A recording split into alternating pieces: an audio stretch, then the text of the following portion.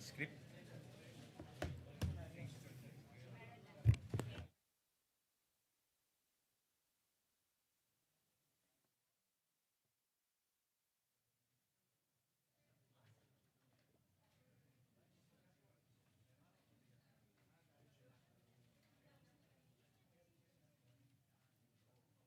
Ay, salamat, Ray.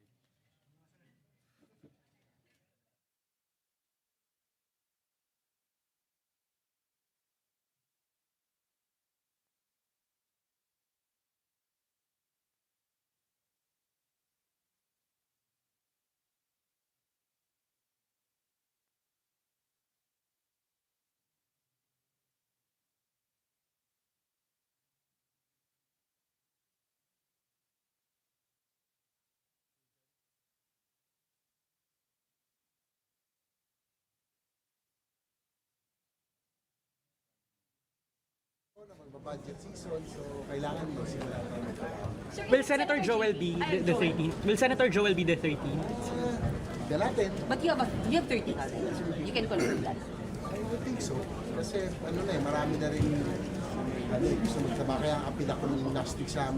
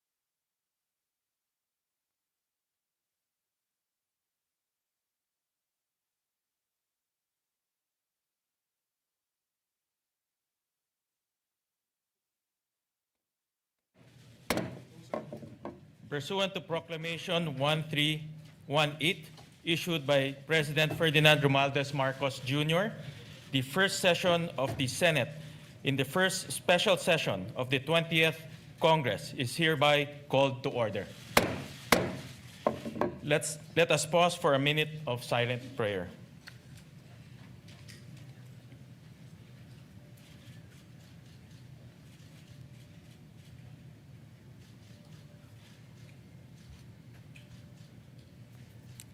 Amen. The Secretary will please call the roll. The Honorable Senator Aquino, Senator Cayetano Alan, Senator Cayetano Pia, Senator De La Rosa, Senator Ejercito, Senator Escudero, Senator Estrada, Senator Go, Senator Ontiveros, Senator Lacson, Senator Lapid, Senator Ligarda, Senator Marcoleta, Senator Marcos, Senator Padilla, Senator Pangilinan, Senator Soto III, Senator Tulfo Erwin, Senator Tulfo Rafi, Senator Villanueva, Senator Villar Camille, Senator Villar Mark, Senator Zubiri, Senate President Pro Tempore Gatchalian. With 13 senators present, the Chair declares a quorum. Mr. President. Majority Leader. Thank you, Mr. President. Mr. President, I move that we proceed with the election of the Senate President of the Philippines. I so move. Is there any objection? Hearing none, the election of the Senate President is now in order. Mr. President, I move to, if I may be able to be recognized, to nominate our Senate President. Yes, we recognize the Majority Leader. Mr. President, I rise today to nominate Senate President Pro Temp Sherwin Gatchalian as the President of the Senate of the Philippines. Throughout his public service career as member of the House of Representatives, as Mayor of Valenzuela City, and as Senator, he has consistently proven his competence, his effective leadership, and his unparalleled work ethic. Siya nga po palagi ang nagsasara ng Senado, staying late in his office even after adjournment. As a matter of fact, Mr. President, I hear complaints from your staff that hindi na po sila nakakauwi ng disenteng oras dahil overwork daw sila, overwork. At palagi nilang tinatanong sa akin, kailan ko daw siyang mahahanap ng girlfriend para makauwi daw ng mas maaga. Kaya, Mr. President, ikaw nga po daw, ang sinasabi niya, nagsasara ng Senado, na wala na pong staff, ikaw na lang po naiiwan. And that just shows your dedication, Mr. President, on how hardworking you are in preparing for the days ahead. He has ably led some of our most demanding and time-consuming and consequential committees, namely the Committee on Energy, the Committee on Economic Affairs, the Committee on Basic Education, and most notably, the Committee on Finance. As Finance Chair, he had navigated the very challenging period in the wake of flood control scams coming into light. But he led the Finance Committee with great resolve, spearheading unprecedented initiatives to ensure accountability and transparency in the national budget. I believe that this last budget, my dear colleagues, was one of the most transparent in recent history. As a matter of fact, whatever projects that we wanted to insert or amend into the budget, we had to come up with voluminous requirements and documents coming from the agencies themselves and the receiving bodies like the LGUs. And that was the request, not just the request, it was the demand of then Finance Chair Wing Gatchalian. He is the leader that the Senate needs in this time of division and disarray, and he has done this before. I know he'll be able to rise above the fray and lead us back to our principal function, which is to attend to the work of legislation. I have every confidence that as Senate President, he'll be able to set the institution back on the right path, guided by the highest standards of service, integrity, and morality. To my colleagues, I plead, let us elect Senate President Gatchalian and let us get back to our work in this hallowed institution. Maraming salamat po, Mr. President. And maybe we don't need to put it to a vote, Mr. President. Maybe we can do it by acclamation, Mr. President. Ayes and nays would be fine. I so move, Mr. President. So, And I All move to those- close. There are no other nominees for Senate President. I move to close the period of nomination. Any objection? Hearing none, the nominations are closed. Therefore, Mr. President, we'd like to Therefore- congratulate. Ye, as you said, for, to vote Ayes and nays. as acclamation. All those in favor of Senator Sherwin Gatchalian as Senate President of the Republic of the Philippines, say aye. Aye. All those against, say nay. The ayes have it. Senator Sherwin Gatchalian is declared Senate President of the Republic of the Philippines. May we ask Senator Gatchalian to, before that, Senator Francis Pangilinan is recognized. Yes, just for the record that the vote, having a quorum, is unanimous, Mr. President, for the record. Thank you. We place that on record. May we ask Senator Sherwin Gatchalian to ascend to the rostrum to take his oath as Senate President.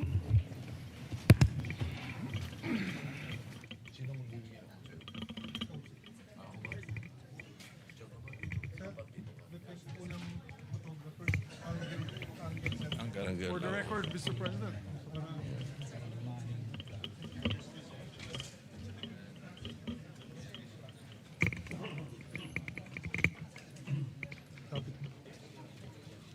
Yan po sa ilaw. Spotlight. May mga kasama ka. Meron. Sila Mix. Oo, dapat. Mix at saka si Cheese. Mix. May we request Senator Zubiri and Senator Escudero to please join us. Dito sila likod ko. Pamilya mo sa likod ko. Okay.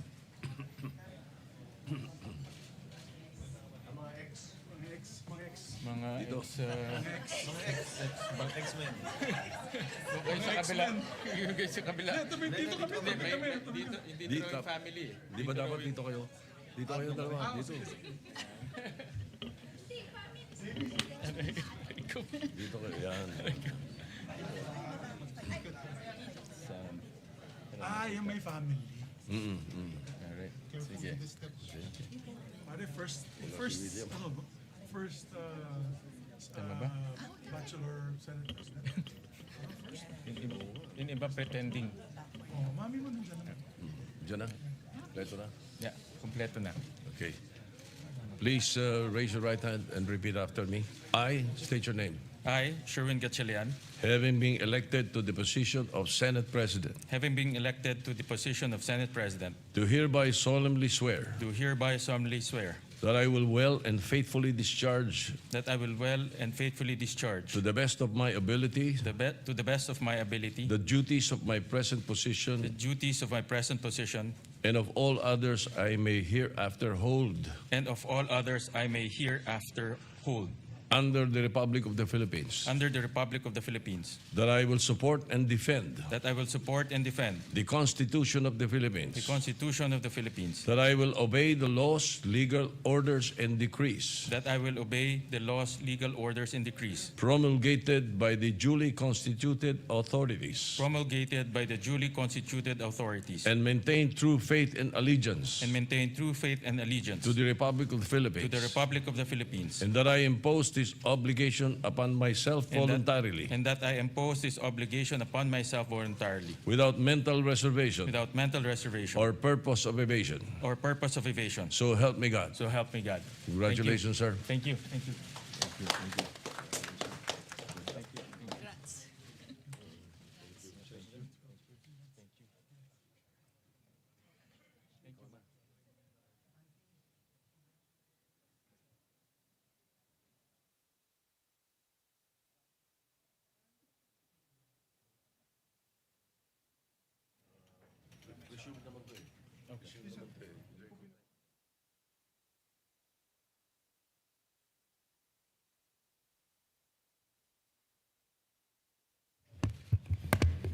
Majority Leader. Mr. President, just put on record as well that you have been ably discharging your function as Senate President Pro Temp and Acting President since your election in June 3, 2026. We'd just like to extend our congratulations on your elections as the new Senate President. Thank you very much, Majority Leader. Thank you, Mr. President. Mr. President, now I would like to move that we proceed with the election of the Senate President pro tempore. I so move, Mr. President. Is there any objection? Hearing none, the election of the Senate President pro tempore is in order. May I ask may we recognize, Mr. President, Senator Ping Lacson for the nomination. We recognize Senator Ping Lacson. Thank you, Mr. President. With your Honor's ascension as the fourth Senate President of the 20th Congress of the Republic of the Philippines, your previous post as Senate President pro tempore is now officially vacant. May I therefore nominate Senator Vicente Soto III to the position of Senate President pro tempore. Before I make my motion, Mr. President, I think I will be remiss of my duty and responsibility as a senator, colleague, and friend if I didn't thank and commend our two distinguished colleagues, Senator Chis Escudero and Senator Joel Villanueva, for responding to their higher calling for this chamber, our beloved institution known as the Philippine Senate, higher than their friendships, their affiliations, and every individual member of this body, even higher than themselves. I would also wish to put on record that I intentionally and voluntarily relinquished the chairmanship of what is known or often referred to as the most powerful committee, the Blue Ribbon, for two primary reasons. Number one, I am tired of losing old friends and creating new enemies. And number two, there are other colleagues who are equally, if not more, qualified than this humble representation to take on the job. If there were no takers, I was willing, albeit with a heavy heart, to retain and continue sitting as chairman and resume a duty that I am morally and obligated to perform. With that, Mr. President, I move to nominate to the position of Senate President pro tempore, Senator or the Honorable Vicente Soto III. I so move, Mr. Chairman, Mr. President. Thank you. Thank you. Majority Leader. Thank you, Mr. President. And just to give a short manifestation, Mr. President, I'd like to have the privilege to second the nomination of Senator Vicente C. Soto III as a Senate President pro temp. I was his majority leader in all three times he was elected as Senate President. It was an honor for me to be his majority leader. He used to call me Major, as the major in the plenary. But I can say from experience that he's second to none when it comes to knowledge of our institutional rules, traditions, and processes. He's what we need in the Senate leadership today, someone who will protect the stability of the Senate and uphold the rules that give this institution shape and direction. Therefore, I would like to second the nomination of Vicente C. Soto III as our Senate President pro tem. Mr. President, there being no other nominations, I therefore move that we close the period of nomination and proceed with acclamation. We therefore close the period of nominations and proceed to the voting for the Senate President pro tempore. Those who are in favor say aye. Aye. Those who are not in favor say nay. The ayes have it. Congratulations to our new Senate President pro tempore, Senator Tito Soto. May we proceed, Mr. President, with the oath-taking of the Senate President pro tempore.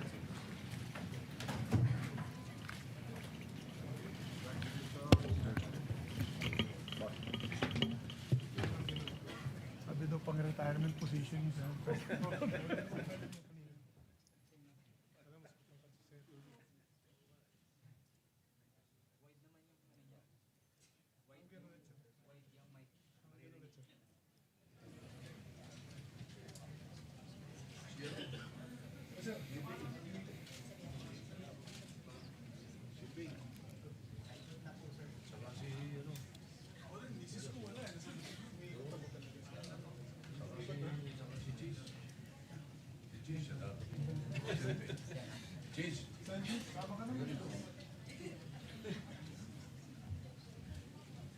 You want us to be behind you, sir?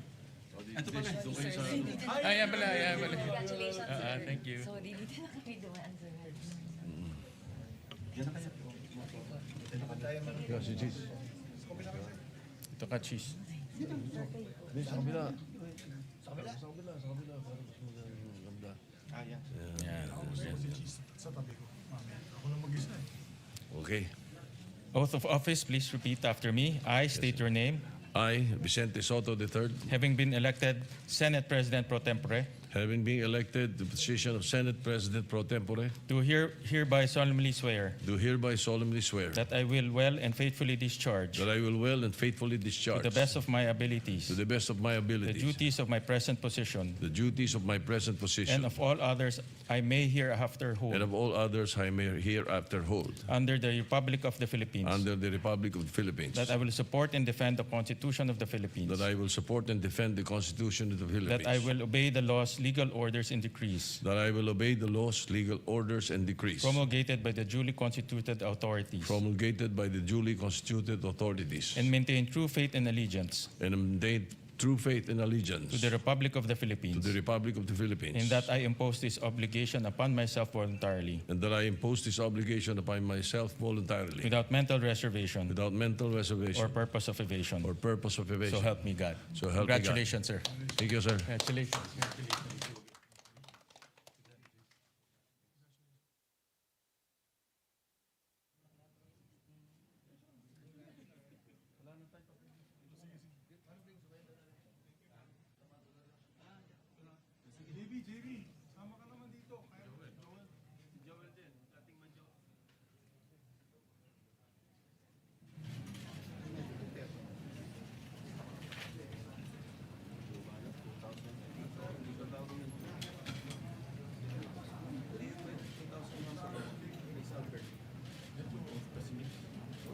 Wala nang nomination. Hindi, off lang.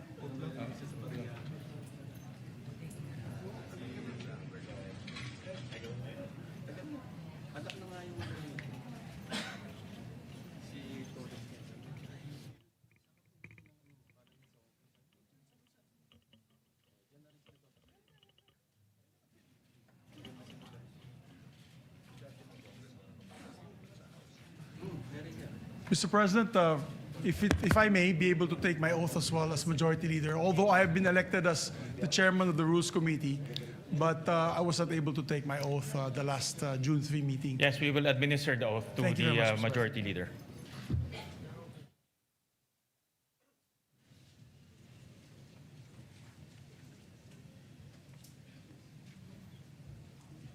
Ito yung isang Congress na pang-apat na yung Senate President.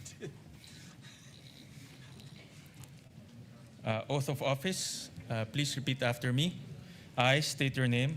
I, Juan Miguel Zubiri, Having been elected to the position of Chairperson of the Committee on Rules, having been elected to the position of Chairperson of the Committee on Rules, do hereby solemnly swear do hereby solemnly swear that I will well and faithfully discharge, that I will well and faithfully discharge, to the best of my ability, to the best of my the ability, duties of my present position, the duties of my present position, and of all others I may hereafter hold, and of all others that I may hereafter hold, under the Republic of the Philippines, under the Republic of the Philippines, that I will support and defend the Constitution of the Philippines, that I will support and defend the Constitution of the Philippines, that I will obey the laws, legal orders, and decrees that I will obey the laws, legal orders, and decrees promulgated by the duly constituted authorities, promulgated by the duly constituted authorities, and remain true faith and allegiance to the Republic of the Philippines, and remain true faith and allegiance to the Republic of the and Philippines, that I impose this obligation upon myself voluntarily, and that I impose this obligation upon myself voluntarily, without mental reservation without mental or reservation purpose of evasion. or purpose of evasion. So help me God. So help me God. Congratulations. Thank you very much, sir.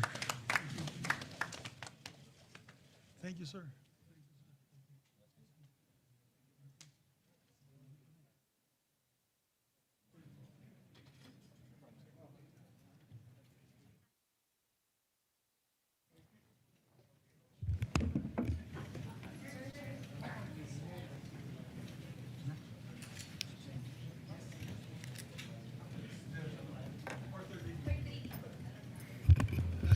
Election ng committee, chairperson?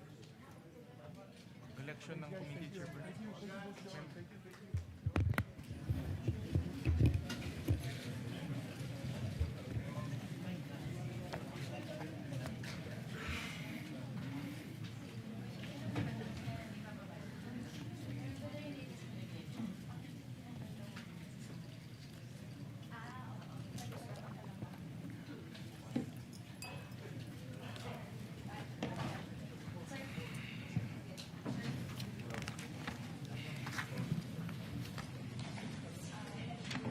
Yes. Oh, do you have the list?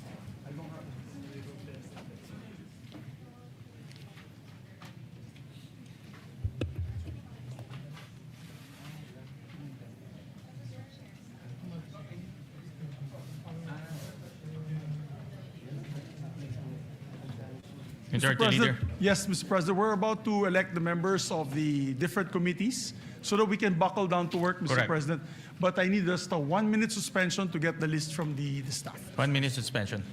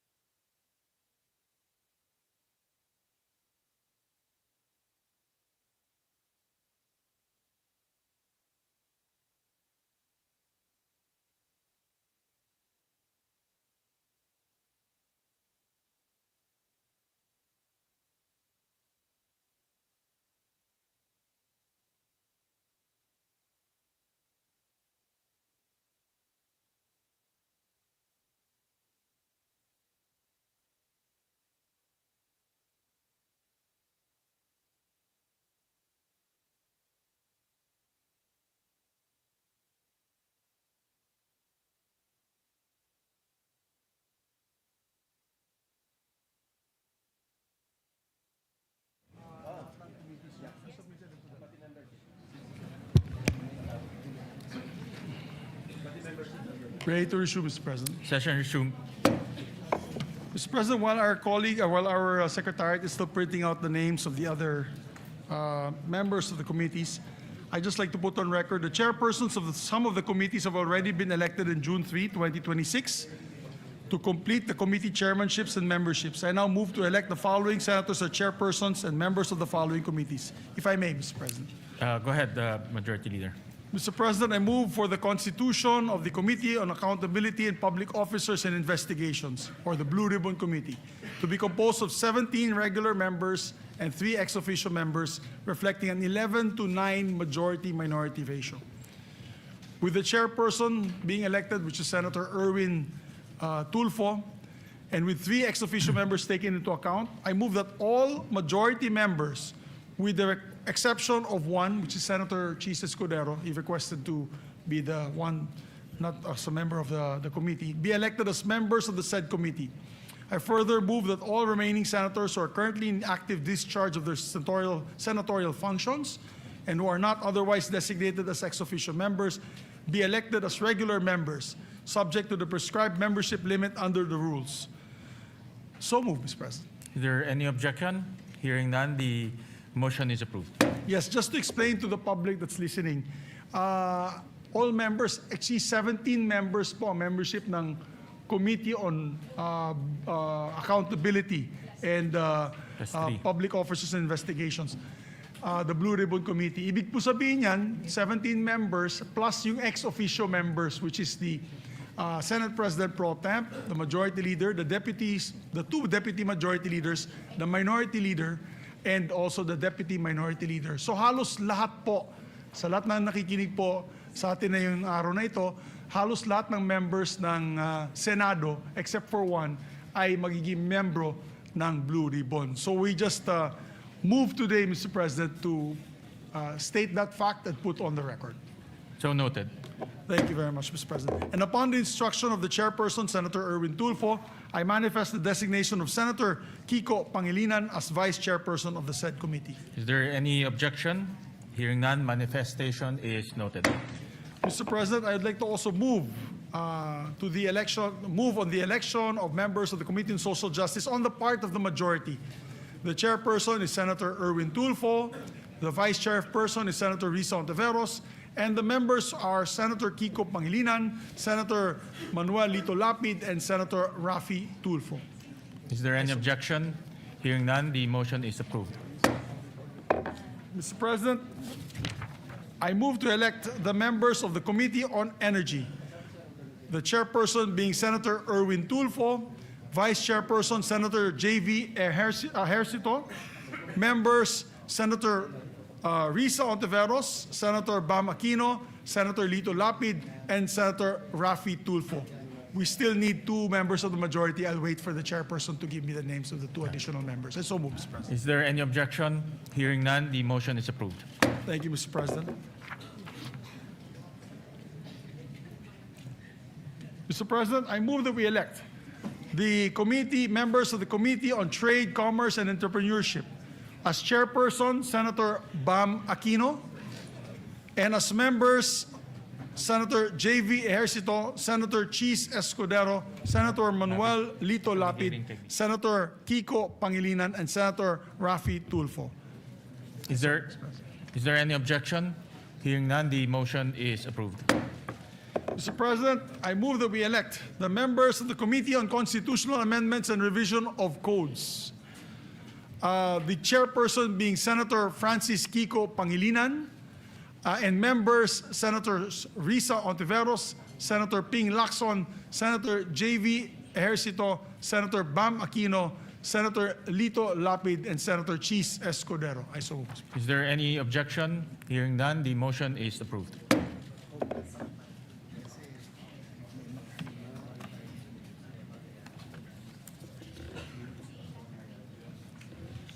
May I ask for a minute suspension, Mr. President? 1 minute suspension.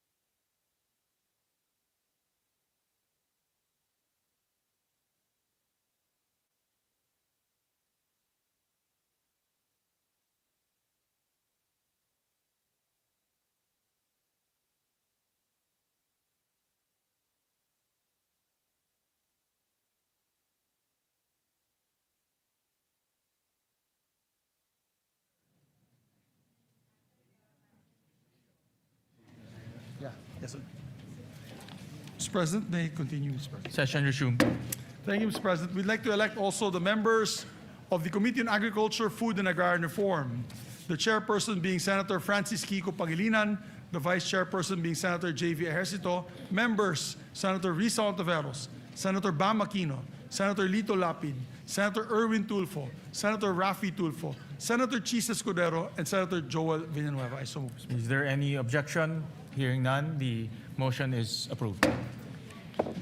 Mr. President, I move that we elect also the members of the Committee on Basic Education, the chairperson being Senator Bam Aquino, members Senator J.V. Ejercito, Senator Risa Ontiveros, Senator Lito Lapid, Senator Kiko Pangilinan, Senator Raffy Tulfo, Senator Erwin Tulfo, and Senator Joel Villanueva. I so move. Is there any objection? Hearing none, the motion is approved. And Mr. President, I also like to move to the Commission on Appointments. We'd like to elect Senators Panfilo Lacson, Senator Mig Zubiri, Senator Joel Villanueva, Senator Risa Ontiveros, Senator Tito Soto, Senator Raffy Tulfo, and Senator J.V. Ejercito as members of the Commission on Appointments. Is there any objection? Hearing none, the aforementioned senators are hereby elected. Thank you, Mr. President.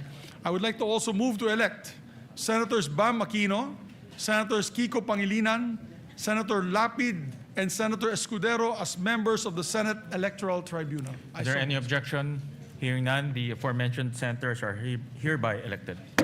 Thank you, Mr. President. May I just ask for another minute suspension? 1 minute suspension.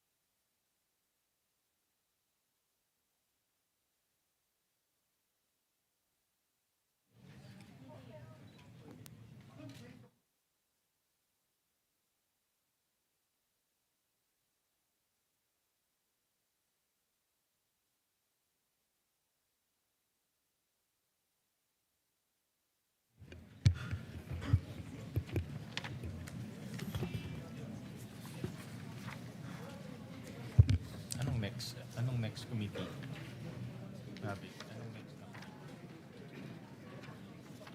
Tapos na ba yung lahat ng committees?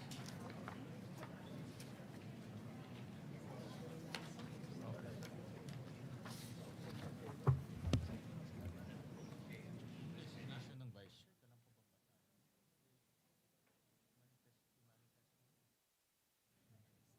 Kailan po ba on record? Okay.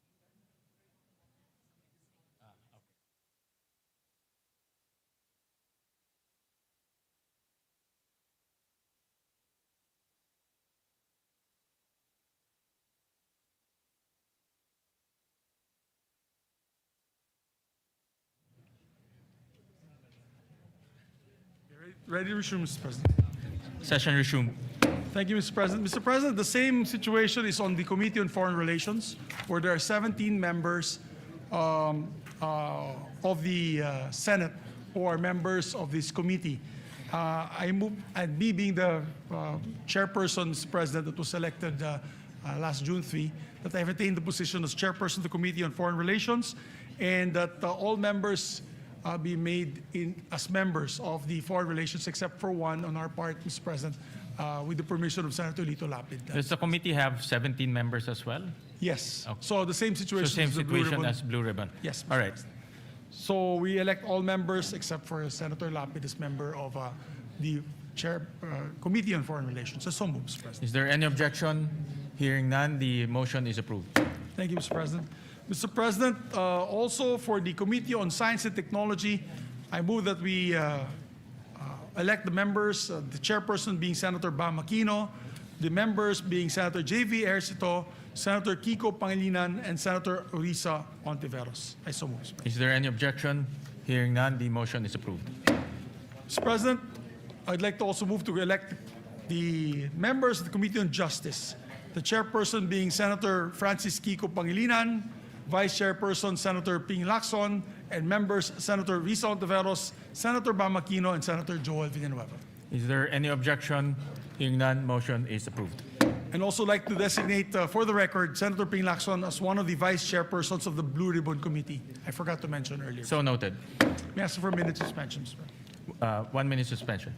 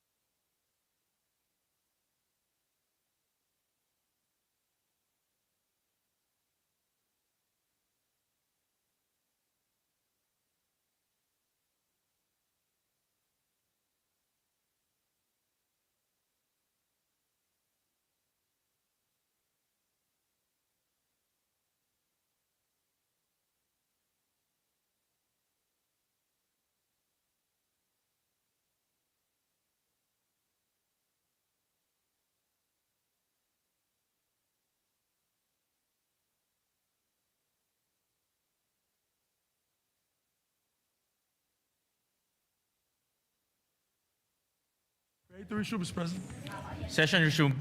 Thank you, Mr. President. I'd like to also manifest for the record that in the Committee on Justice, the chairperson is automatically the member of the JBC, Yes. which is Senator Francis Kiko Pangilinan. Correct. For the Senator record, Mr. President. Pangilinan will represent the Senate in the JBC. Mr. President, I move that we elect also members of the Committee on Rules. Mr. President, I move that we elect Senator J.V. Ercito, Senator Ping Lacson, Senator Kiko Pangilinan, Senator Erwin Tulfo, and Senator Joel Villanueva as members of the Rules Committee. Mr. Is President. there any objection? Hearing none, the motion is approved. Thank you, Mr. President. Mr. President, we'd like to also elect the members of the Committee on Health and Demography, Mr. President. For the record, the chairperson is Senator Risa Ontiveros, Vice Chairperson Senator J.V. Ejercito, and the members, part of the majority, Senators Bam Aquino, Senators Kiko Pangilinan, Senators Rafi Tulfo, Senator Erwin Tulfo, and Senator Ping Lacson. Is there any objection? Hearing none, motion is approved. Mr. President, we'd like to also move to elect the members of the Committee on Energy. The part of the chairperson is Senator Erwin Tulfo, the vice chairperson is Senator J.V. Ejercito, and the members are Senator Risa Ontiveros, Senator Bam Aquino, Senator Ping Lacson, Senator Rafi Tulfo. I so move, Mr. President. Is there any objection? Hearing none, motion is approved. Mr. President, we'd like to also put on record the members of the Committee on Finance, Mr. President. Of course, the Committee on Finance is headed by the chairperson, Senator J.V. Ejercito. And with respect to the committee, each committee is composed of 20 members. So I move that all senators, with the exception of the Senate President and those serving in an ex officio capacity, be elected and designated as regular members of both committees. I so move, Mr. President. Is there any objection? Hearing none, the motion is approved. Mr. President, I'd like to also elect the members of the National Defense, Security and Peace and Unification and Reconciliation Committee, Mr. President. The chairperson is Senator Tito Soto, our Senate President pro tempore. And same with the Finance Committee. There are 20 members. So I move that all senators, with the exception of the Senate President and those serving in an ex officio capacity, be elected and designated as members of the National Defense Committee. I so move, Mr. President. Is there any objection? Hearing none, motion is approved. There's a request of course, there's a request by our chairperson that Senator Ejercito, J.V. Ejercito, and Senator Lacson be elected as the vice chairperson of the said committee. So noted. Mr. President, I move that we elect the members of the Women and Children Committee on Women and Children. The chairperson, of course, is Senator Risa Ontiveros. The vice chairperson is Senator J.V. Ejercito. And Senator Bam Aquino, Senators Kiko Pangilinan, Senator Erwin Tulfo, and Senator Ping Lacson. I so move, Mr. President. Is there any objection? Hearing none, motion is approved. Mr. President, I move to elect the following members as the members of the Committee on Ways and Means. This chairperson is Senator Bam Aquino, and the members are Senator Pia Ontiveros, Senator Kiko Pangilinan, Senator Chis Escudero, Senator Erwin Tulfo, Senator Rafi Tulfo, and Senator Joel, what did I say? Risa Ontiveros. What did I say? Ay, nako, wala pa si Pia, hindi pa siya senator.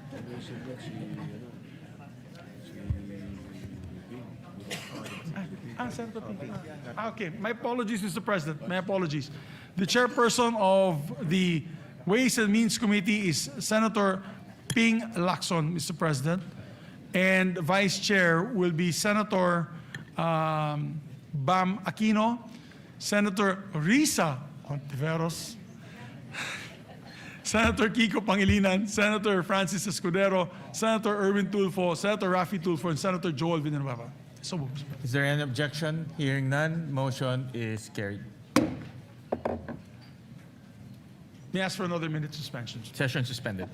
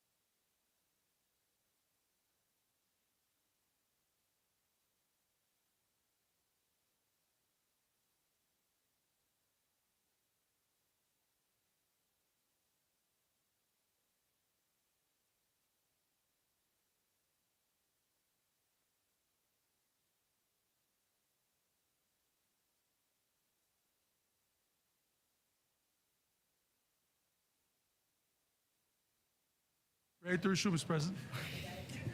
Session resumed. Mr. President, I move that we elect the members of the Committee on Games and Amusements. The chairperson, of course, is Senator Lito Lapid. The vice chair is Senator Raffy Tulfo. The members are Senator Chis Escudero, Senator Panfilo Lacson, Senator Erwin Tulfo, and Senator Joel Villanueva. So moved. Is there any objection? Hearing none, motion is approved. Mr. President, I move that we elect the members of the Committee on Ethics and Privileges. The chairperson being Senate President Pro Tem Tito Soto, Vice Chairperson Senator Pangilinan, members Senator Raffy Tulfo, and Senator Lacson. Is there any objection? Hearing none, motion is approved. I move that we elect members of the Committee on Public Services, Mr. President. The chairperson is Senator Raffy Tulfo, the vice chairperson Senator J.V. Ejercito, and vice chairperson Senator Bam Aquino, members Senator Lito Lapid, Senator Risa Ontiveros, Senator Kiko Pangilinan, Senator Erwin Tulfo. I so move, Mr. President. Is there any objection? Hearing none, motion is approved. Mr. President, I move that we elect the members of the Committee on Local Government.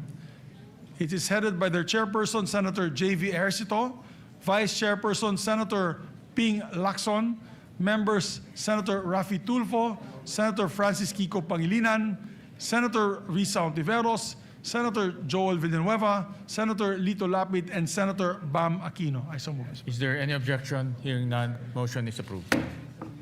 Thank you, Mr. President. Mr. President, I move that we elect the members of the Committee on Migrant Workers, headed by Senator Raffy Tulfo, Vice Chairperson Senator Joel Villanueva, members Senator Lito Lapid, Senator Erwin Tulfo, Senator Bam Aquino, Senator Risa Ontiveros, Senator J.V. Ejercito, and Senator Kiko Pangilinan. I so move. Is there any objection? Hearing none, motion is approved. May I ask for a minute suspension once again. Session suspended.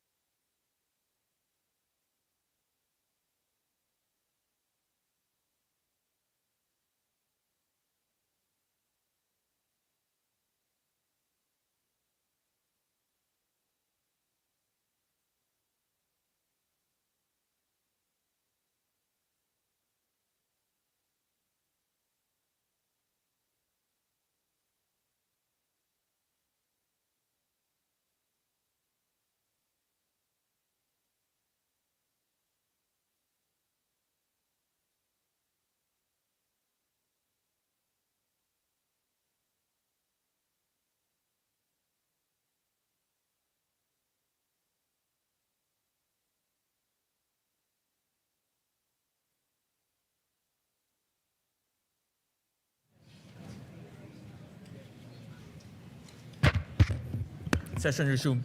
Thank you very much, Mr. President. Mr. President, I'd like to ask my colleagues for a bit of patience because the lists were only given today and they're just verifying all the names na hindi magdodoble po tsaka hindi po tayo sumobra sa allotted Number of ratio seats. natin, Mr. President.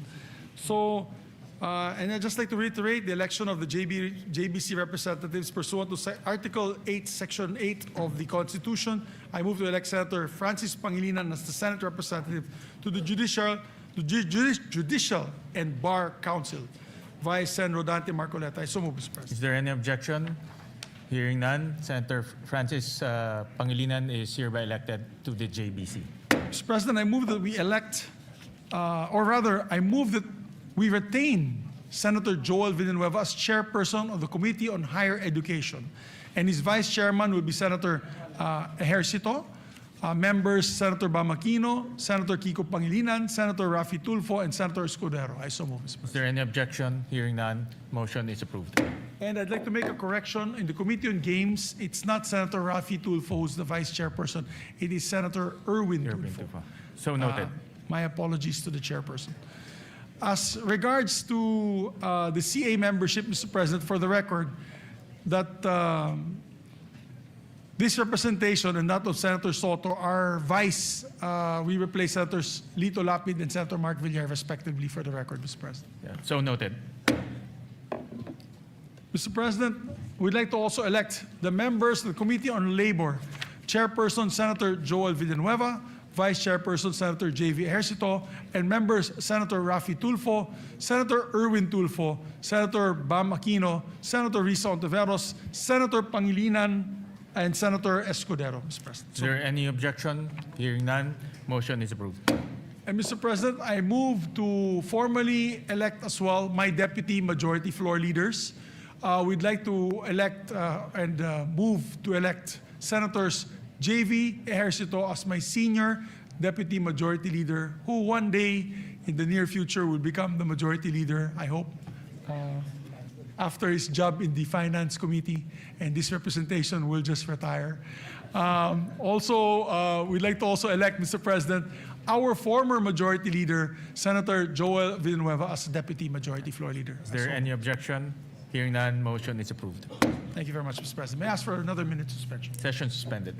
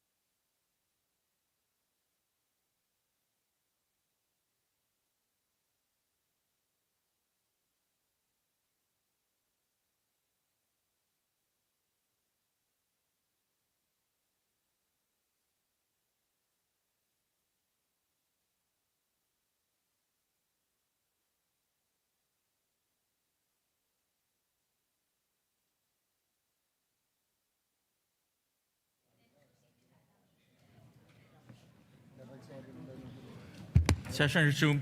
Thank you, Mr. President. Mr. President, may we request, while we're just awaiting for the names of the committee memberships of the other remaining committees, may we request our members and colleagues to come back to the floor so that we may proceed for a third reading vote. And then the adoption of the resolution on Mindanao that will be authored by Senator Joel Villanueva. So, may we just ask our members to please proceed to the plenary for a third reading. Fine.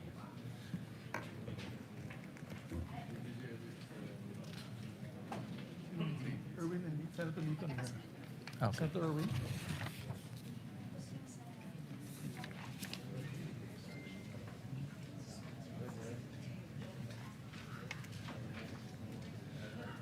So, Mr. President, I move that we consider on third reading several bills, printed copies of which have been electronically distributed to the senators on May 25 and May 26, 2026. in compliance with the 3-day rule of the Constitution. With that, Mr. President, I move to consider on third reading Senate Bill number 2092.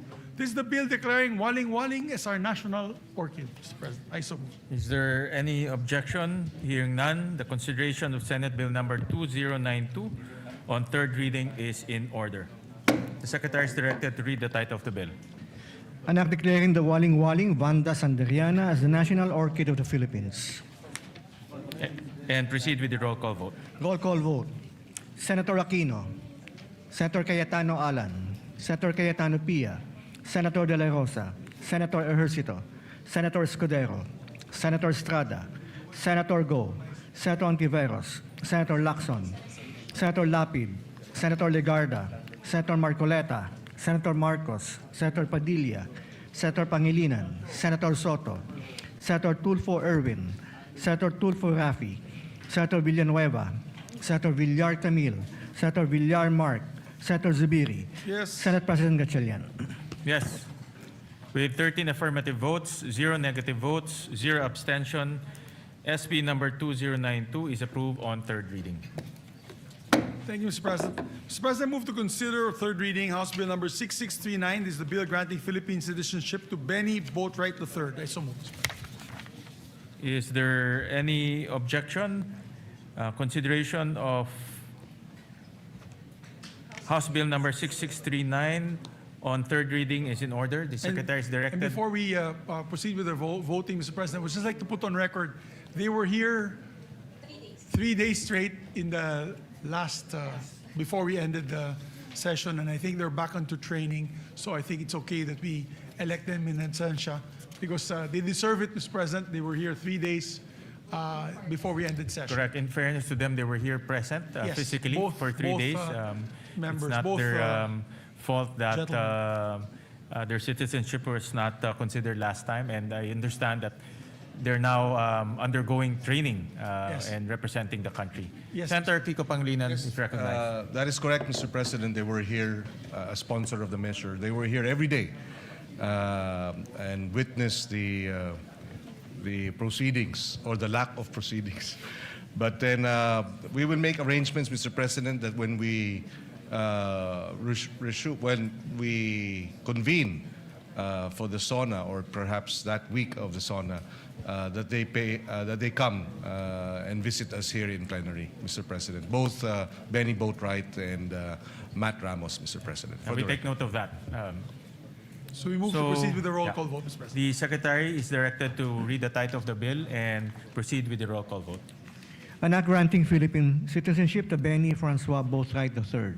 Roll call vote. The Honorable Senator Aquino, Senator Cayetano Alan, Senator Cayetano Pia, Senator De La Rosa, Senator Ejercito, Senator Escudero, Senator Estrada, Senator Go, Senator Ontiveros, Senator Lacson, Senator Lapid, Senator Legarda, Senator Marcoleta, Senator Marcos, Senator Padilla, Senator Pangilinan, Senator Soto, Senator Tulfo Erwin, Senator Tulfo Rafi, Senator Villanueva, Senator Villar Camil, Senator Villar Mark, Senator Zubiri, Senate President Gatchalian. With 13 affirmative votes, 0 negative votes, 0 abstentions, House Bill number 6639 is approved on third reading. Thank you, Mr. President. Mr. President, move to consider as well for third reading vote House Bill number 6644, the bill granting Philippine citizenship to Matthew James Ramos. I so move, Mr. President. Is there any objection? Hearing none, consideration of House Bill number 6644 on third reading is in order. The Secretary is directed to read the title of the bill and proceed with the roll call vote. An act granting Philippine citizenship to Matthew James Ramos. Roll call vote. Senator Aquino, Senator Cayetano Alan, Senator Cayetano Pia, Senator De La Rosa, Senator Ejercito, Senator Escudero, Senator Estrada, Senator Go, Senator Ontiveros, Senator Lacson, Senator Lapid, Senator Legarda, Senator Marcoleta, Senator Marcos, Senator Padilla, Senator Pangilinan, Senator Soto, Senator Tulfo Erwin, Senator Tulfo Rafi, Senator Villanueva, Senator Villar Camil, Senator Villar Mark, Senator Zubiri, Senate President Gatchalian. Yes. With 13 affirmative votes, 0 negative votes, 0 abstentions, House Bill number 6644 is approved on third reading. Thank you very much, Mr. President. Congratulations to the authors and sponsors of the three measures. Mr. President, I move that we dispense with the reading of the journals of the 68th and 69th session, May 26 and June 3, 2026, and consider the same as approved. Is there any objection? Hearing none, the motion is approved. Mr. President, now we take up a very important measure that our dear colleague, distinguished former majority leader, had filed. I move that we consider proposed Senate Resolution number 447, and this is a resolution urging adequate funding for Mindanao earthquake relief and rehabilitation. I so move, Mr. President. Is there any objection? Hearing none, the motion is approved. Mr. President, I move that we recognize a distinguished former majority floor leader, our deputy majority floor leader, no other than our distinguished colleague from Bulacan, Senator Joel Villanueva. We recognize the distinguished gentleman from Bulacan. Thank you very Senator much, Villanueva. Mr. President, our distinguished majority leader. Mr. President, distinguished colleagues, it is an honor to rise before this august chamber to sponsor proposed Senate Resolution number 447, urging the national government to ensure adequate funding and resources for the relief, rehabilitation, reconstruction, and recovery of communities devastated by the recent earthquake in Mindanao. Ginoong Pangulo, ang usapin po natin ngayon ay hindi lamang tungkol sa pondo. Ito po ay tungkol sa mga buhay na winasak ng lindol at sa ating tungkulin na tulungan ang ating mga kababayan na muli pong makabangon. Noong pong 8 ng Hunyo, isang magnitude 7.8 na lindol ang tumama malapit sa Sarangani Province. Sa loob lamang po ng ilang minuto, nagbago ang buhay ng daang-daang libong Pilipino. As of June 16, at least 68 lives have been lost.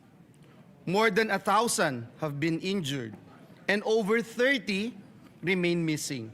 Mahigit 1 milyong individual o higit 330,000 families ang naapektuhan, habang halos 19,000 pa rin ang nananatili sa evacuation centers. Ngunit higit pa po sa mga numerong ito ay ang mga kwento ng ating mga kababayan, mga pamilyang nawalan ng tahanan, mga batang hindi makapasok sa paaralan, mga manggagawa, mga magsasaka, mga mangingisda na nawalan ng kabuhayan, at mga pamilyang nagdadalamhati sa pagkawala ng kanilang mahal sa buhay. Mr. President, Mindanao is a pillar of our national economy. Ito po ay mahalagang pinagmumulan ng pagkain, produktong agrikultura at yamang dagat. Kapag naapektuhan po ang Mindanao, nararamdaman po ito ng ating buong bansa. Initial assessments estimate at least 1.13 billion pesos in damage to public and private infrastructure. And that figure is expected to rise, Mr. President, as assessments continue. Nasira po ang mga tahanan, paaralan, ospital at iba pang mahalagang infrastruktura. Ngunit ang mas malaki pong hamon ay ang muling pagtatayo ng mga komunidad at pagbibigay ng bagong pag-asa sa ating mga kababayan. Kaya Ginoong Pangulo, sa pagkakataong ito, nais po nating makita, nais natin din pong kilalanin, lalo na ang ating mga rescue workers, health workers, uniformed personnel, volunteers, local officials at humanitarian organizations na wala pong sawang tumutulong sa mga nasalanta. Ngunit alam po natin, Ginoong Pangulo, alam natin na hindi po sapat ang bayanihan lamang. Heroism saves lives, but resources rebuild communities. Compassion comforts victims, but funding restores livelihoods. Kaya po kinakailangan nating tiyakin na ang lahat ng magagamit na pondo at suporta ng ating pamahalaan ay agad-agad na mapakilos upang mapabilis ang relief, rehabilitation, reconstruction at pagpapanumbalik ng kabuhayan sa mga apektadong lugar. Ginoong Pangulo, sa panahon po ng sakuna, nasusukat hindi lamang po ang tibay ng ating mga infrastruktura, kundi ang tibay ng ating pagkakaisa bilang isang bansa. Ngayon ang panahon upang patunayan na walang Pilipinong maiiwan.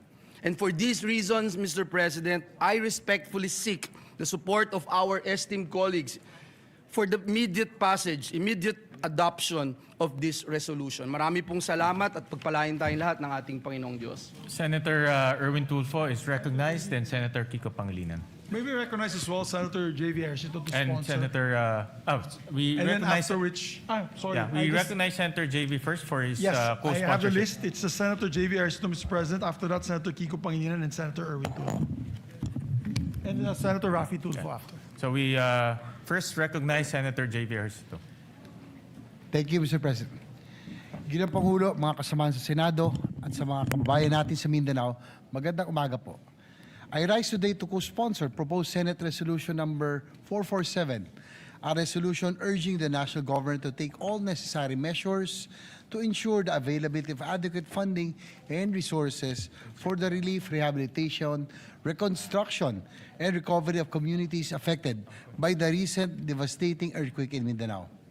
Through the resolution, the Senate joins the nation in mourning and honoring the lives lost during the devastating earthquake that hit our brothers and sisters in Mindanao, particularly the province of Sarangani, South Cotabato, Davao Occidental, and Davao del Sur.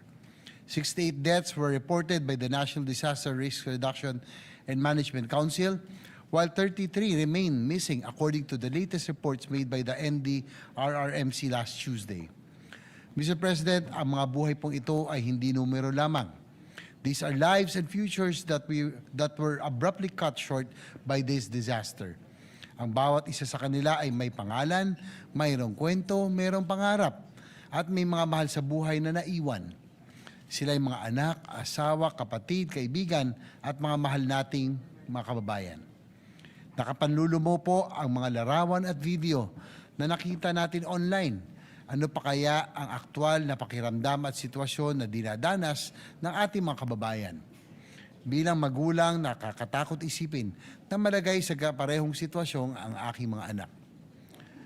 Nakita natin ang mga mag-aaral at mga guro na napuno ng takot habang niyayanig ng lindol ang kanilang paaralan.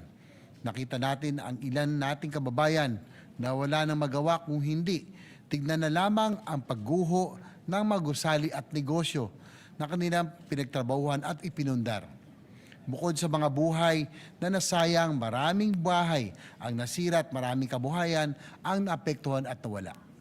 Mr. President, this tragedy is a painful reminder that the country is so vulnerable to disasters and calamities, and that we have so much work to do in terms of disaster preparedness. Lalo na nating nakita ang kahalagan ng matatag na infrastruktura at sistema ng pagpaplano sa pagsasaayos ng ating mga komunidad. Resilience should not just be expected from our constituents, but should mean that our infrastructure systems and responses can withstand the wrath of nature. Sa ilalim ng liderato ni Senate President Win Gatchalian, mabilis na nakapag-abot ng paunang tulong ang Senado sa mga apektadong komunidad. Subalit alam natin na hindi matatawaran ng kahit anong ayuda, donasyon o anumang halaga ang mga buhay na nawala at ang sakit ng trahedya na dinaranas ng mga naiwang pamilya.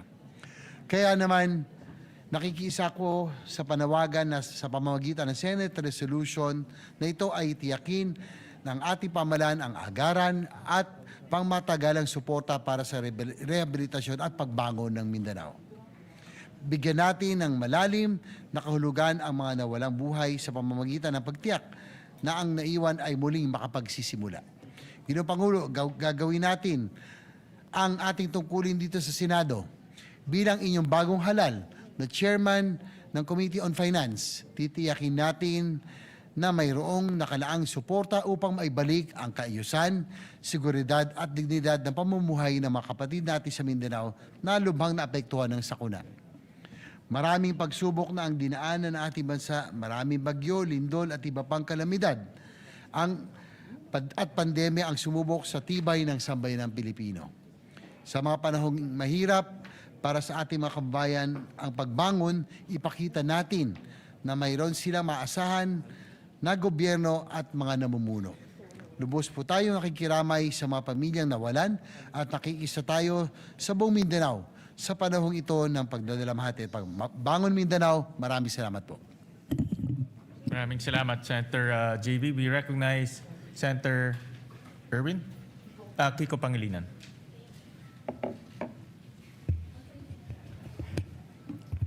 Thank you, Senate President Gatchalian. Dear colleagues, I rise to co-sponsor Senator Joel Villanueva's Senate Resolution number 447. In times of calamity, the Senate must speak as one. I commend Senator Joel Villanueva for his quick thinking and swift leadership on this resolution, which reflects the Senate's shared duty to help Mindanao recover, rebuild, and prosper. Strategic national priority ang mabilis at tuloy-tuloy na pagbangon ng Mindanao mula sa lindol noong Hunyo 8. Bakit? Dahil nasa Mindanao ang humigit kumulang 1/3 na pinakamahihirap nating mga kababayan, habang 40% ng food supply ng ating buong bansa ay galing dito.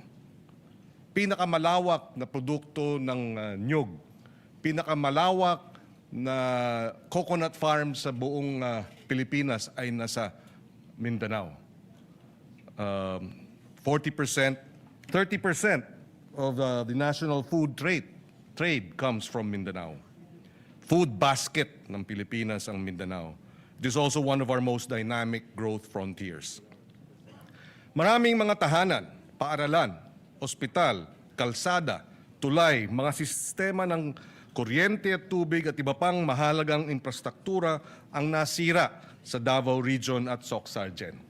Kung hindi ito agad-agad at sapat na matutugunan, mas lalaki ang pinsalang dulot sa agrikultura, pangingisda, logistics at mga lokal na negosyo. Tatagal ang paghihirap ng mga apektadong pamilya at malalagay rin sa alanganin ang pambansang seguridad sa pagkain at katatagan ng ating ekonomiya. Ang Senate Bill number 2259 ng inyong lingkod naglalaan ng 15 billion pesos in supplemental funding.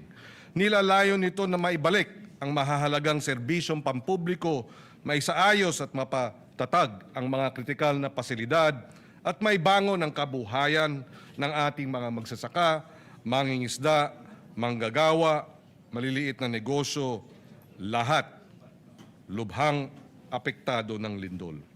Sa pagsuporta ng PS Resolution number 447 ni Senator Joel at sa ating Senate Bill 2259, pinagtitibay ng Senado na nasa interes ng buong Pilipinas ang pagbangon ng Mindanao. Dahil pagprotekta ito sa ating sistema ng pagkain, pangangalaga sa mga trabaho at pagpapatatag at pagpapabagsak o baba ng presyo ng mga bilihin. Sa sama-sama nating pagkilos, bubuo tayo ng isang Mindanao na mas matatag, mas ligtas at mas handa, gayon din ng buong bansa. Kaysa natin ang ating mga kababayan sa Mindanao at hindi natin iiwan ang mga kababayan natin dito. Maraming salamat. And again, maraming salamat kay Senator Joel for sponsoring this measure. We recognize the gentleman from Palawan, Senator Erwin Tulfo. Thank you, Mr. President.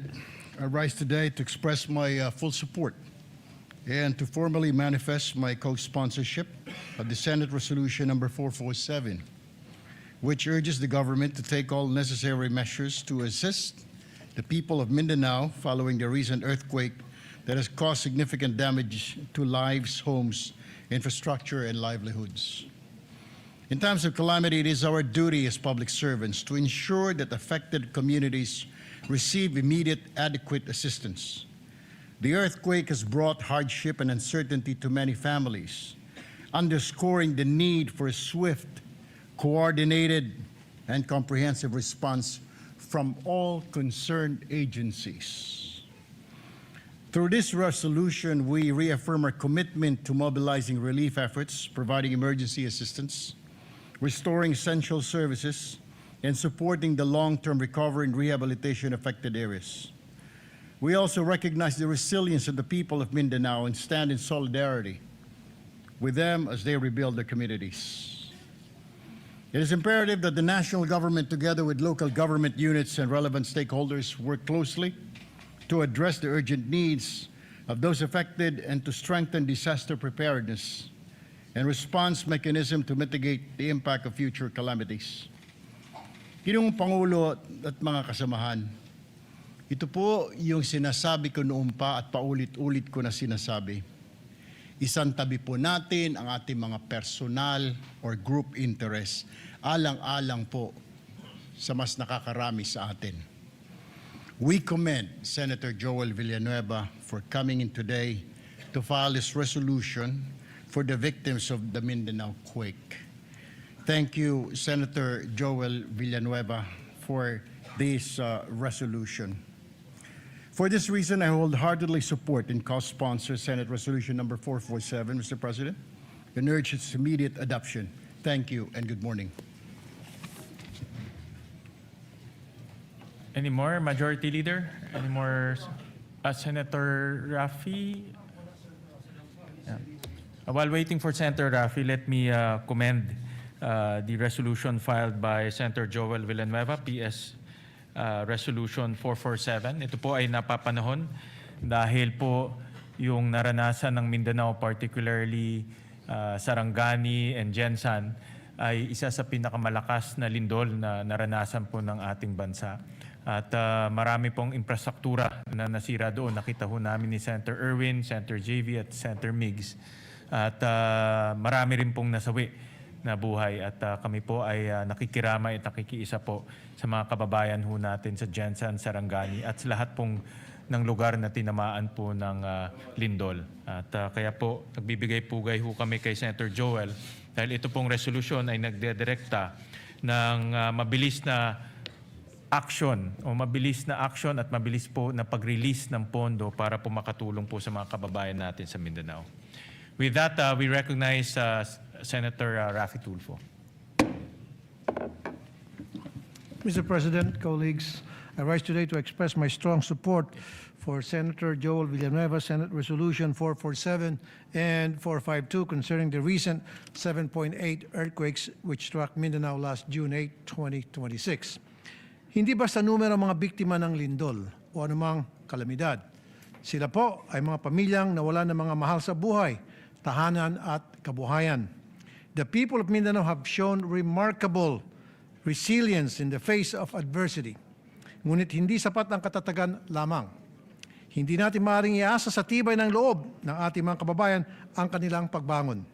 Kailangan nila ang agarang tulong at buong suporta ng pamahalaan upang muling maitayo ang kanilang mga buhay at komunidad.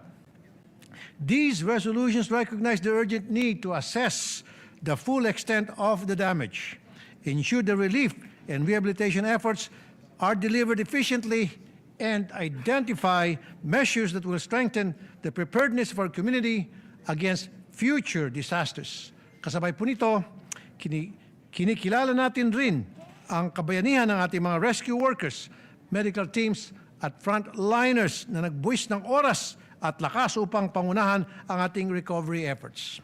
For these reasons, I express my support, again, for Senate Resolution 447 and 452 and urge my colleagues to continue working together to ensure that the affected communities receive the assistance, rehabilitation, and protection that they deserve. May we continue to pray for their rehabilitation and for the continued safety of all our kababayans. Maraming salamat po, Mr. President. Thank you. Thank you very much for the co-sponsorship speech. Majority Leader, any more Thank you very much, Mr. co-sponsorship? President. With that, no other members wish to sponsor the measure. I move that all members present be made co-sponsors, Mr. President. Is there any objection? Hearing none, motion is approved and made. All senators are made co-sponsors of this bill. Yes, Mr. President. Those are present today. Okay. Mr. President, I move that we adopt proposed Senate Resolution number 447. I so move, Mr. Is President. there any objection? Hearing none, proposed resolution 447 is hereby adopted, subject to style. Thank you, Mr. President. And we would like to thank Senator Joel Villanueva for filing this measure. Kami po sa Mindanao ay nagpapasalamat po sa kanya sa malasakit po niya sa amin sa Mindanao. Maraming po salamat kay Senator Joel. With that, Mr. President, I move to also take up proposed Senate Resolution number 452 and ask the Secretary to read the title of the measure.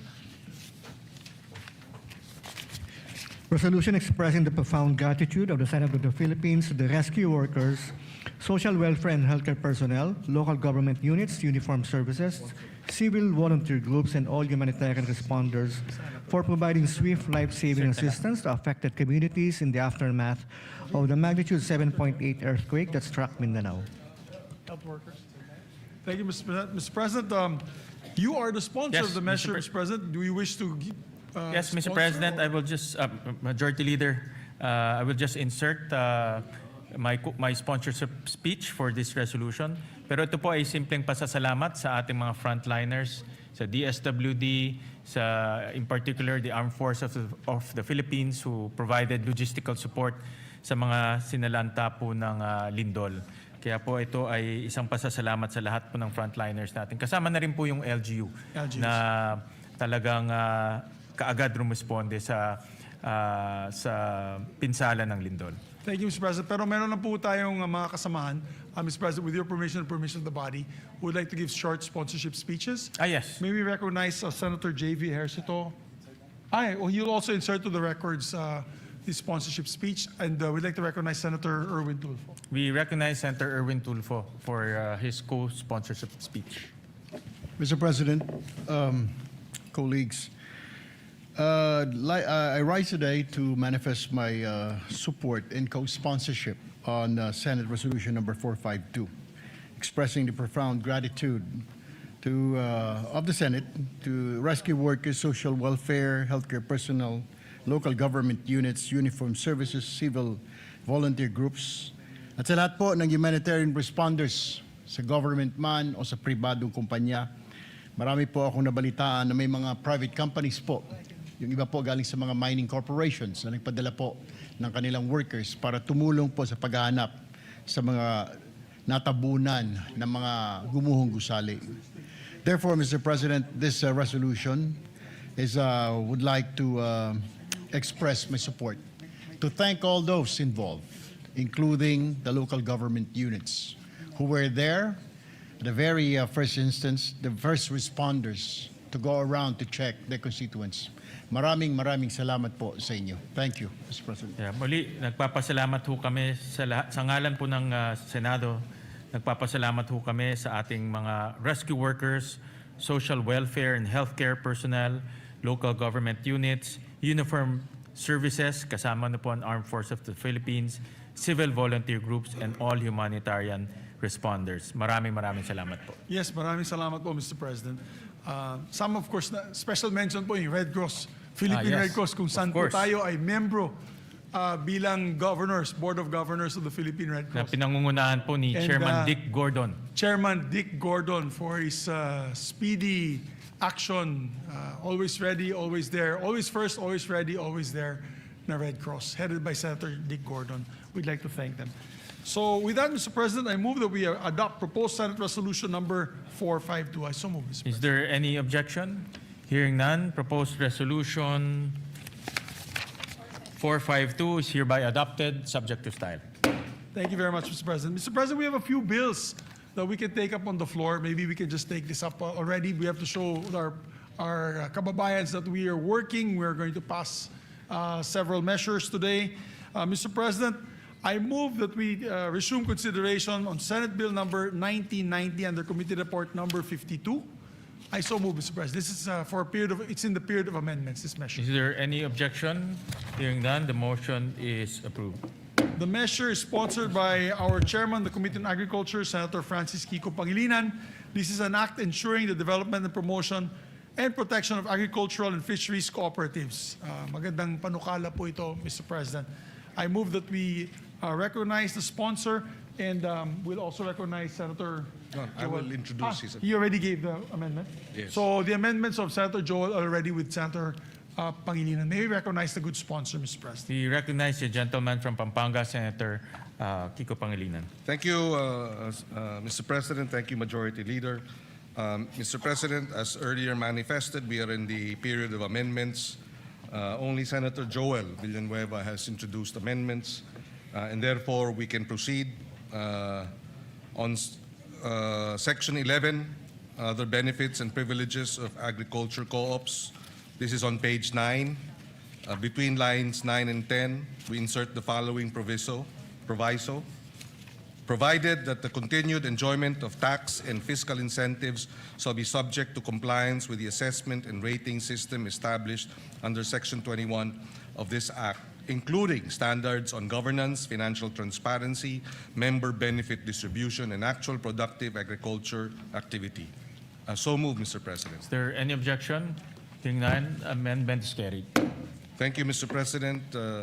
Another amendment of Senator Villanueva is Section 14, creation of the Bureau of Agriculture Cooperatives. On page 11, lines 22 and 23, delete the proviso and replace it with the following. Provided that the department shall, in coordination with the CDA and concerned local government units and subject to budgetary availability and applicable laws, establish a needs-based staffing framework for cooperative development officers based on agriculture population, geographic need, cooperative density, and other relevant development indicators, with priority given to the underserved and strategically significant agriculture areas. And therefore, the second paragraph of Section 14 will now read, it shall be a line bureau and headed by a bureau director. Its organizational and staffing pattern shall be determined by the department in consultation with the Department of Budget and Management, provided that the department shall, in coordination with the CDA and concerned local government units and subject to budgetary availability and applicable laws, establish a needs-based staffing framework for co-op development officers based on population, geographic needs, cooperative density, and other relevant development indicators, with priority given to underserved and strategically significant agriculture areas. I so move, Mr. President. Is there any objection? Hearing none, amendment is approved. Thank you, Mr. President. We proceed to Section 15, Powers and Functions of the Bureau of Agriculture Co-ops. On page 12, between line 19 and 20, insert a new paragraph to read, the Bureau shall exercise its powers and functions in a manner complementary to and not duplicative of the powers and functions of the CDA under applicable laws. So move, Mr. President. Is there any objection? Hearing none, amendment is approved. Mr. President, Section 30, implementing rules and regulations, the amendment will be on page 17, deletes line 9 to 12 and replace them with the following. Section 30, implementing rules and regulations. The rules and regulations necessary for the effective and efficient enforcement of the provisions of this Act shall be formulated by the Department and the CDA in coordination with the relevant government agencies and in consultation with the LGUs, agriculture cooperatives, farmers and fisherfolk organizations, and other stakeholders, and shall be implemented within 90 days from the effectivity of this Act. Unjustified or willful failure or refusal of the concerned government agencies to promulgate the implementing rules and regulations, IRR, within the specified period shall subject the heads of these government agencies to administrative penalties under applicable civil service laws. And third paragraph, should the IRR contain provisions that are contrary to this Act, the heads of government agencies responsible for such provision, when done in bad faith or with gross negligence, shall be held administratively liable. So move, Mr. President. Is there any objection? Hearing none, amendment is approved. And finally, Mr. President, Section 32, Annual Reports. The amendment is on page 17 between lines 23 and 24 to insert a new paragraph to read, to promote transparency and accountability, the Bureau shall maintain and regularly update a publicly accessible digital registry containing relevant information on accredited agriculture cooperatives, including their ratings, incentives and benefits received, procurement awards, grants, and compliance status subject to applicable data privacy laws. So move, Mr. President. Is there any objection? Hearing none, amendment is approved. Thank you, Mr. President. There are no other proposed amendments for Senate Bill 1990. With the permission of our majority leader, if we can move to terminate the period of amendments. Yes, Mr. President. Mr. President, there being no other members who wish to amend the measure further, I move that we close the period of amendments. I so move, Mr. President. Is there any objection? Hearing none, period of amendments is hereby closed. Mr. President, with that, I move to approve on second reading Senate Bill number 1990 under Committee Report number 52. Is there any objection? Hearing none, Senate Bill number 1990 is hereby approved on second reading. Thank you very much, Mr. President. Move to suspend consideration of the measure. Consideration is hereby suspended. Mr. President, we are in receipt of a bicameral conference committee report on the disagreeing provisions of Senate Bill number 1894 and House Bill number 8476, or the amendments to the Universal Access to Quality Tertiary Education Act, which has been filed with the Bills and Index last June 3, 2026, and was ratified by the House of Representatives on the same date. Mr. President, I move that we approve and ratify the said conference committee report on the disagreeing provisions of Senate Bill number 1894 and House Bill number 8476, and the text of the joint explanation be deemed read into the records of the chamber. I so move. Is there any objection? Hearing none, the motion is approved. The conference committee report is approved and ratified. Thank you very much, Mr. President. And Mr. President, yes, yes, Mr. President. May we recognize our distinguished colleague, Senator Joel Villanueva. We recognize the for gentleman his, from Bulacan, manifestation. Senator Joel Villanueva. Yeah, Mr. President, just to give a very short manifestation on the ratification of the BICAM report on enhancing universal access to quality tertiary education. Mr. President, dear colleagues, it is with great privilege that we rise today to express our strong support for the ratification of the Bicameral Conference Committee report on the disagreeing provisions of Senate Bill number 1894 and House Bill number 8476, otherwise known as the Act Enhancing the Universal Access to Quality Tertiary Education.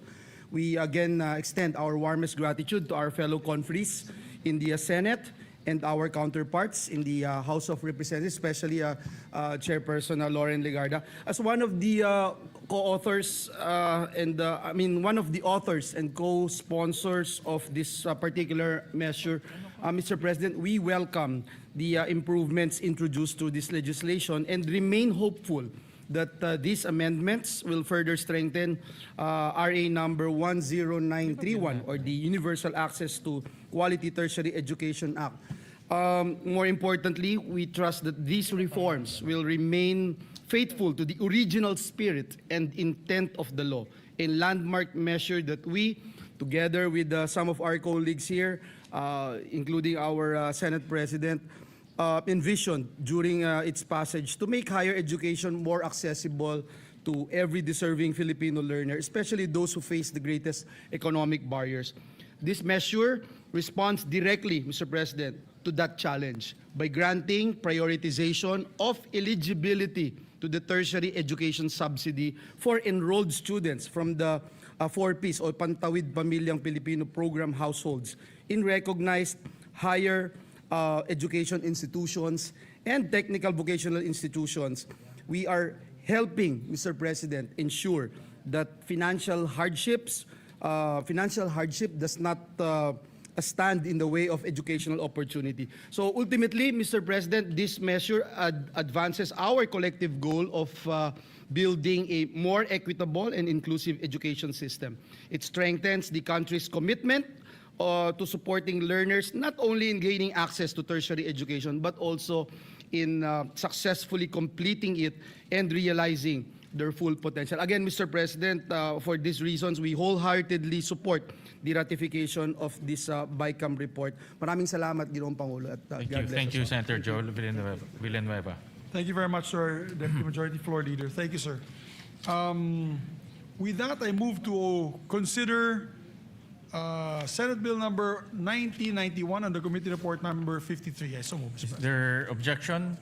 Hearing none, the motion is approved. This is an act strengthening the National Agriculture and Fisheries Extension System to accelerate agriculture and fisheries development, Mr. President.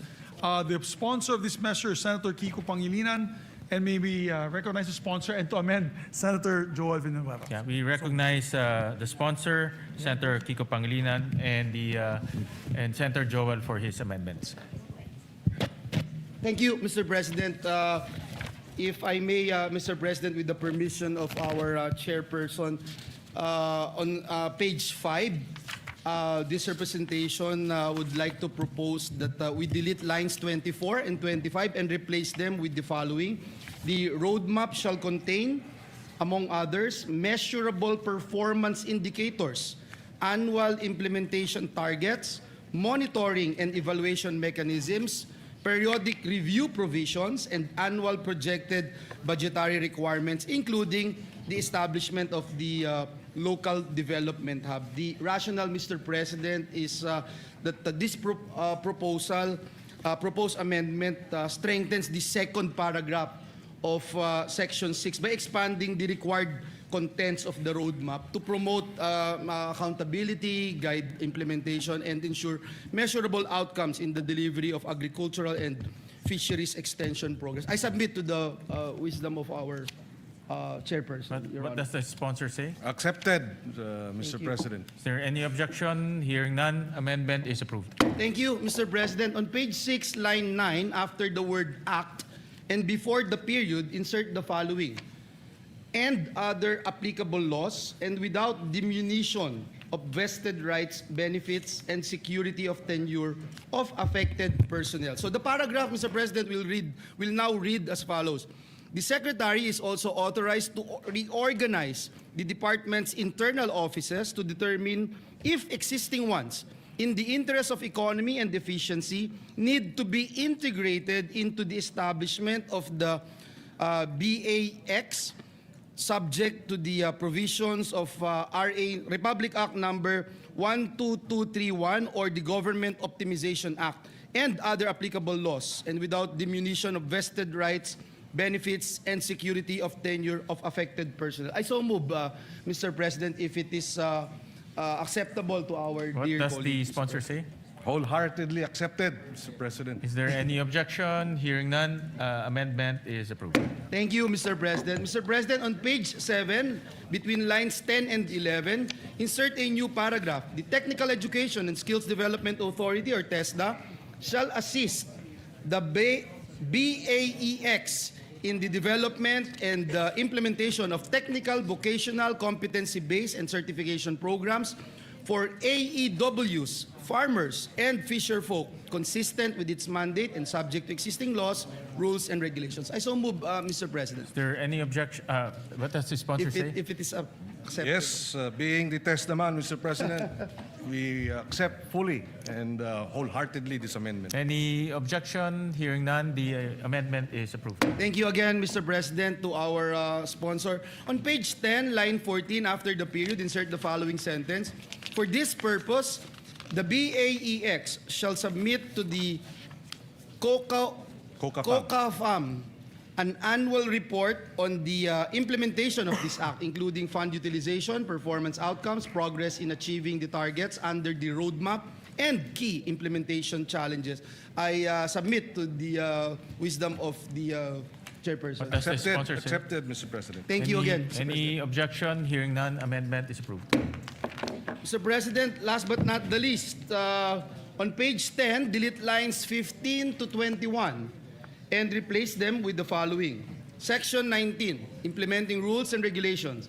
The rules and regulations necessary for the effective and efficient enforcement of the provisions of this Act shall be formulated by the Department in coordination with the CHED, relevant national government agencies, LGUs, SUCs, and private sector, the private sector, farmers and fisher folk organizations, civil society organizations, and other stakeholders, and shall be implemented within 90 days from the effectivity of this Act.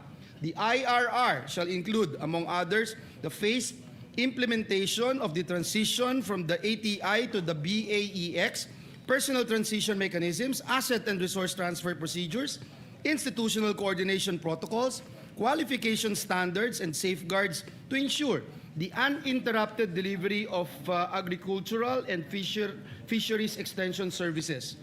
Unjustified or willful failure or refusal of the concerned agencies to promulgate the implementing rules and regulations, IRR, within the specified period shall subject the heads of these government agencies to administrative penalties under applicable civil service laws. Should the IRR contain provisions that are contrary to this Act, the head of the government agencies responsible for such provision, when done in bad faith or with gross negligence, shall be held administratively liable. I submit, Mr. What President. does the sponsor say? Accepted, Mr. President. Any objection? Hearing none, amendment is carried. Thank you very much, Mr. President. We'd like to put on record our sincerest thanks and gratitude to our distinguished sponsor of the measure. Thank you, Mr. President. Thank you, dear colleague. We would like to thank Senator Joel for his amendments. Mr. President, with the permission of the Majority Leader, we just have a few more amendments for this measure. Please proceed. Yes, Section 4, creation of the Bureau of Agriculture Extension, BAEX, first paragraph. On page 3, line 27, between the words agriculture and extension, insert the phrase and fisheries. And on the same line, delete the acronym BAEX and replace with the acronym BAFEX. This shall be an omnibus amendment in the bill to reflect the name of the new DA Bureau, which is the Bureau of Agriculture and Fisheries Extension, or BAFEX. The first paragraph of Section 4 as amended shall now read as follows. Creation of the Bureau of Agriculture and Fisheries Extension, BAFEX. The Agriculture Training Institute is hereby transformed and strengthened into the Bureau of Agriculture and Fisheries Extension, hereinafter referred to as the BAFEX. It shall be a line bureau in the Department of Agriculture under the supervision of the Undersecretary for Operations. As a line bureau, it shall maintain physical offices at the national, regional, provincial, and municipal levels. So moved, Mr. President. Any objection? Hearing none, amendment is approved. On the same Section 4, second paragraph, on page 4, line 4, after the word section, delete the number 8 and replace with number 9. And it shall now read as follows. The BAFEX shall be headed by a bureau director with 2 assistant directors at the national level who shall head the Technical Services and Administration and Finance Service. Technical Service and Administration and Finance Service, respectively. It shall further be comprised of such other personnel nationwide as indicated in the plantilla under Section 9. So moved, Mr. President. Is there any objection? Hearing none, amendment is approved. Thank you, Mr. President. Section 9, plantilla of BAFEX personnel. First paragraph. On page 6, line 25 to 31. Starting from the word agriculture, on line 25, delete the rest of the paragraph ending with the word country on line 31 and replace with the following. Director, Provincial Agriculture Extension Officer, Assistant PAEO, and Agriculture Extension Workers, AEWs. The department shall provide the details of the plantilla reflecting a minimum of 3 AEWs in every municipality in the country. The first paragraph of Section 9 shall now read as follows. Section 9, plantilla of BAFEX personnel. There shall be a plantilla of positions in the BAFEX, namely Bureau Director, 2 Assistant Directors, Regional Director, Provincial Agriculture Extension Officer, PAEO, Assistant PAEO, and Agriculture Extension Workers, AEWs. The department shall provide the details of the plantilla reflecting a minimum of 3 AEWs in every municipality in the country. So moved, Mr. President. Is there any objection? Hearing none, amendment is approved. Section 9, third paragraph. On page 7, delete the entire paragraph on lines 5 and 6 and replace with the following paragraph. The basic salary grade for Agriculture 1 shall be salary grade 13 in the government salary grade scale, consistent with Republic Act 12215 or the Philippine Agriculturist Act. So moved, Mr. President. Is there any objection? Hearing none, amendment is approved. Mr. President, on page 7, delete lines 15 to 16 and replace with agriculture officers, workers shall be entitled to appropriate representation allowance and traveling allowance, RATA, in accordance with existing regulations. So moved, Mr. President. Is there any objection? Hearing none, amendment is approved. The penultimate amendment, Section 16 on appropriations, first paragraph on page 9, line 25. After the word for, delete the word personal and replace with personnel.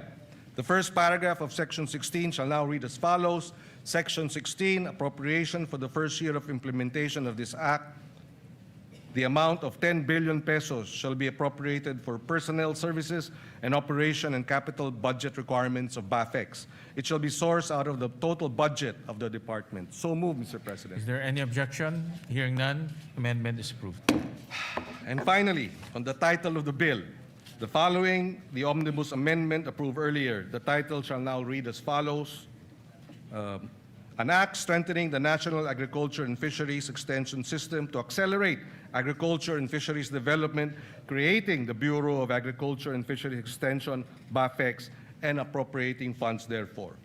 Subject to style, Mr. President, so moved. Is there any objection? Hearing none, amendment is approved, subject to style. Thank you, Mr. President. There are no other amendments. With the permission of the Majority Leader, I move to terminate the period of amendments. Thank you very much, Mr. President. With that, no other member wishes to make any further amendments. I move to close the period of amendments. Is there any objection? Hearing none, period of amendments hereby closed. Mr. President, I move to approve on second reading Senate Bill number 1991 under Committee Report number 53. Is there any objection? Hearing none, Senate Bill number 1991 is hereby approved on second reading. Thank you, Mr. President. Move to suspend Thank consideration. you, of the Mr. measure. President. Consideration of Senate Bill number 1991 is hereby suspended. And we'd like to congratulate the distinguished colleague for that. Mr. President, I move, finally, we'll take up one more bill and a sponsorship of another bill, and then we can suspend for the CA. And then we'll take up the other bills this afternoon when we come back, Mr. President.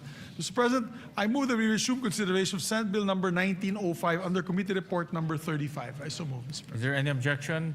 Hearing none, motion is approved. This measure, Mr. President, is for all our barangay health workers. We were in the ground during the earthquake, and we saw all the first responders were actually barangay health workers. Correct. Helping our people.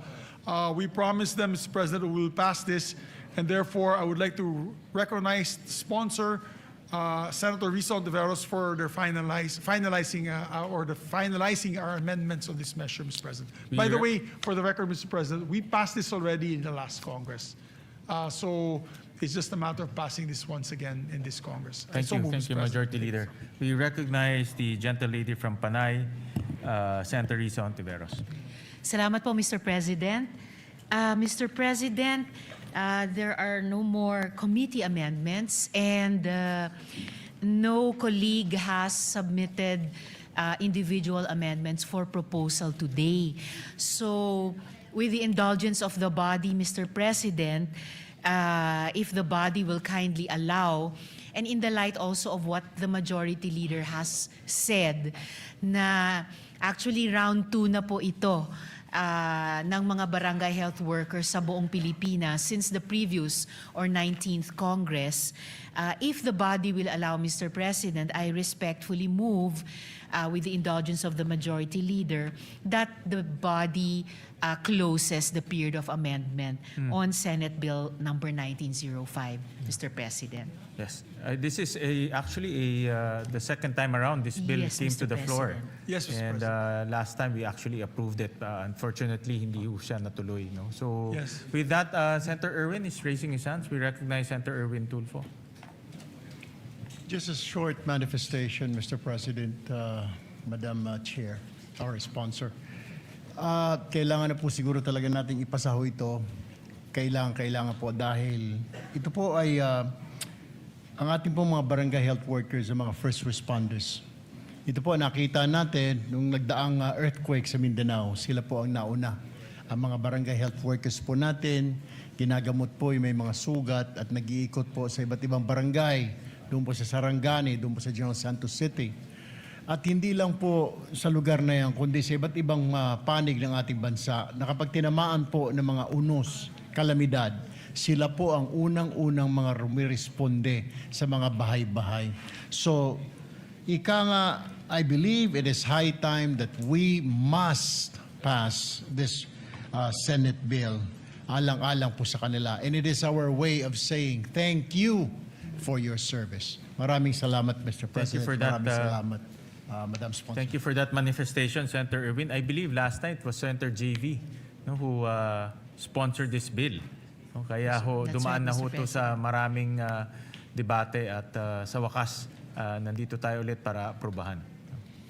Thank you very much, Mr. President. With that, I move that we close the period of amendments. I so Is there any objection?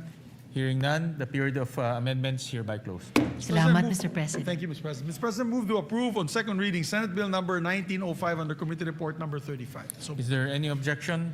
Hearing none, Senate Bill number 1905 is hereby approved on second reading. Mr. President, I move congratulations. Congratulations to the sponsor. To the barangay health workers and the sponsor, Salamat, Mr. Mr. President. President. Congratulations. And to the Senate. Mr. President, move to suspend consideration of the same. The consideration of the aforementioned bill is hereby suspended. Mr. President, I move that we proceed to reference of business, short reference of business. The Senate Secretary is directed to read the reference of business. Reference to business, message from the House of Representatives, letter from the House informing the Senate that on 3 June 2026, it passed the following House bills in which it requests the concurrence of the Senate. House number A389, an act prohibiting political dynasties in national and local elective offices. Referred to the Committee on Electoral Reforms and People's Participation and Constitutional Amendments and Revision of Codes. House number 9466, an act converting the National Feeding Program into a National Nutrition Program by expanding its scope and coverage and enhancing its support mechanisms, appropriating funds therefore, amending RA 11037 or the Masustansyang Pagkain para sa Batang Pilipino Act. Referred to the Committees on Basic Education, Agriculture, Food and Agrarian Reform, Ways and Means, and Finance. Committee Report 71, jointly by the Committees on Basic Education, Agriculture, Food and Agrarian Reform, and Finance, on Senate number 2272, with Senators Tulfo R, Pangilinan, Marcos, Estrada, Villanueva, Lapid, Villar M, Aquino, Ejercito, Tulfo E, and Villar C as authors. An act strengthening and expanding the National Nutrition Program, amending for the purpose Republic Act number 11037, otherwise known as the Masustansyang Pagkain para sa Batang Pilipino Act, appropriating funds therefore, recommending approval in substitution of Senate numbers 87, 219, 431, 902, 1145, 1192, 1207, 1312, 1375, 1471, and 1767. Sponsor, Senator Aquino. To the calendar for ordinary business. Majority Leader. Oo nga. Pwede rin na.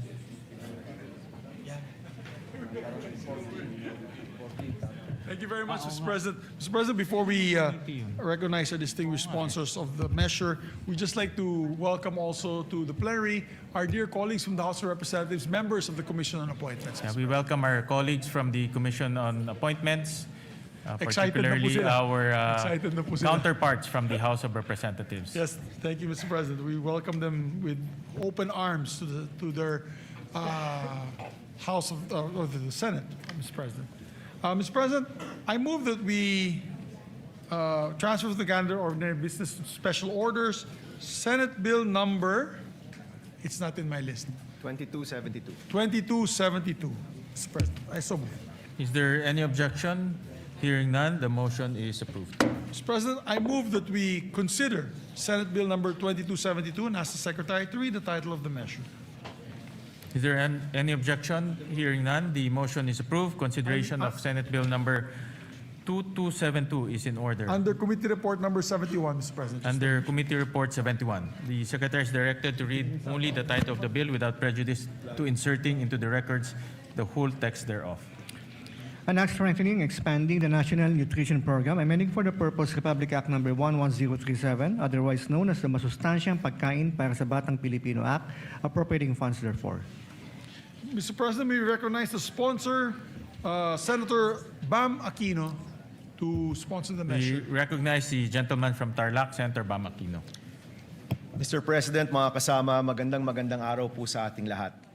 The Committee on Basic Education is pleased to present Senate Bill number 2272 under Committee Report number 71, which seeks to amend Republic Act 11037 or the Masustansyang Pagkain parang sa Batang Pilipino Act.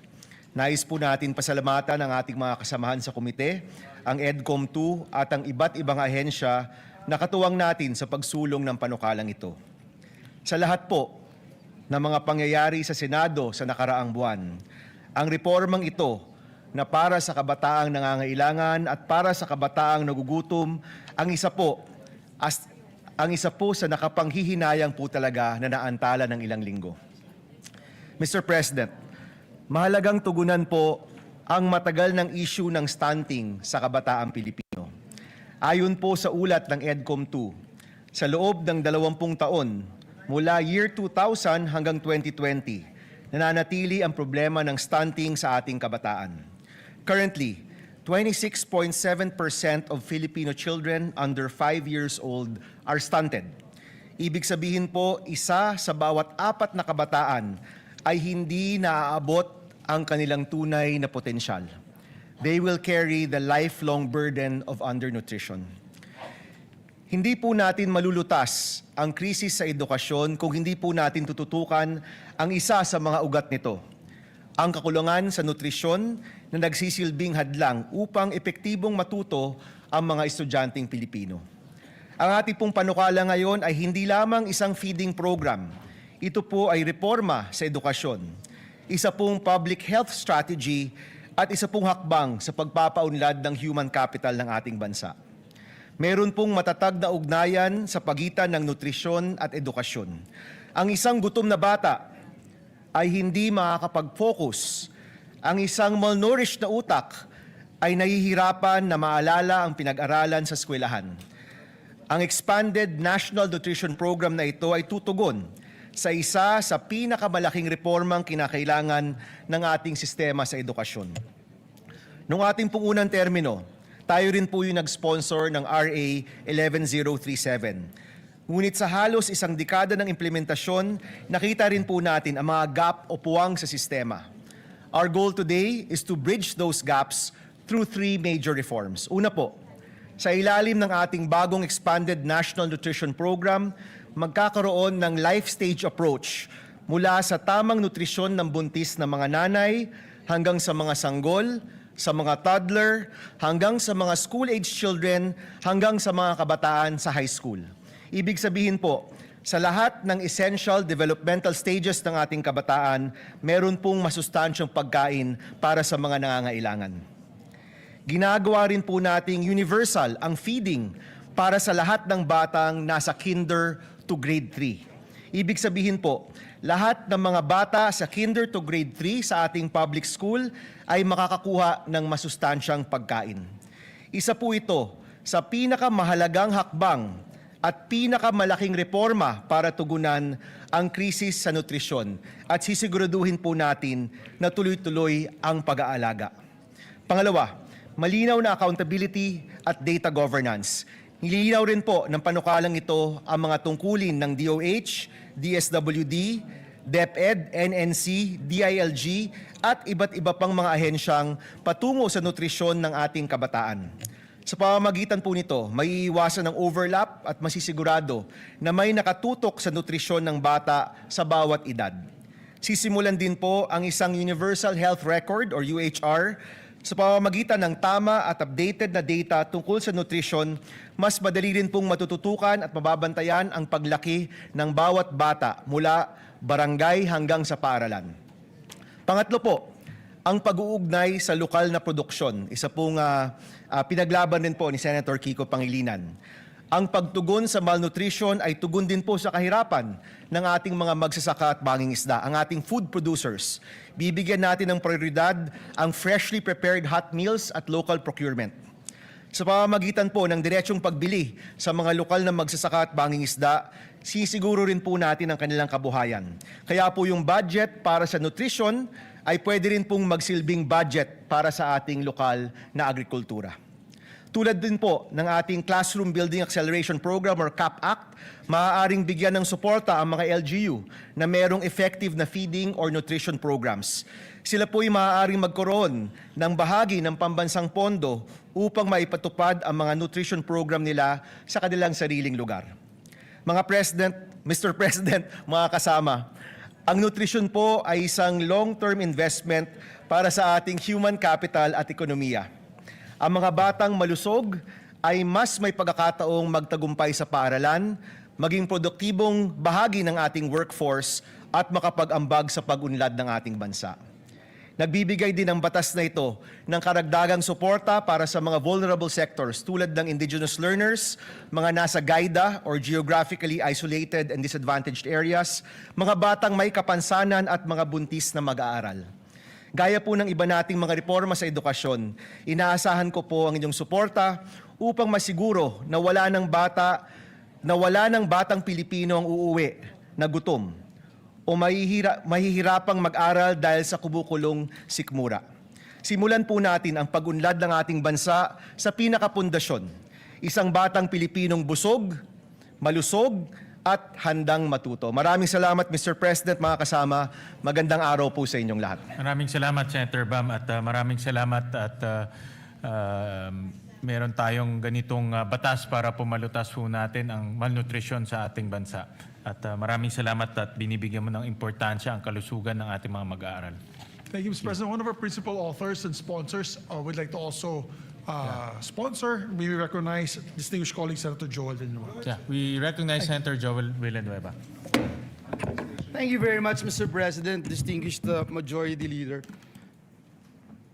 Ginoong Pangulo, distinguished colleagues, it is an honor to co-sponsor Senate Bill number 2272 or the Expanded National Nutrition Program Act, strengthening and expanding Republic Act number 11037 or the Masustansyang Pagkain para sa Batang Pilipino Act. As one of the authors of this particular measure, having filed Senate Bill number 1145, we'd like to put on record our sincerest thanks and gratitude to the sponsor of the measure, our chairperson, Senator Bam Aquino, for pushing for this timely amendments to the law. Ginoong Pangulo, kapag po ang isang batang Pilipino ay pumapasok sa paaralan na wala pong laman ang sikmura, hindi lang po yan ang walang laman. Unti-unti rin pong nauubos ang kanyang pag-asa. Because before a child can dream, before a child can learn, before a child can succeed, he needs to be fed and nourished. According to UNICEF, Mr. President, nearly 1 in every 3 Filipino children under 5 years old is chronically malnourished. Sa BARM nga po, umaabot pa raw po sa 45.2% ang stunting rate ng mga bata. Mas mataas pa po ito, Ginoong Pangulo, sa nakakaalarma ng 28.8% na stunting rate ng buong bansa. Habang tayo po ay narito ngayon sa bulwagang ito, may batang Pilipinong pumapasok sa paaralan na tubig lang ang laman ng kanyang tiyan. May batang hirap na mag-concentrate sa klase dahil siya po ay gutom. At may mga magulang na pinipiling huwag kumain para lang may maihain naman para sa kanilang mga anak. Mr. President, the 2022 PISA results also showed that more than 1/3 Filipino students reported not eating at least once a week because of financial hardship. Hindi po simpleng statistics ito, Ginoong Pangulo. Mukha po ito o mukha po iyan ng batang nahihilo sa classroom. Mukha po yan ng batang unti-unting na pag-iiwanan. Hence, Mr. President, we fully support this measure which recognizes that hunger is not merely a food problem. It is an education problem. It is a health problem. It is a poverty problem. Mr. President, distinguished colleagues, the true measure of a nation is how it treats its children. Kung gusto po nating magkaroon ng matatag na ekonomiya, dekalidad na edukasyon at produktibong mamamayan, magsimula po tayo sa pinakapayak ngunit pinakamahalagang pangangailangan, ang masustansyang pagkain.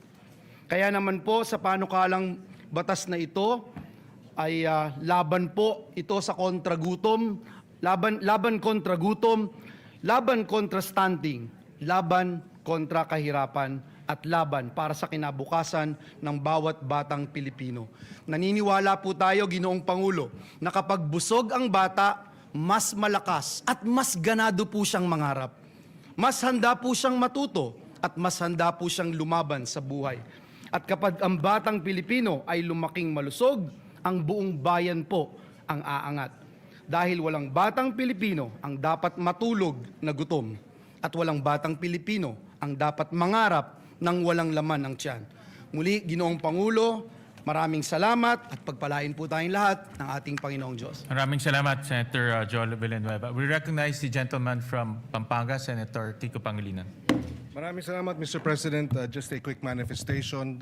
We will submit our co-sponsorship speech for this measure. We congratulate Senator Bam Aquino for marshalling this through. Nung nakaraang dalawang kampanya po natin ay pagkain at gutom ang ating tinututukan. Kaya ito'y isa sa mga mahalagang panukalang batas na dapat lamang ay maipasa kaagad.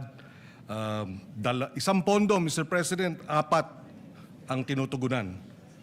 Kahirapan, kalusugan, edukasyon, at agrikultura at pangingisda, Mr. President.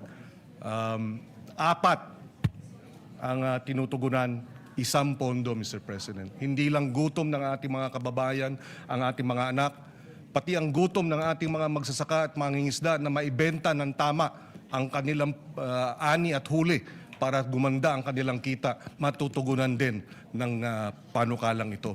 Kaya we will submit our co-sponsorship speech, and we thank Senator Bam Aquino for marshalling this measure.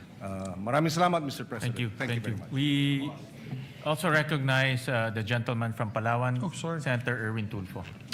Mr. President, distinguished colleagues, I rise today to manifest my full support on Senator Bam Aquino's bill and formally co-sponsor the bill on the expanded National Nutrition Program under Committee Report number 71.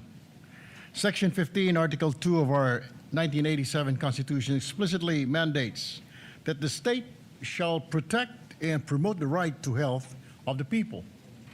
Yet, despite our past legislative efforts, we are cognizant of the stark reality that child malnutrition remains a formidable crisis in our country.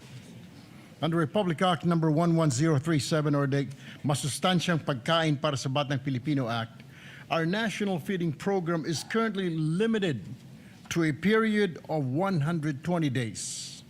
Mr. President, this is simply insufficient to sustain the nutritional requirements of our growing children from prenatal period to their school age years. Hindi naman po nawawala ang gutom at malnutrisyon pagkalipas ng 120 days. Sa katunayan, karamihan sa mga kaso ng stunting ay nagsisimula sa unang yugto ng buhay ng isang bata. Kaya kinakailangan ang tuloy-tuloy at pangmatagalang interbensyon. It is for this reason that I also filed Senate Bill number 1471. Through this measure, we seek to extend the national feeding program. Furthermore, this bill represents an opportunity to simultaneously uplift another marginalized sector by harmonizing this measure with Section 11 of Republic Act number 11321 or the Sagip-Saka Act. We mandate the direct purchase of agricultural and fishery products from accredited farmers and fisher folks cooperatives. Mr. President, by linking our national feeding initiatives directly with our local producers, we combat the hunger that impairs our students' ability to learn, and we secure reliable livelihood for our agriculture sector. Win-win solution para sa ating mga mag-aaral at magsasaka. I therefore co-sponsor this vital measure and earnestly urge my distinguished colleagues to please support its swift passage. Maraming salamat po, Mr. President. Majority Leader. Thank you very much, Mr. President. Mr. President, we congratulate the sponsors for this timely measure. We were talking about it with the Senate President really quick, just a quick manifestation. We have one of the shortest populations in Southeast Asia. There was a study recently made, and I read about it. Short in height, Mr. President, because of stunting due to malnourishment and malnutrition. And the fact is that we're a basketball-loving country. So if we do not address this, sayang naman yung pagmamahal natin sa basketball. As a matter of fact, nilampasan na po tayo ng leaps and bounds ng Vietnam and Thailand. The children's height or the height average of Vietnam and Thailand, matatangkad na sila. Because early on, they had the promoted the school feeding program and nutrition program. So I'd like to thank Senator Joel Villanueva and Senator Bam Aquino for this measure, Mr. President, and we hope to pass this as soon as possible time. Majority Leader, Yes, with Mr. the just a short manifestation with the intervention of the Senate, Senator Bam and the rest of our colleagues, we managed to increase the feeding program in DepEd to 28 billion pesos. So right now, ang target this year is to have universal feeding for kindergarten, grade 1, for 180 days. No? So araw-araw mapapakain na sila. And this bill bodes well with that budget because we need to institutionalize that. No? And kaya timely ho itong bill na ito para ma-institutionalize yung budget na inilagay ho natin. No? Thank you. Thank you very much, Mr. President. We need to do this and act on this measure with haste. Mr. President, I move to suspend consideration of the measure to allow our colleagues to study the measure further. Is there any objection? Hearing none, the aforementioned bill is hereby suspended. Mr. President, we'd just like to designate, before we suspend for the CA, we'd just like to designate the members of two bicameral conference committees that will happen very soon. I move that or the Senate President rather, designate the Senate conferees to the Conference Committee on the Disagreeing Provisions on Senate Bill number 1981 and House Bill number 4744. These are the bills on Private Basic Education Vouchers Assistance Act, Mr. President. Is there any objection? Hearing none, the following are designated conferees on the disagreeing provisions on Senate Bill number 1981 and House Bill number 4744. Senator Bam Aquino as chairperson, Senate President Win Gatchalian as the author of this bill, and Senator Joel Villanueva. For the minority, Senator Lauren Legarda and Senator Camille Villar. Thank you very much, Mr. President. Mr. President, I move also that we proceed with the Senate President's designation of Senate conferees to the Conference Committee on the Disagreeing Provisions on Senate Bill number 1966 and House Bill number 6636. This is the bill institutionalizing the Assistance to Individuals in Crisis Situations Act. I so move, Mr. President. Is there any objection? Hearing none, the following members are hereby designated as Senate conferees on the Conference Committee on Disagreeing Provisions on Senate Bill number 1966 and House Bill number 6636. They are Senator Erwin Tulfo as chairperson, members for the majority, Senator Ping Lacson, Senator Lito Lapid, Senator Vicente Soto III, and for the minority, Senator Bongo. Thank you, Mr. President. And also, for the record, Senator Kiko Pangilinan would like to be co-author and co-sponsor of the committee report of Senator Bam, as well as yours truly, Mr. President, if I can be made also co-sponsor and co-author. So recorded. Thank you. And Senator Rafi Tulfo as well, Mr. President. So recorded. Thank you, Mr. President. Mr. President, I move that we also elect, we have the list of the minority members to the CA so that they can also participate in today's commission on appointments. This list had come from the office of Senator Pia Cayetano.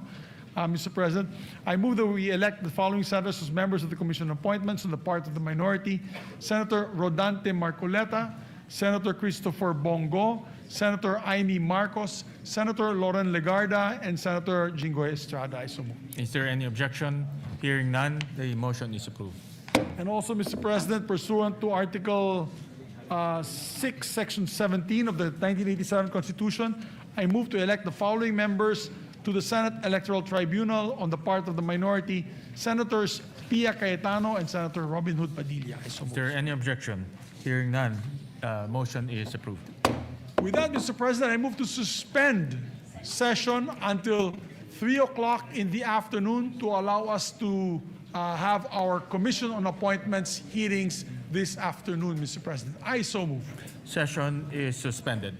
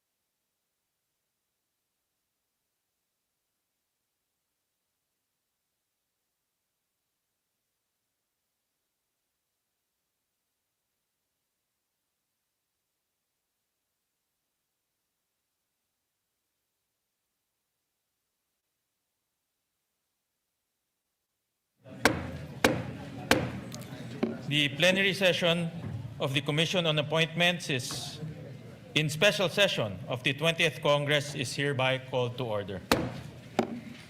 May I call on Senator Risa Hontiveros to kindly lead us in prayer.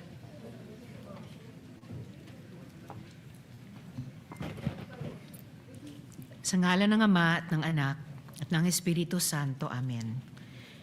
Manalangin tayo. Mapagmahal at maawaing Diyos, nagtitipon po kami sa diwa ng Ebanghelyo ngayong araw, batid na lahat ay inyong nakikita. Dalisayin ninyo ang aming mga intensyon at ipagkaloob sa amin ang pagpapakumbaba na hanapin hindi ang pagkilala, kundi katapatan sa katotohanan at responsibilidad sa lahat ng aming gagawin.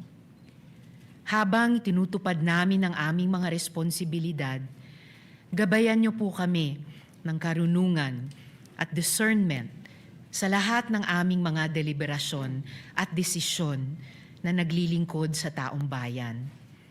Tulungan niyo po kaming manatiling focused sa kung ano ang makatarungan, tapat at totoo, nang sa gayon ang aming trabaho ay mapalakas ang public trust at itataguyod ang dignidad ng public service.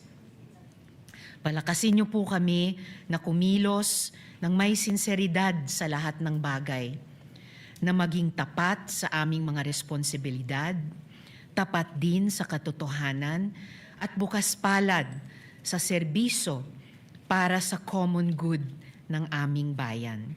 Hinihiling po namin ito sa inyo sa pamamagitan ng inyong karunungan at grasya. Amen. Sa ngalan ng Ama, ng Anak, at ng Espiritu Santo. Amen. Please remain standing for the singing of the Philippine National Anthem. Bayang magiliw, pelas ng sinaganan, alab ng puso, sa dibdib mo'y buhay. Lupang hinirang, tuyan ka ng magiting, sa manlulupi, di ka pasisingil. Sa dagat at bundok, sa simoy at sa langit mong magaw, ay nilagang tula at awit sa paglayang minamahal. Ang kisap ng matawat mo'y tagumpay na nagilingin, ang bituin at araw niya kailan pa may di magdidilim. Lupa ng araw ng walhati pagsinta, buhay ay langit sa piling mo. Aming ligaya na pag may mga api, ang mamatay ng dahil sa'yo.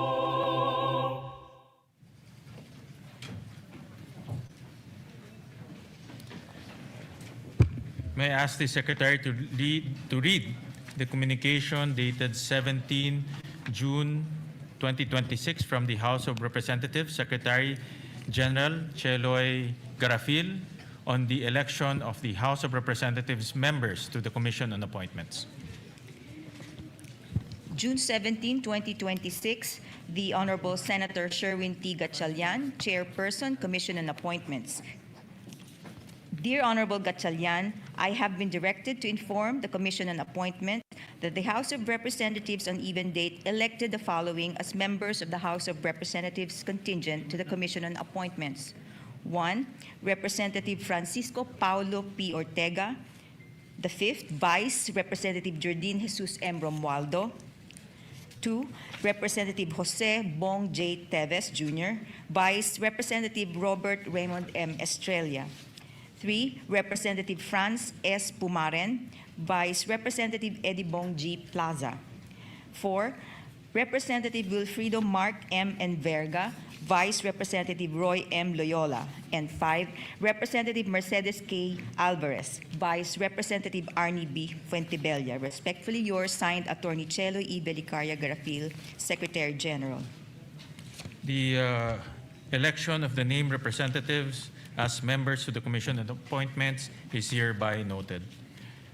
May I ask the Secretary to read the communication dated 17th of June 2026 from Senate Secretary Renato Bantug Jr. 17 June 2026, the Honorable Senate President Win T. Gatchalian, Chairperson, Commission on Appointments.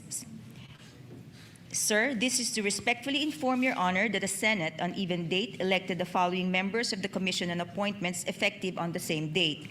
On the part of the majority, 1. Senator Panfilo M. Lacson, 2. Senator Joel Villanueva, 3. Senator Risa Ontiveros, 4. Senator Raffy T. Tulfo, 5. Senator J.B. Ejercito, 6. Senator Juan Miguel Migs F. Zubiri, Vice Senator Mark A. Villar, and 7. Senator Vicente C. Soto III, Vice Senator Manuel Lito M. Lapid.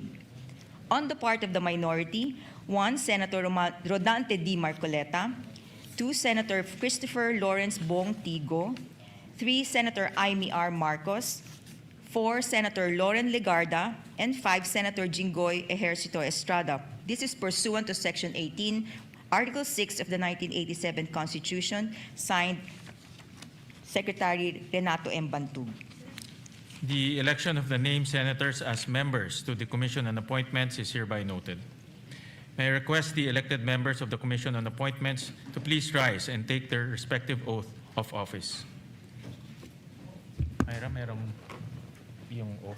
Ay, wala copy si SP. Ito.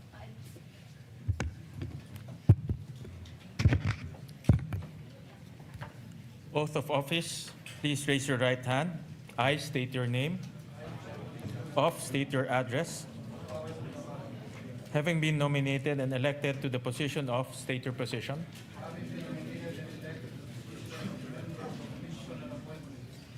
Do hereby solemnly swear that I will well and faithfully discharge, to the best of my ability, the duties of my present position and of all others I may hereafter hold under the Republic of the Philippines, that I will support and defend the Constitution of the Philippines, that I will obey the laws, legal orders, and decrees promulgated by the duly constituted authorities, and that I impose this obligation upon myself voluntarily, without mental reservation or purpose of evasion. So help me God. Congratulations, ladies and gentlemen.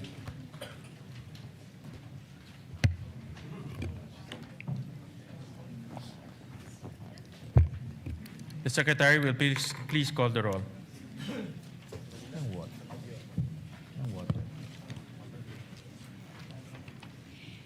The honorable members of the Commission on Appointments, Benjamin C. Agarao Jr., Antonio Tonipet T. Albano, Mercedes K. Alvarez, Jose Joboy S. Aquino II, Joseph Victor J.V. G. Ejercito, Wilfrido Mark M. Enverga, Jinggoy Ejercito Estrada, Christopher Lawrence Bong Tigo, Ramon N. Gico Jr., Risa Ontiveros, Panfilo M. Lacson, Loren Legarda, Rodante D. Marcoleta, Amy R. Marcos, Lani Mercado Revilla, Francis Paulo P. Ortega V, Franz S. Pumaren, Vicente C. Soto III, Jose Bong J. Tevez Jr., Marcy R. Teodoro, Raffy T. Tulfo,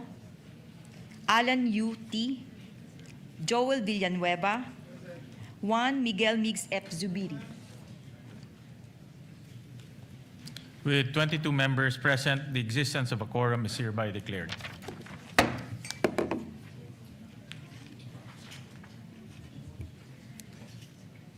Vice Chair Ramon Guico is recognized.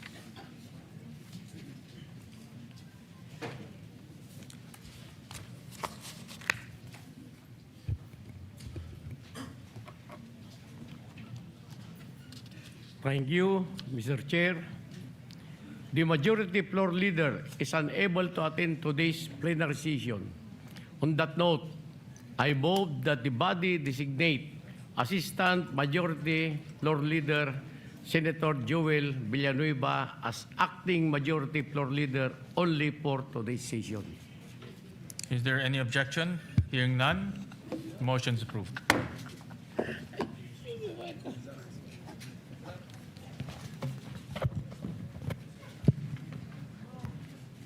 Thank you, Mr. President. Thank you to Vice Chairman Congressman Ramon Vico.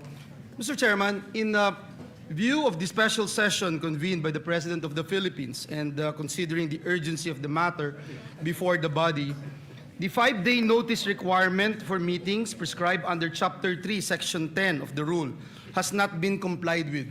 And so with the permission of the body, Mr. President, I move that the body waive the 5-day notice requirement and proceed with today's session. So moved, Mr. Is there Chairman. any objection? Hearing none, motion is approved. Thank you, Mr. Chairman. Mr. Chairman, I ask that we now proceed to consider the election of the officers of the Commission on Appointments. So moved. The consideration of the election of the officers of the Commission is in order.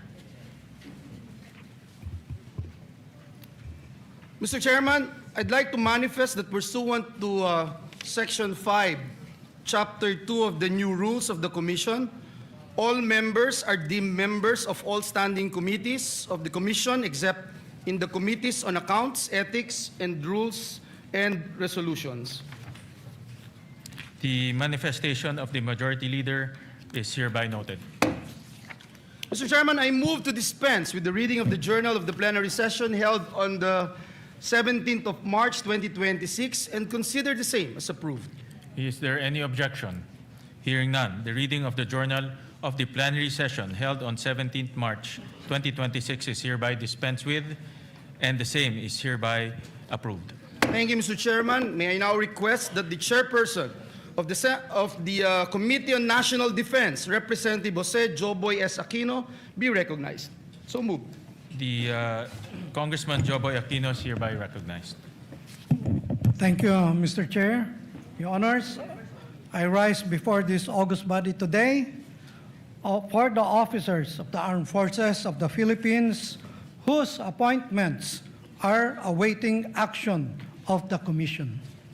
Their appointments have been placed in such a situation through no fault of their own and because of circumstances beyond their control. These officers have faithfully discharged their duties, rendered distinguished service to the nation, and met all the requirements for promotion. It is therefore only fitting that the Commission be afforded the opportunity to act upon their appointments without further delay. Indeed, no promotion can truly compensate for the sacrifices, hardships, and risks they have endured in the service of our country. Nevertheless, the timely consideration of their appointments is a recognition of their competence, dedication, and unwavering commitment to the Filipino people. Accordingly, Mr. Chair, and with the indulgence of the honorable members of this body, considering the limited time available to issue notice for a committee meeting to consider the appointments awaiting action of Committee on National Defense, and in view of the urgency of the matter, I move that the Committee on National Defense be allowed to immediately convene today and proceed with a consideration of the appointments before it. Thank you, Mr. Chair. Is there any objection? Hearing none, the motion is approved. Moreover, Mr. Chair, Your Honors, in view of the urgency that prompted the convening of this special session and the need for the immediate consideration of the appointments awaiting action of the Committee on National Defense, I move that this body waive the 5-day notice requirement for committee meetings under Articles 4, Section 1 of the Rules of the standing committees. Is there any objection? Hearing none, motion's approved.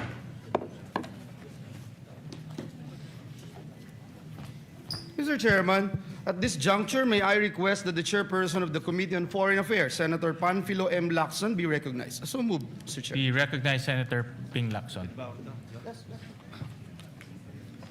Mr. Chairman, Your Honors, following the precedent set by the Committee on National Defense, this representation respectfully manifests that there are likewise appointments awaiting action by the Commission, and like those of our military officers, find themselves in this situation through no fault of their own. These appointees concerned are distinguished members of our Foreign Service who have devoted their careers to advancing Philippine interests abroad.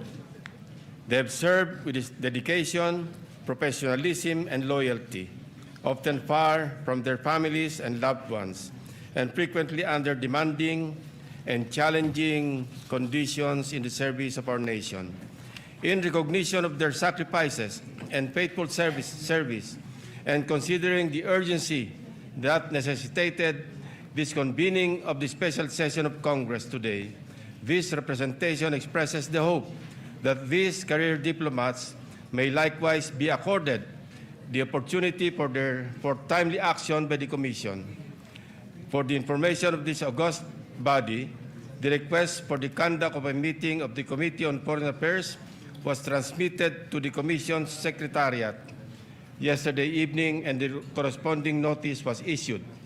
Accordingly, the Committee on Foreign Affairs stands ready to proceed with the consideration of the appointments before it at 1 p.m. today. Thank you, Mr. Chairman. Thank you, Senator Lacson. The manifestation of the chairperson of the Committee on Foreign Affairs is duly noted. Majority Leader. Mr. Chairman, in view of the authority granted by the body for the Committee on National Defense and the Committee on Foreign Affairs to convene and proceed with the consideration of the appointments referred to them, may I respectfully move that the session be suspended. So move, Mr. Chairman. Is there any objection? Hearing none, session is suspended.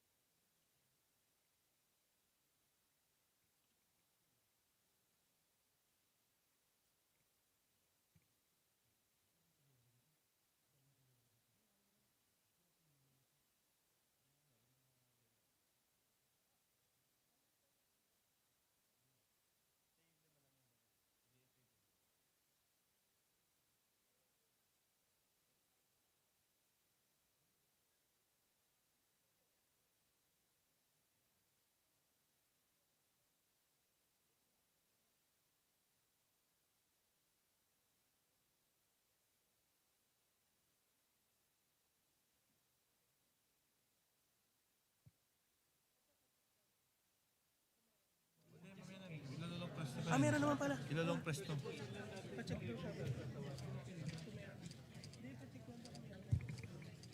Ano ba yung pinipindot to? Dito.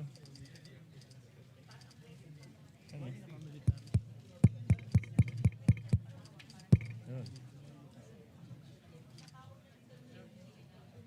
Betay ko muna.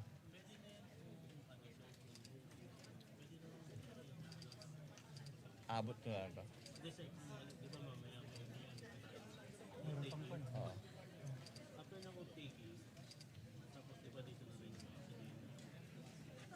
Hindi, unahin yata to eh. Abot-abot na lang to. Ang hawak gano'n? Hindi ba pwedeng ilagay na lang sa gitna para sila na lang pupunta? Oo, sino tatayo? Tatayo na lang kung tatawagan sila. Isang Kung sino tatanungin, siya lang lalapit sa mic.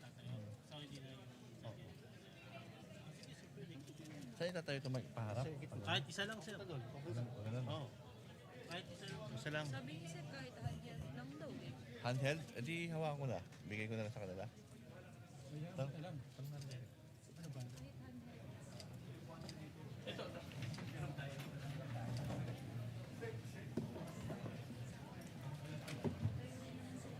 na mag-start.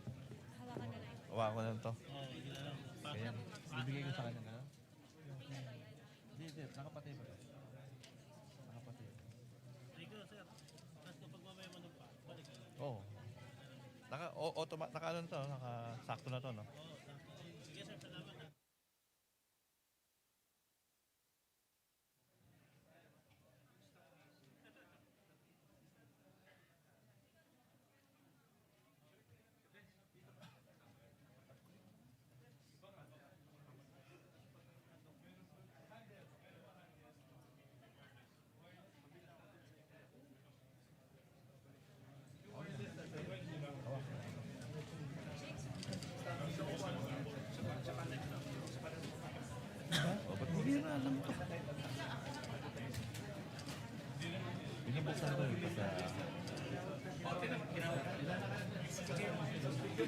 Number.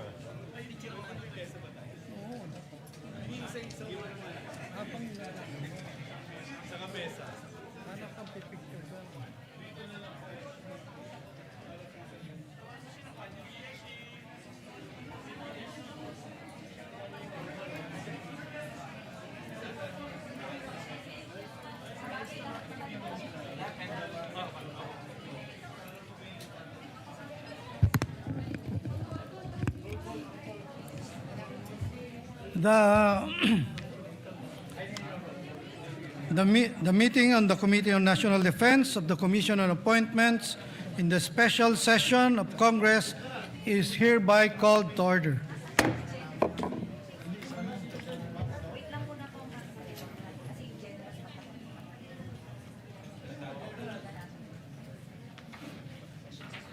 Session suspended.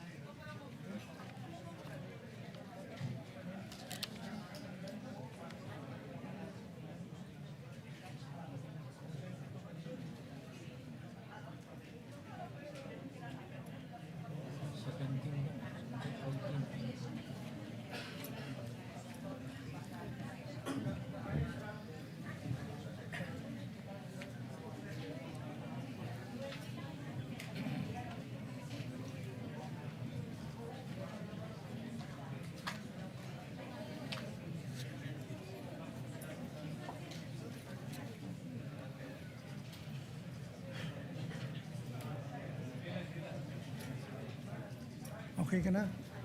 Madam. Madam. Okay ka na?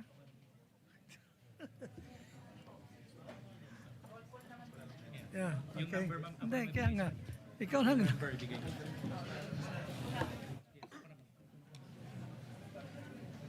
Session resume. Madam Secretary, please call the roll.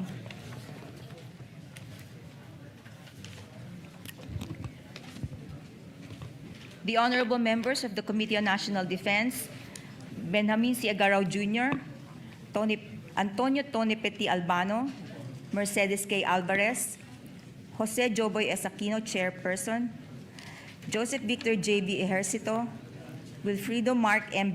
Verga, Jinggoy Ejercito Estrada, Christopher Lawrence Bong Tigo, Ramon N. Gico Jr., Risa Ontiveros, Panfilo M. Lacson, Lauren Legarda, Rodante D. Marcoleta, Amy R. Marcos, Lani Mercado Revilla, Francis Paulo P. Ortega V, Franz S. Pumaren, Vicente C. Soto III, Jose Bong J. Tebes Jr., Marcy R. Teodoro, Rafi T. Tulfo, Alan U.T., Joel Villanueva, Juan Miguel Mix F. Zubiri. The chairperson is present.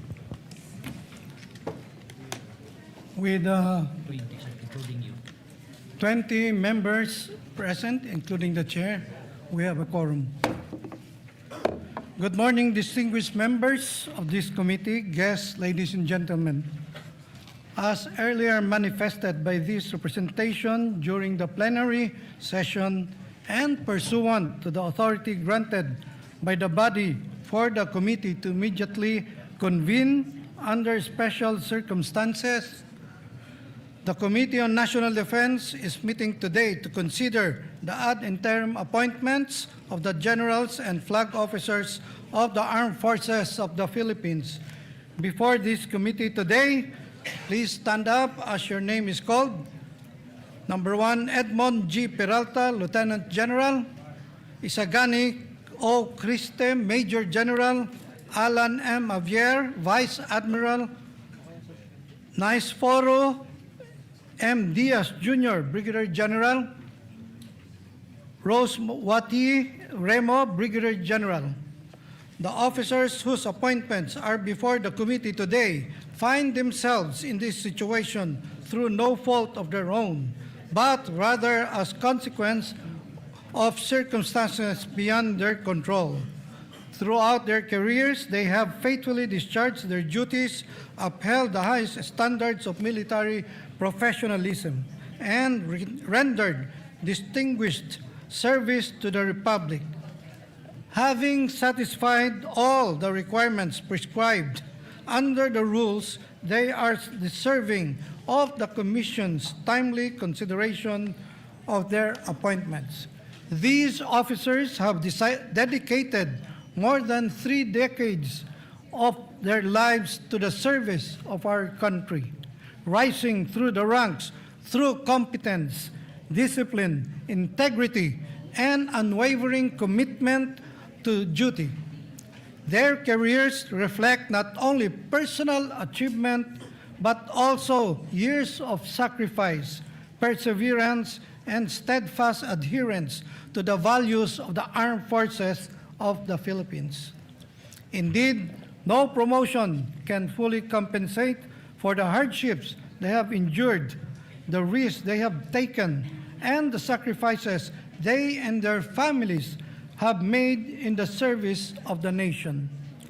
Time and again, they have answered the call of duty, often serving in distant and dangerous assignments away from their loved ones and exposed to harm's way, so that our people may live in peace and security. The consideration of their appointments today is therefore more than a recognition of rank. It is an acknowledgement of their distinguished record of service, their proven leadership, and their invaluable contributions to our national defense and security. It is likewise a tribute to the dedication and selflessness of the men and women of the armed forces who stand ready at all times to defend our sovereignty and protect the Filipino people. For these reasons, the committee deems it both proper and just that these appointments be acted upon without further delay. Madam Secretary, kindly appraise the body of its jurisdictional requirements and other pertinent information with regard to these officers of the AFP in compliance with the new rules of the Commission and the rules of the standing committees. Secretary. Thank you, Mr. Chairperson, Your Honors. Mr. Chairperson, President Ferdinand R. Marcos Jr. submitted to the Commission on Appointments the appointments of earlier mentioned officers under consideration today by the committee, and the same were immediately referred to the Committee on National Defense pursuant to Section 16, Chapter 5 of the new rules of the Commission.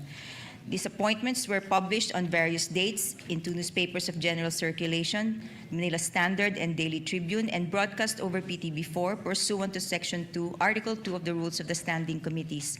All the appointees have complied with the submission of the mandatory documentary requirements as provided in Section 24, Chapter 6 of the new Rules of the Commission. There is no opposition filed against any of these appointments. That is all, Mr. Chairperson, Your Honors. Madam Secretary, please administer the oath to all the appointees present. Officers, kindly rise and raise your right hands. Do you swear to tell the truth, the whole truth, and nothing but the truth in this proceeding? So help you God. Mr. Chairman, all the appointees present are now under oath. May I invite the officers to take their designated seat in front?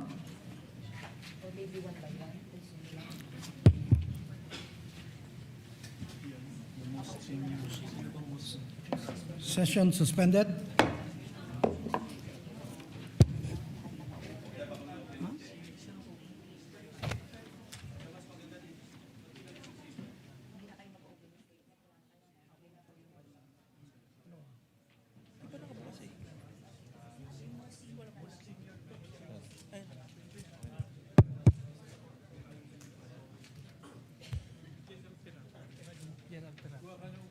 Wala dito eh. Oo, wala dito.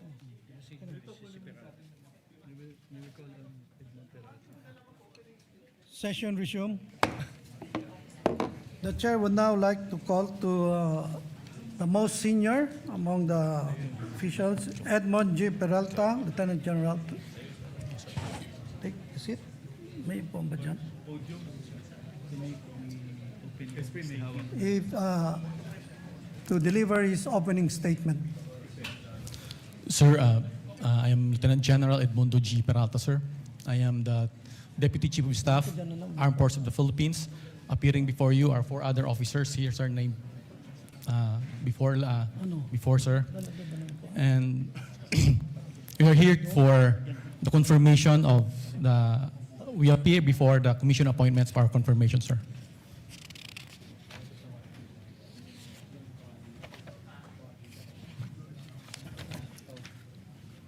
Thank you, General Peralta. You please, you may now take the seat in front.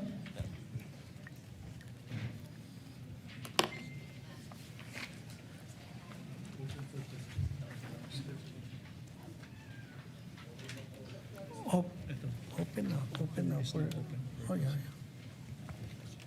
Oh.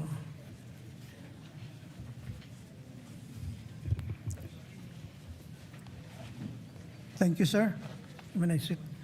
The floor is now open for question, inquiries, if there are any from the members of the committee.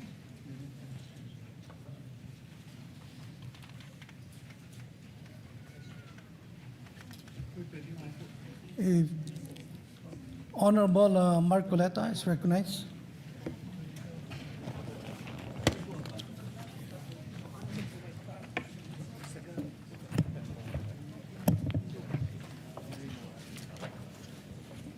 Good morning, Lieutenant General Peralta. Tama po ba na ang birthday ninyo is May 14, 1970, Yes, sir. which was last month? Yes, sir. Meaning to say you already reached the age of 56 and you were bypassed upon seeing the adjournment of Congress on June 3. Is that correct? Yes. Yes, sir. As a matter of fact, this circumstance also applies to the rest of your colleagues, namely Vice Admiral Alan M. Javier, whose birthday is May 16, 1970. Major General Isagani Criste, birth date is April 21, 1970. Brigadier General Naisforo Diaz, birth date May 5, 1970. And Brigadier General Rus Mawate Remo, April 24, 1970. Meaning to say the five of you, General, already reached the age of 56. And everyone was bypassed upon the scene of the adjournment of Congress last June 3, 2026. That is a fact, sir. And are you aware of Republic Act 11939? Yes, sir. Republic Act 11939 amended Republic Act 11709. You're familiar of that.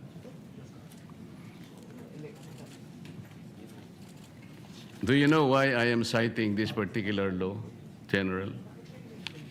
Yes, sir. Why? We are less than 1 year, sir. Yes, you are correct. Section 2 of Republic Act 11709, which is now Section 1 of 11939, last paragraph, says that to be eligible for appointment or promotion to the grade of Brigadier General or Commodore O-07 or higher, except for positions under Sections 2A and 2B, the officer must have at least 1 year remaining of active service before compulsory retirement. And would you say that you lack at least 1 year remaining of active service before your compulsory retirement? Yes, sir. We were ordered to come here, sir, and we are directed to appear before the commission appointments.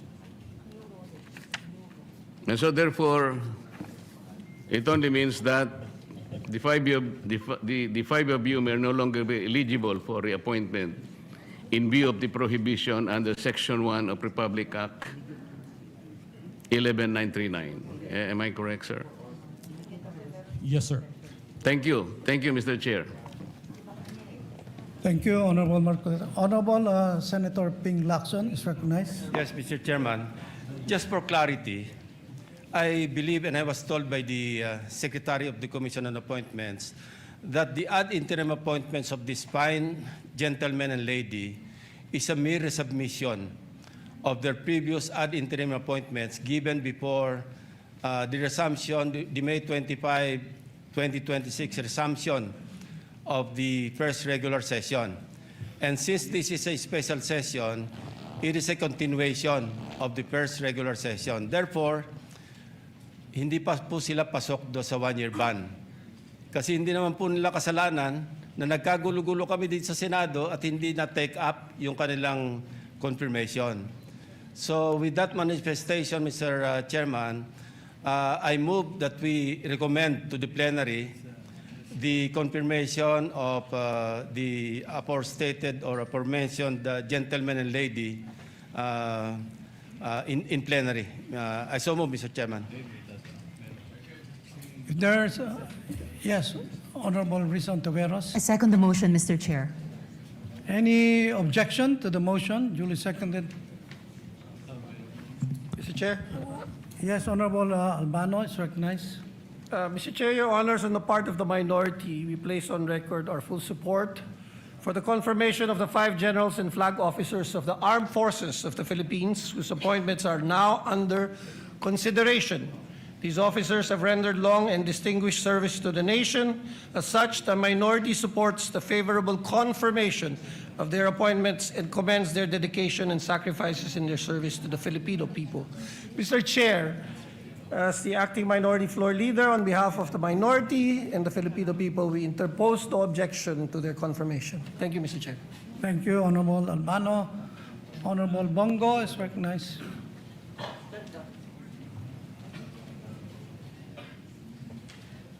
Mr. Chair, esteemed colleagues, allow me to express my full support for this commission. As this commission gives its consent to the well-deserved appointments of the senior officers of the Armed Forces of the Philippines. These officers have demonstrated professionalism. Opo, sir. Support lang po. Manifestation lang po. These officers have demonstrated professionalism, dedication, and unwavering commitment to their duties in safeguarding our nation's sovereignty, protecting our people, and upholding the Constitution. Wala na po akong katanungan sa kanila. And in fact, itong dalawa, si Vice Admiral Alan Madrid Javier, Lieutenant General Edmundo Peralta, are mga tanglaw diwa, class of 92. Their years of service, leadership, and sacrifice reflect the highest ideals of military service and have earned them the trust and confidence of their fellow servicemen. At naintindihan ko rin po na yung 1 year bar rule, na dapat nilang mahabol dahil bawat star na alam po ni Senator Ping Lacson yan noon pa, parati nating pinaglalaban dahil napakahalaga po sa kanila yung 1 star na madagdag sa kanila. Yan po'y daladala na nila hanggang sa kanilang pagtanda. At maraming salamat rin po, Senator Ping, sa mga suporta mo noon sa sundalo. Mr. Chair, dahil sa kanilang kabayanihan at pagbibigay serbisyo sa ating bansa, gusto ko lang pong bigyang pagkilala at pagpupugay sina Vice Admiral Alan Madrid Javier, Lieutenant General Edmundo Peralta, Philippine Army, Major General Isagani Ocampo Criste, na naging PSG rin po nung panahon ni dating Pangulong Rodrigo Duterte, Brigadier General Nice Foro, Medrana Diaz Jr., Philippine Army, and Brigadier General Rosa Mawate Remo, women in uniform.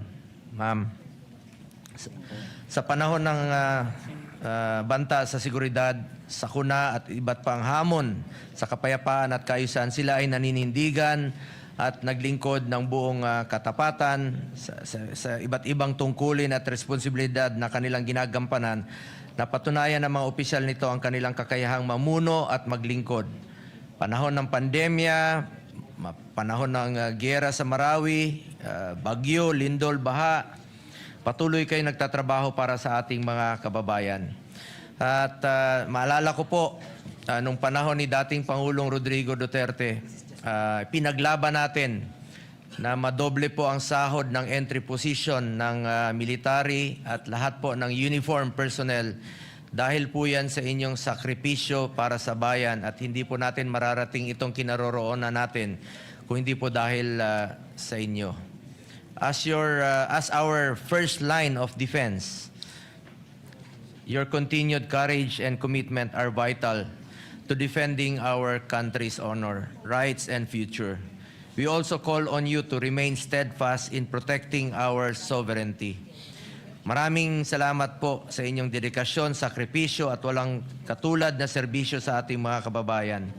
Wala po akong katanungan kung hindi nagbibigay lang po ako ng full support dito sa ating hearing sa Commission on Appointments. Dati naman po akong membro dito since 2019. At hindi po matutumbasan ang inyong kontribusyon sa bayan. Pero meron lang po akong paalala sa ating Armed Forces of the Philippines. Unahin lagi ang interes ng bayan. Unahin po lagi ang interes ng bawat Pilipino. Mabuhay po kayo. Maraming salamat po. Thank you, Mr. Chair. Honorable Senator Bongo. Yes, Honorable Marcoleta. Mr. Chair, I did not get proper explanation on the concern that I raised before this committee.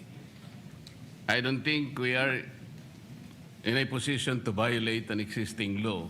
What I heard is an assumption that was passed on to the secretary of this commission. Somebody presumed that the appointment made last year is supposed to be continued. May I ask the secretary to explain that, if that assumption is correct? And if that assumption is enough to override the clear provision of the law? Honorable Lacson. Again, I'd like to clarify, hindi po last year. Before May 25, 2026, yung nag-resume tayo ng first regular session. Kasi nag-break tayo. Bago tayo mag-resume, they were given ad interim appointments by the President.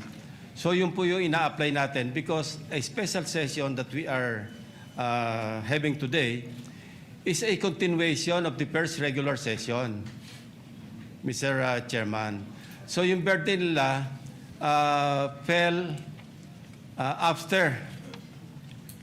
Kailan ang birthday mo, General? May 14. So yung ad interim appointments were given before May 14, I suppose.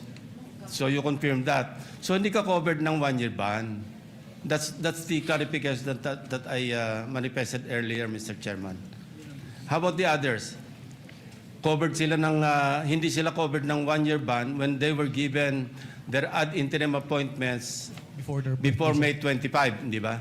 Kasi kung after May 25, resumption, nomination, at saka hindi na kayo mag-apply. But since you were given your ad interim appointments, since Congress was in recess at that time, having resumed on May 25, hindi po kayo mako-cover ng 1-year ban. That's my point.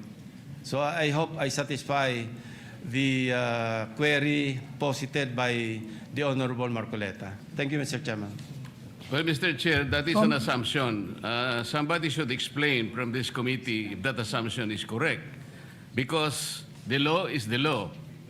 They have just reached their age of 56, and they were bypassed. That is a fact. We cannot change that fact, Mr. Chair. That is the only point that I'm trying to raise here. Kasi maliwanag po yung sinasabi naming batas. Wala po tayong personalan dito. I hope that these 5 officers, gusto ko rin naman sila na mailagay natin sa tamang ayos ng kanilang confirmation. But there is a hurdle here. Ilang ang problema rito, Mr. Chair, kasi maliwanag po yung sinasabi ng batas. Lumilitaw, after their compulsory retirement, less than 1 year na eh. As a matter of fact, they were unable to submit the documents for confirmation. Only, siguro, hindi ko po alam, but only the Secretary can testify when exactly were they able to complete the documents for confirmation. Ang may kasalanan po talaga, yung June 3 kasi, nag-adjourn. Pagkatapos, sana man lang, before adjournment, sinabi natin, nag-schedule tayo, na i-confirm natin sila. Wala nga silang kasalanan, but somebody is at fault here. And then we have now a problem with the law. We can't just simply say na we assume that they are not covered by 1-year ban. No. The law is very clear, Mr. Chair. Salamat po. Chair, session suspended. General, you may take your seat, General.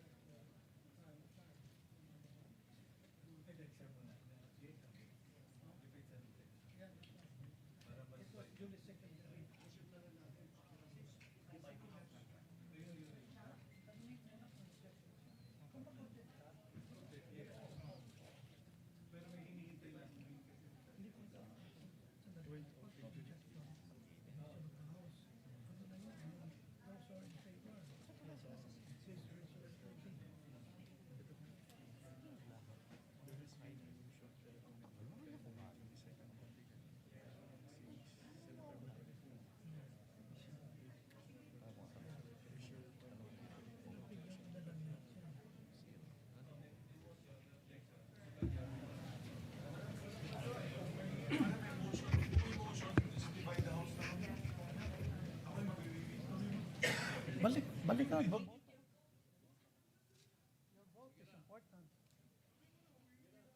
Antayin kita. Ano yun? 5 minutes. Okay.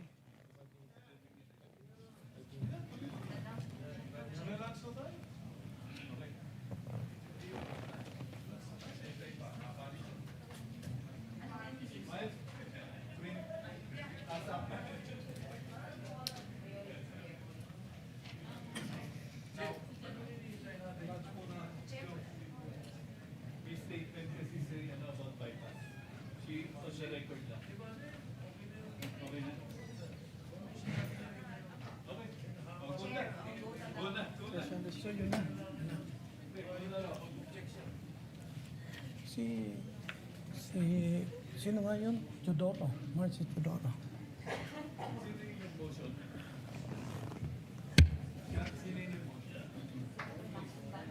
Committee hearing will now resume.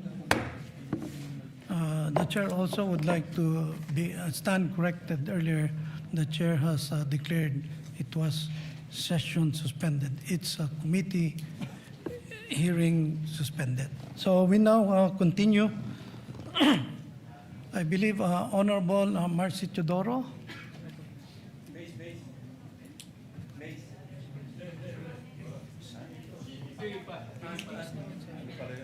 Okay na? Honorable Teodoro would like to make a manifestation. Honorable Marcy Teodoro. Mr. Chairman, a point of information. Bago po ako rito pero meron po tayong kaso Matibag versus Benipayo, GR number 149036 of 2002. This has something to do and defining what is a bypass appointment. As pointed out earlier by Senator Lacson, that this is basically a continuation of the previous session. Hence, the appointment was not technically bypass as defined under the said doctrine under Matibag versus Benipayo. A point of information, Mr. Presiding, Mr. Chairman. This may help or guide the committee in its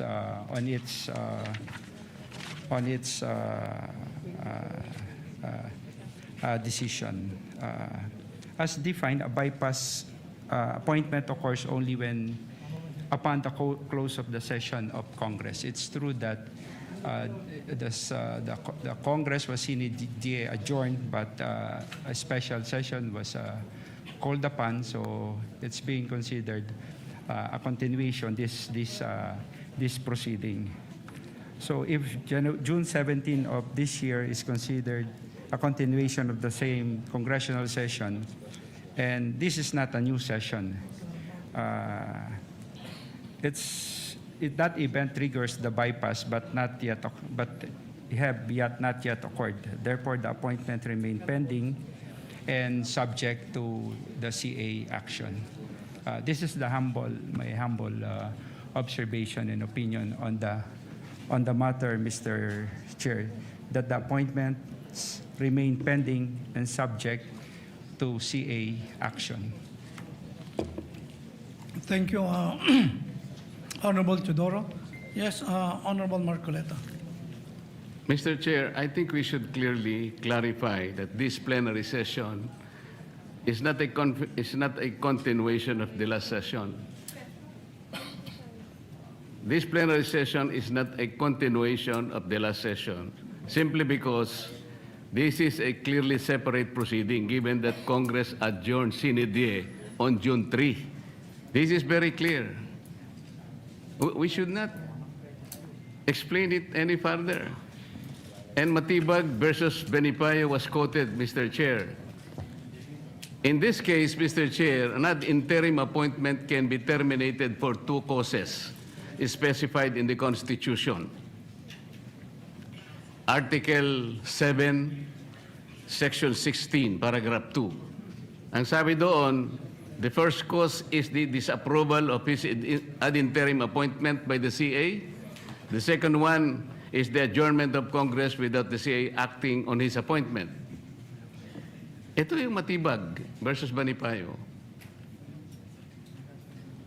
Mr. Chair, may I manifest that I have nothing against the five officers subject of today's confirmation. I think we have to thank them for their gallantry and service to our nation. I'm just trying to make a point here.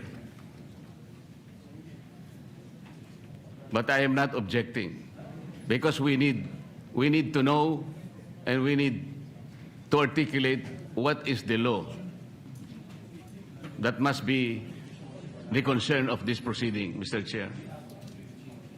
Sana wala na yung assumption kasi na sinasabi pa nila kanina that there is a continuation. This is not. Alam natin lahat yun eh. Because we are misleading our members for doing that, Mr. Chair. Ang importante na lang dito, kung wala namang mag-object sa kanila, I'm just pointing it for the record that there is a law that must be respected in connection with this, Mr. Chair. Thank you.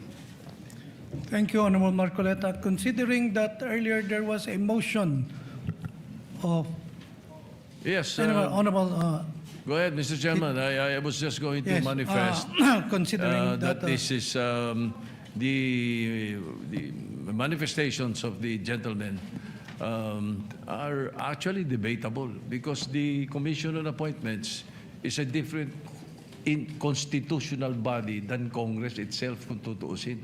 Debatable yun. Kaya talagang pwedeng continuation. Only for that matter, Mr. Chairman. Go ahead. yes, Majority Floor. Thank you, Honorable Soto. Yes, Mr. Chair. Since there's no objection and there was a previous motion, so I move to act on the previous motion. Considering that there's no objection, the previous motion of Honorable Lacson is hereby approved. Majority Floor Leader.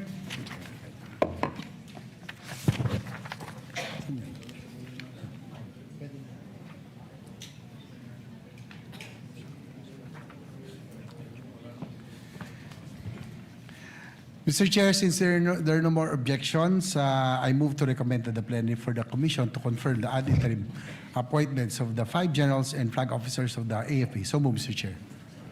There is a motion without any objection. The same is hereby approved. Majority Floor Leader. Mr. Chair, there being no other matters to discuss, I move to adjourn the meeting. On motion of the Majority Floor Leader, there being no objection, the meeting is hereby adjourned.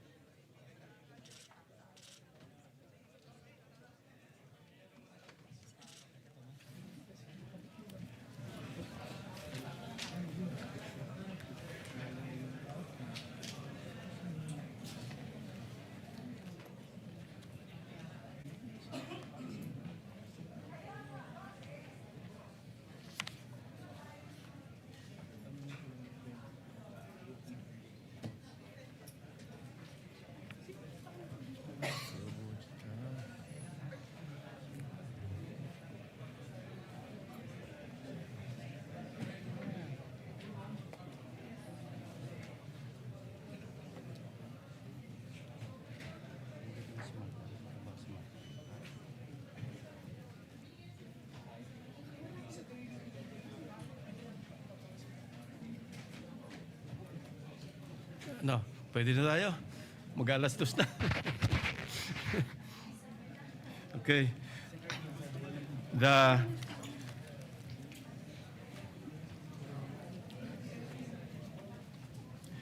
This meeting of the Committee on Foreign Affairs of the Commission on Appointments in the special session of Congress is hereby called to order. As earlier manifested on the floor, the Chair would like to inform the members that this meeting is being held in connection with the special session called for the consideration of urgent matters requiring immediate action. Majority Leader. Mr. Chair, Your Honors, in view of the urgency that prompted the convening of this special session and the need for the immediate consideration of appointments awaiting action of the Committee on Foreign Affairs, I move that the body waive the 5-day notice requirement of the committee meetings under Article 4, Section 1 of the Rules of the Standing Committee. So move, Mr. Chair. Is there any objection? Hearing none, the motion is hereby approved. With the concurrence of the members, the proceedings shall now continue in accordance with the agenda. Thank you. Madam Secretary, please call the roll of members.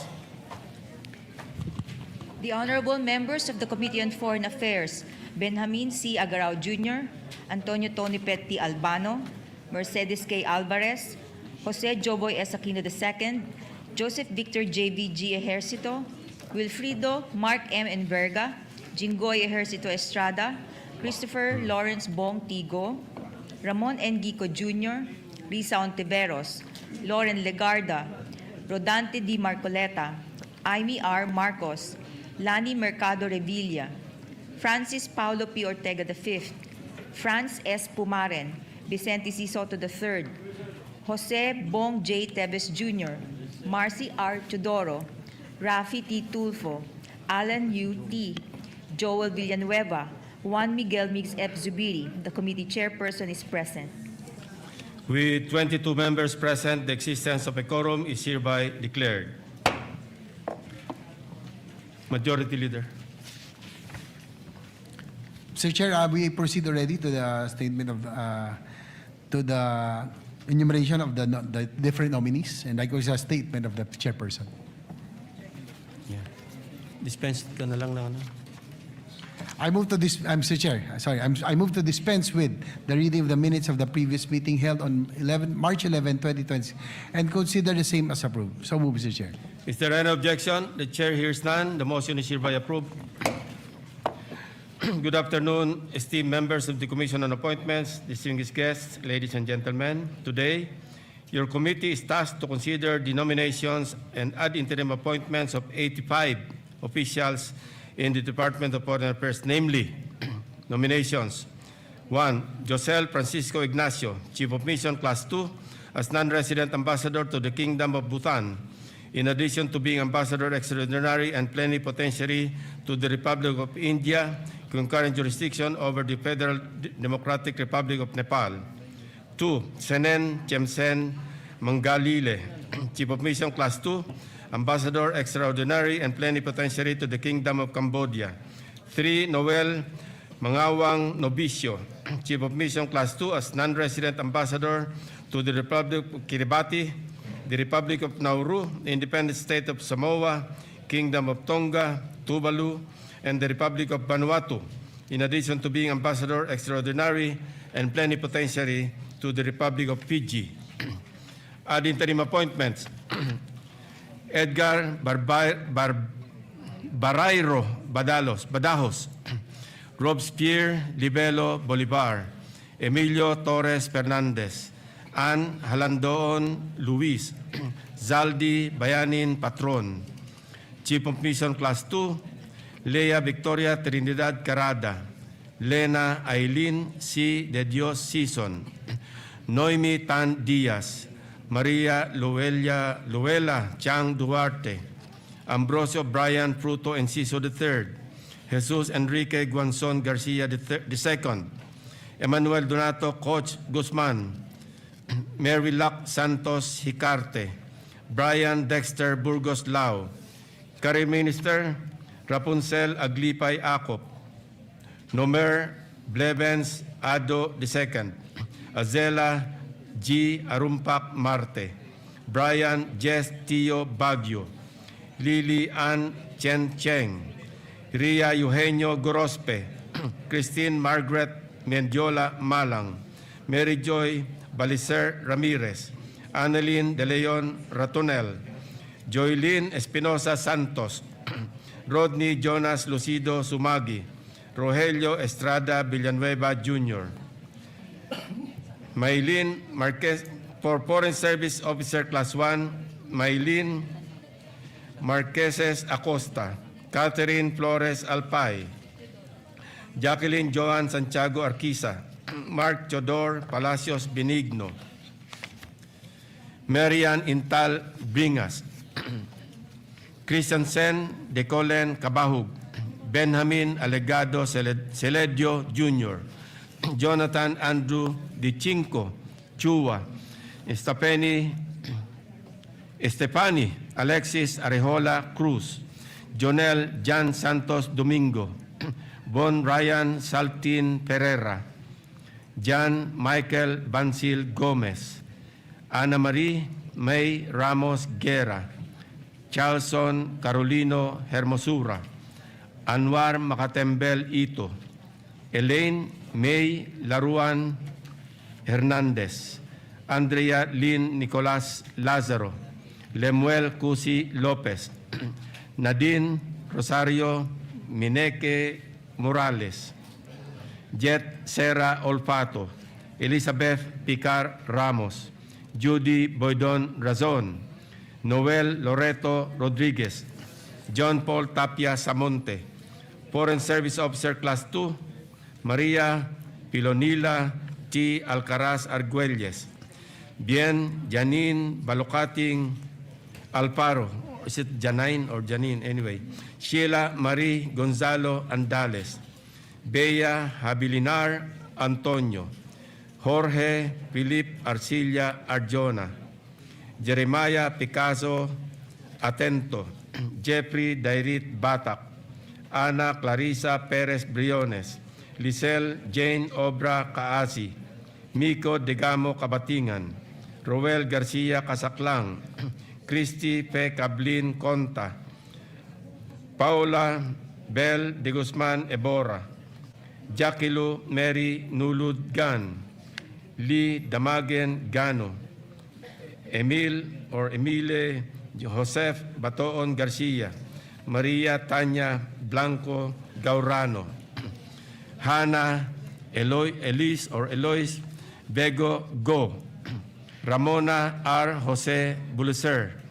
Aaron Eric Aguilar Losada, Maria Lia Karen Silin Magtibay, Jose Angelo de Guzman Manuel, Louis Dane Cortez Merced, Josel Nivera Mostajo, Reisa Ledesma Olavario, Jacqueline Lim Ong, Rosa Maria Isabel Marcos Pareja, Glaiza Moya Cuarteros, Mary Fides Aparis Quintos, Francis Ramon Borja Torres, Maria Flordelisa Aspera Tuiza, and Maria Rosauro Winkler. Madam Secretary, kindly report on the jurisdictional requirements and other pertinent information relative to the nominations and ad interim appointments of the 85 Department of Foreign Affairs officials under consideration in compliance with the new rules of the Commission and rules of the Standing Committee.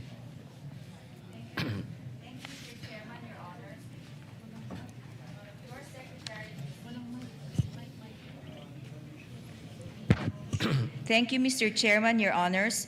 Your Secretariat received the respective nominations and ad interim appointments of the 85 DFA officials on various dates. These nominations and ad interim appointments were duly referred to the Committee on Foreign Affairs pursuant to Section 16, Chapter 5 of the new rules of the Commission. Likewise, Mr. Chairman, Your Honors, the said 85 nominations and ad interim appointments were published on various dates in newspapers of general circulation, the Manila Standard, Malaya, Business Insight, and Daily Tribune, and were broadcast over PDB4 pursuant to Section 2, Article 2 of the Rules of the Standing Committees. The 85 DFA officials have complied with the submission of the mandatory documentary requirements as provided for in Section 24, Chapter 6 of the new rules of the Commission. Mr. Chairman, Your Honors, your CA Secretariat received a letter from the Human Resources Management Office of the Department of Foreign Affairs signed by Assistant Secretary Marford M. Angeles, dated 16 June 2026, addressed to the committee chairperson, Senator Panfilo M. Lacson, requesting for the waiver of personal appearances of the following. 1. Senen Tiemsen Mangalili, Chief of Mission Class 2 as Ambassador Extraordinary and Plenipotentiary to the Kingdom of Cambodia. 2. Jose Francisco Ignacio, Chief of Mission Class 2 as non-resident ambassador of the Kingdom of Bhutan, in addition to being Ambassador Extraordinary and Plenipotentiary to the Republic of India, with concurrent jurisdiction over the Federal Democratic Republic of Nepal. Chiefs of Mission Class 2, Lena Eileen C. De Dios Sison, Ambrosio Brian F. Enciso III, Jesus Enrique G. Garcia II, Emmanuel Donato K. Guzman, Mary Locke S. Hicarte, Leia Victoria Carada, Noemi T. Diaz, Career Ministers Azela G. Arumpak Marte, Rapunzel A. Acop, Lilian C. Cheng, Christine Margaret M. Malang, Rodney Jonas L. Sumage, Nomer A. Ado II, Joylene E. Santos, Foreign Service Officers Class 1, Mylene M. Acosta, Marian I. Bringas, Christian Sandy Cabahug, Benjamin A. Celidio Jr., Jonathan Andrew D. Chua, Stephanie Alexis A. Cruz, Jonel John Santos Domingo, Von Ryan S. Ferrer, John Michael B. Gomez, Ana Marie May G. R. Guerra, Charleston C. Hermosura, Anwar Makatembel Ito, Eileen May B. Laruan Hernandez, Nadine Rosario M. Morales, Elizabeth P. Ramos, Judy B. Razon, and John Paul T. Samonte. Foreign Service Officers Class 2, Maria Filonila T. Alcaraz Argelias, Bien Janine B. Alfaro, Sheila Marie G. Andales, Beas J. Antonio, Jorge Felipe A. Arjona, Jeremiah P. Atento, Jeffrey D. Batak, Ana Clarissa P. Briones, Lizelle Jane O. Kaasi, Miko D. Kabatingan, Roel G. Kasaklang, Christy Fe C. Conta, Paula Bell D. Ebora, Jackie Lu Mary N. Gan, Lee D. Gano, Emil Joseph B. Garcia, Maria Tanya B. Gorano, Hannah Eloise G. Go, Ramona Jose Buslecer, Aaron Eric A. Lozada, Maria Lia Karen S. Magtibay, Jose Angelo D.G. Manuel, Louis Dane C. Merced, Reisha Olabario, Jacqueline L. Ong, Rosa Maria Isabel M. Pareja, Glyza M. Cuarteros, Maria Fides A. Quintos, Francis Ramon B. Torres, and Marisa R. Rinkler. The aforementioned officials are currently assigned at our various embassies and consulates overseas and are needed at their respective posts to continue performing vital consular assistance to nationals, political, economic, and cultural functions. The request for waiver of their appearance is also in line with the government's efforts to observe austerity. Ms. Joylene E. Santos and Mr. Charleston Hermosura, who are both currently approved vacation leave, will appear virtually at the Philippine Embassy in Tokyo, Japan, and Paris, France, respectively. Mr. Senen T. Mangalile, who is currently assigned as the Philippine Consul General in New York, United States of America, is nominated as Ambassador Extraordinary Plenipotentiary to Kingdom of Cambodia, requested a waiver of personal appearance in view of logistical challenges for him to attend personally. Ambassador Ignacio, who arrived in New Delhi on 1 January 2024 to assume his position as ambassador, also requested for a waiver of his personal appearance during the deliberation. This is in light of the fact that the Commission had earlier consented to his nomination on 31/2023 as Philippine Ambassador to the Republic of India, and his new nomination pertains solely to additional jurisdiction on a non-resident basis. Mr. Emmanuel Donato K. Guzman, who is currently assigned as the Acting Assistant Secretary at the Maritime and Ocean Affairs Office, requested for a waiver of his personal appearance as he is currently on official travel at United Nations headquarters in New York, attending the 36th meeting of state parties to the UN Convention on the Law of the Sea from 15 to 19 June 2026. Ms. Lily Ann C. Cheng, who is currently assigned as Special Assistant to the Office of the Secretary, requested for a waiver of her personal appearance as her doctor advised her to stay at home and avoid public places for a few months in view of her autoimmune condition and compromised state. Mr. Jonel John Domingo is currently on study leave, requested for a waiver of personal appearances, is currently in the University of Oxford, United Kingdom, on scholarship duties. Mr. Anwar M. Ito, who is currently assigned as Acting Director of the Office of ASEAN requested for a waiver of his personal appearance as he is on official travel to Siem Reap, Cambodia to attend the Forum on Myanmar 16 to 17 of June 2026. Mr. Chairman, Your Honors, there are no oppositions filed against any of the nominees and appointees. That is all, Mr. Chair, Your Honors. Majority Leader.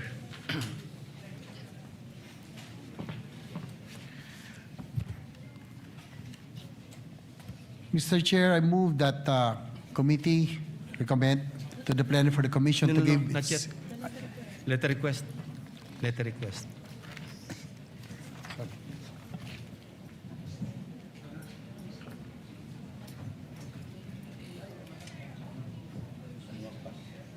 Nalampasan niya.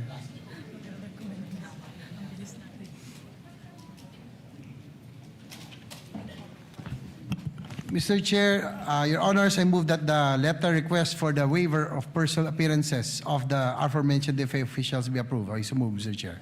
Is there any objection? The chair hears none. The motion is hereby approved. Madam Secretary, please administer the oath to all the nominees and appointees. May I request the appointees and nominees to stand up and raise your right hands? Those who are online, please turn on your microphone so that the committee will hear your response. Do you swear to tell the truth, the whole truth, and nothing but the truth in this proceeding, so help you God? Yes. Mr. Chairman, all the nominees and appointees are now under oath. Ito si Shemo Sr. No? May I call on Ms. Josel Francisco Ignacio to take the front seat? Lalaki ba yun o babae? Online.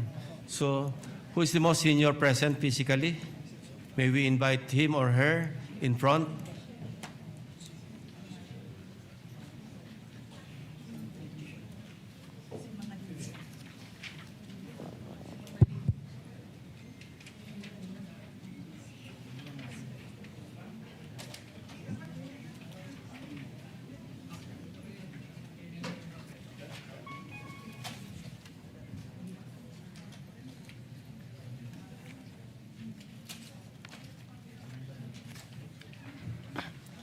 Kindly identify yourself. Thank you, Mr. Chair. Your Honors, my name is Noel M. Novicio, currently the Philippine Ambassador to the Republic of Fiji.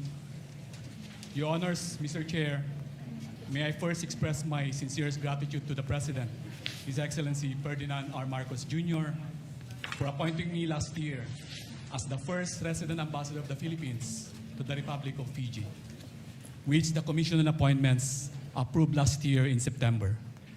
I would like also to express my sincerest thanks to the Secretary of Foreign Affairs, Maria Teresa Lazaro, for nominating me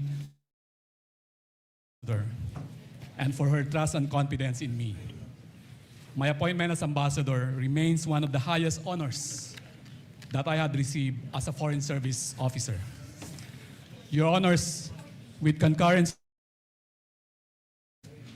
as the first resident ambassador of the Philippines to the Republic of Fiji, I have the honor to inform you that we had established the Philippine Embassy in Fiji last January. Your Honors, with concurrence of this august body, my jurisdiction as ambassador will be expanded to include the following 6 countries in the Pacific: Republic of Nauru, the Kingdom of Tonga, the Independent State of Samoa, Vanuatu, Tuvalu, and Kiribati. As mandated by the President and the Secretary of Foreign Affairs, my priorities as ambassador will include the following: promote and protect the rights and welfare of our growing Filipino community in the Pacific under my jurisdiction. Your Honors, I'm very pleased to inform you that we have at least 2,300 Filipinos working and living in the 7 countries under my jurisdiction. Promote and strengthen our bilateral partnerships with the 7 countries and enhance our engagement with the Pacific Islands Forum, the main intergovernmental organization in the Pacific. And third, explore other areas of cooperation, including on labor mobility, technical cooperation, capacity building, agriculture, connectivity, and people-to-people exchanges. Thank you, Mr. Chair. Thank you, Your Honors. Are there any members of this committee who wish to propound questions to any of the nominees or appointees? Kindly. Congressman Marcy Teodoro, you're recognized. Di, wala pa motion. Maraming salamat po, Mr. Chairman. Simply, I would like to manifest my support to all our Foreign Service officers who are present here today and awaiting confirmation. Pero gusto ko po sanang banggitin na meron pong nominee ngayon nang galing po sa aming lungsod at kinagagalak namin at pinagmamalaki. The person of Foreign Service Officer Sheila Marie Gonzalo Andales and Foreign Service Officer Elizabeth Picar Ramos. Gusto ko lang pong ipahayag ang aking pagsuporta po for the nomination and confirmation of these two nominees, Mr. Chairman. Are you actually making an omnibus motion to recommend them to the plenary? Congressman Marcy? All of the nominees, Mr. Chairman. Yes, Mr. Chairman, absolutely. I would like to make an omnibus motion to recommend the nomination and eventual confirmation of all the career service officers present today and appearing before this commission, Mr. Chairman. I so move, Mr. Chairman. Congresswoman Lani Mercado is recognized. Salamat, Mr. Chair. I would like to manifest also my support to our nominees and appointees from the DFA, especially those from the province of Cavite. It is always a source of pride to see fellow Caviteños entrusted with important responsibilities in the Department of Foreign Affairs. They are Brian Jess T. Baguio, Career Minister, resident of General Trias, Cavite. If they are present, kindly rise. Benjamin A. Celidio Jr., Foreign Service Officer Class 1, resident of General Trias, Cavite. Brian Dexter B. Lao, Chief of Mission Class 2, resident of Bacoor City. Noel M. Novicio, of course, who is in front, Chief of Mission Class 2 from Silang, Cavite. Mary Joy B. Ramirez, Career Minister, born in Cavite City, resident of Imus, Cavite. And Francis Ramon B. Torres, Foreign Service Officer, Class 2, a true-blooded Bacoreño, born and still resides in Bacoor City. I am confident that they will continue to serve with integrity and professionalism and excellence wherever their assignments may be. And I therefore also endorse all our appointees to be confirmed this afternoon. Maraming salamat po, Mr. Chair. Another member? Mr. Chair. Yes. Are you also manifesting? Yes, Mr. Chair. On behalf of the minority. From Isabela? No. On behalf of the minority, Mr. Chair, we support the motion and interpose no objection for their confirmation later. Yeah. From the chair, just a matter of disclosure. One of those recommended for promotion, Rapunzel Acop, is the daughter of a PM Philippine Military Academy classmate, the retired Police Major General Reynaldo Acop, and the nephew of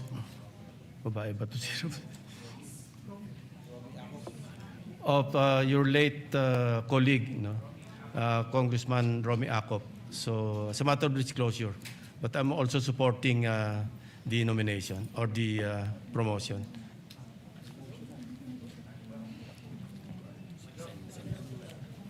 Mr. Chair, I'm Senator Bongos. Senator Bongos is recognized. Thank you, Mr. Chair. My distinguished colleagues and everyone here with us today, a pleasant afternoon to all of you. I extend my support for the nominations and ad interim appointments of distinguished foreign service officials in the Department of Foreign Affairs. Yung iba po ay nasa online, headed by Ambassador Noel Novicio. Sir, meron lang po akong isang tanong lang po sa inyo. At sa lahat Please proceed. ng nakikinig. Alam niyo naman po na tuwing may digmaan sa ibang bansa, may kaguluhan, wala pong ibang natatakbuhan ng ating mga kababayan doon, mga OFWs, mga minamahal nating OFWs, mga tinuturing nating modern day heroes. Kayo po yung takbuhan nila. Kaya po tayo nag-create rin po ng Department of Migrant Workers Department. Batas na po ito para hindi na sila manawagan sa Facebook at sa iba't ibang paraan para humingi po ng saklolo. At hindi po nababayaran ang lungkot. Alam kong mas nais nilang manirahan dito sa ating bayan kasama po ang kanilang pamilya. Ngunit kailangan nila magtrabaho doon. Ang isang tanong ko lang po sa inyo, kung willing ba kayo bukas ang inyong opisina 24/7, pag may problema, katukin ang inyong opisina, gisingin po kayo para tugunan ang kanilang mga pangangailangan. Thank you very much, Your Honor. I'm very pleased to inform you that it is indeed our honor to promote and protect the rights and welfare of our nationals, overseas Filipinos, wherever we are assigned. And I'm very proud to say that most of my colleagues in the DFA have the same mandate. We are open 24/7, as you correctly pointed out, Your Honor. We have hotlines. We can be reached by social media platforms. That's what we have been doing so far in my jurisdiction so far, Your Honor. So we have that honor to perform that mandate, Your Honor. Thank you. Salamat po. With that, full support naman po ako parati sa inyo. Noon pa. Yun lang po ang parati kong paalala na bukas po ang ating opisina para sa kanilang lahat. At of course, unahin po yung interest ng bayan at interest ng bawat Pilipino. Congratulations at maraming salamat po.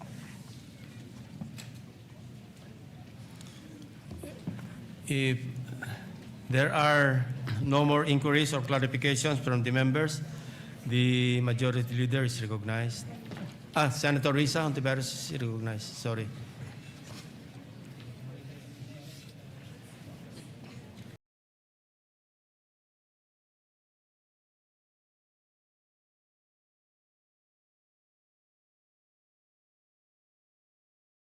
Pero bago po nun, gusto ko rin pong kilalanin na isa po sa kinoconsider nating appointments, nomination, at buong loob ko rin pong sinusuportahan ay kay kasalukuyang Consul General Senen Mangalile sa New York, who very kindly took care of me when I had some official trips there kasama ng mga Filipino-American na kababayan natin. At siya po ay nominated ngayon po para sa ambassador sa Kingdom of Cambodia. Isang tanong na lamang po, Mr. Chair, dun kay Sir John Paul Samonte, kung maaari po. Kindly proceed to the front. Ambassador, you're excused. Magandang umaga po. Online. Online. Okay. It's all right, Mr. Chair. Salamat po, Foreign Service Officer 1 Samonte. Isang clarification lang po sa inyo at magandang hapon po sa inyo mula dito sa Manila. Nasaan po kayo ngayon, sir? Madam Senator, I'm in Barcelona, Spain. Barcelona. All right, sir. Yung tanong ko po,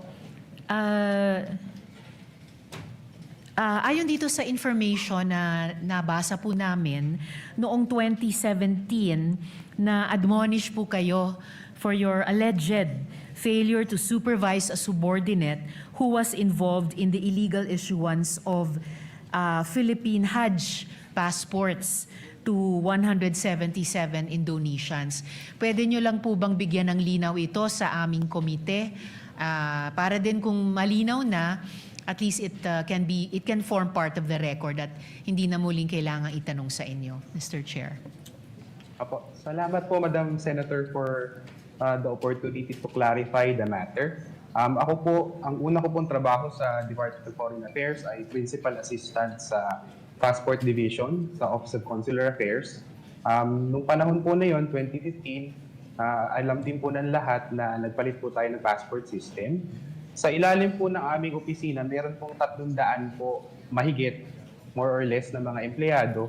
At nung bandang huli po ay napag-alaman po namin na meron isa sa kanila na meron na po ng nagawa. Kami po ay na-clear naman sa lahat po ng mga proceedings at napatunayan din po na wala po tayong kinalaman po sa pagka-issue ng passport. So mas tinanong po kayo, Sir Samonte, dahil sa prinsipyo ng command responsibility, was that it po? Dahil subordinate nyo po yung naging involved Yes. di umano dito? Yes? Yes, ma'am. Ako po yung principal assistant, the sole principal assistant for the passport division at that time po.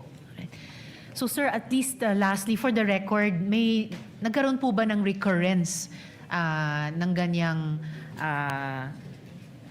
illegal issuance ng Hajj passports, whether to Indonesians again or any other nationals from other countries? Madam Senator, at the time na po nahuli po yung mga Indonesian, ako po mismo ang pumunta sa airport para po makita kung ano po ang nangyari. Dahil nga po kami po yung nagulat na may ganun po pala. Nung araw din po na yun ay pinatigil ng DFA ang pag-i-issue ng mga Hajj passport at pinaigting po namin yung mga requirements para siguraduhin po na hindi po mangyari po muli. And therefore, sir, tamang hindi na po nangyari muli iyon. Sa pagkakaalam ko po, Madam Senator, awa po ng Diyos. Alright, salamat po, FSO1 Samonte. Maraming salamat po, Mr. Chair. Thank you, Senator Risa. Majority Leader. Mr. Chair, I'd like to reiterate the motion of Congressman Marci Teodoro earlier that the committee recommend to the plenary for the commission to give its consent to the nominations and to confirm the ad interim appointments of the 85 DFA officials as listed in the agenda. So move, Mr. Chair. There's a motion to recommend to the plenary for the commission to give its consent to the nominations and to confirm the ad interim appointments of 85 DFA officials as listed in the agenda. Is there any objection? The chair hears none. The same is hereby approved. Mr. Chair, there being no other matters to discuss, I now move to adjourn the meeting. Is there any objection? The motion to adjourn is approved. This hearing is adjourned.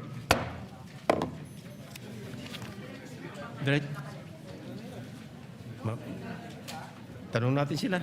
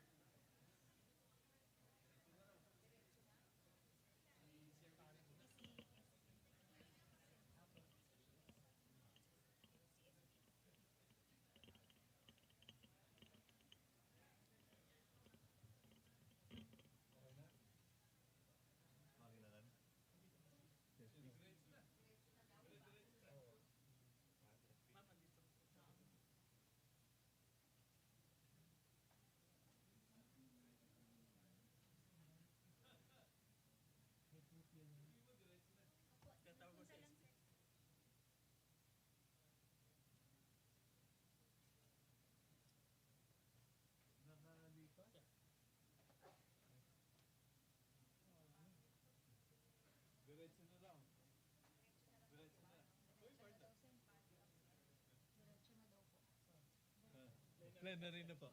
Plenary na tayo.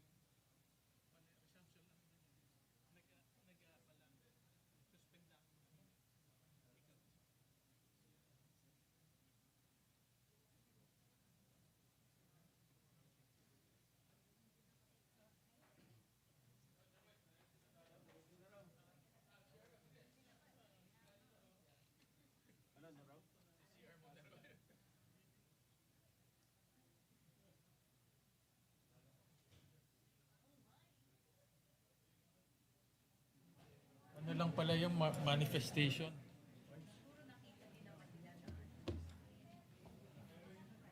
Sabi niya, hindi naman siya mag-object. May singit lang tayo sa inyo. Election ni Sen. Joel as assistant. Okay.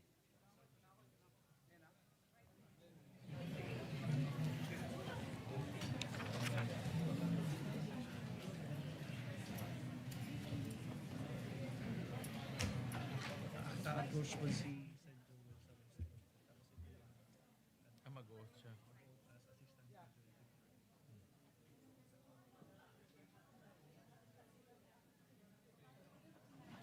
Sino ang majority leader? Who is the majority? Si Guico?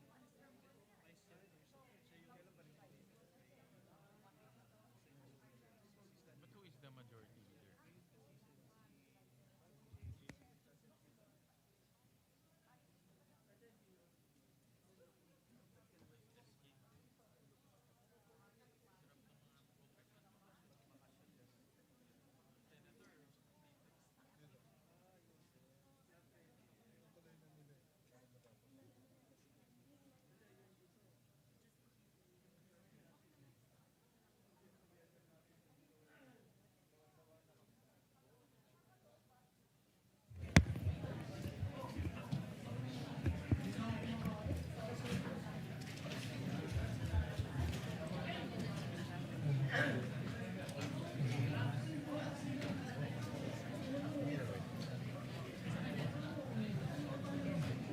Okay na tayo.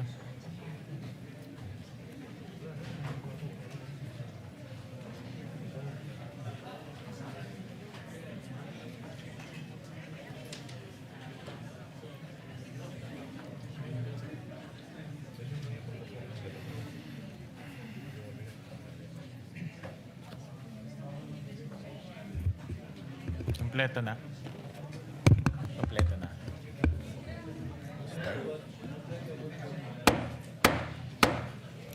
The plenary session of the Commission on Appointments during the special session of the 20th Congress is hereby resumed. Vice Chair Guico.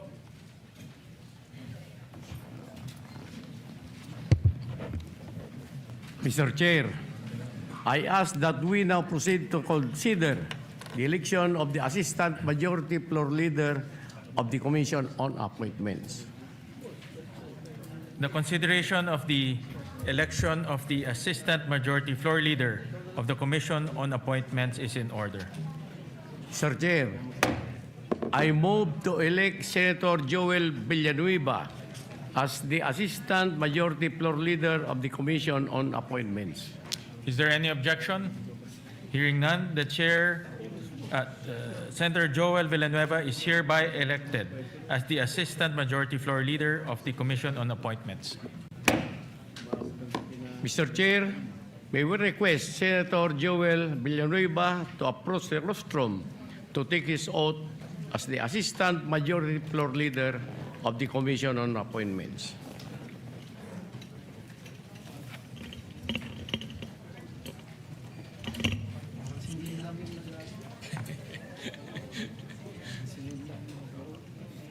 May bonus to.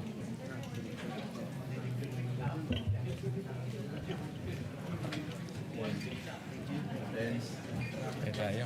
Alright. Oath of office, please raise your right hand. I state your name.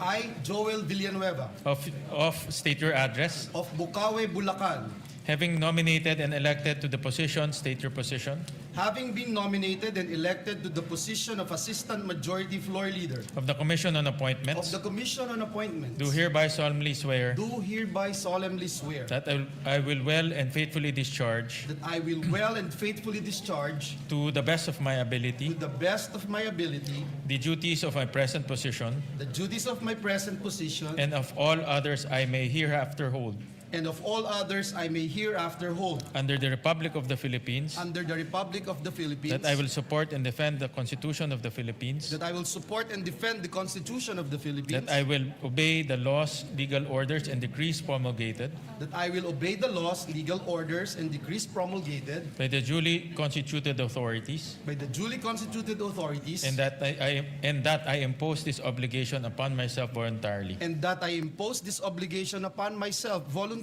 without mental reservation without mental reservation or purpose of evasion. or purpose of evasion. So help me God. So help me God. Congratulations. Thank you. Thank you.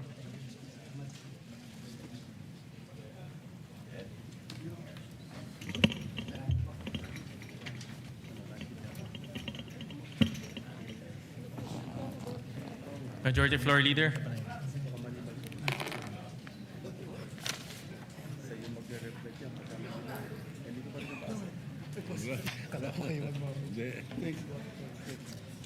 Thank you, Mr. Chairman. Mr. Chairman, at this juncture, may we now proceed to consider the recommendation of the Committee on National Defense on the ad interim appointments of 5 generals and flag officer of the Armed Forces of the Philippines. I so move.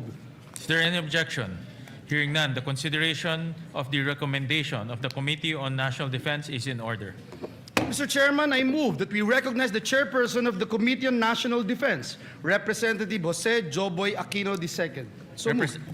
Representative Joboy Aquino II is hereby recognized. Thank you,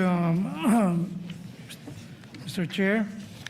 Honorable members of the Commission on Appointments, I have the honor to rise on behalf of the Committee of National Defense to sponsor the confirmation of the ad interim appointments of 5 generals and a flag officer of the Armed Forces of the Philippines.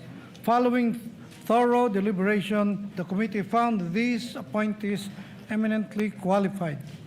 These officers have devoted over 3 decades of safeguarding our sovereignty, leading our troops through conflict zones, disaster areas, and demanding assignments. Their promotions are the hard-earned culmination of lifetime sacrifice, integrity, and exemplary performance. Furthermore, we are convened today due to the President's proclamation of a special session to urgently address the vital matters of national security and stability.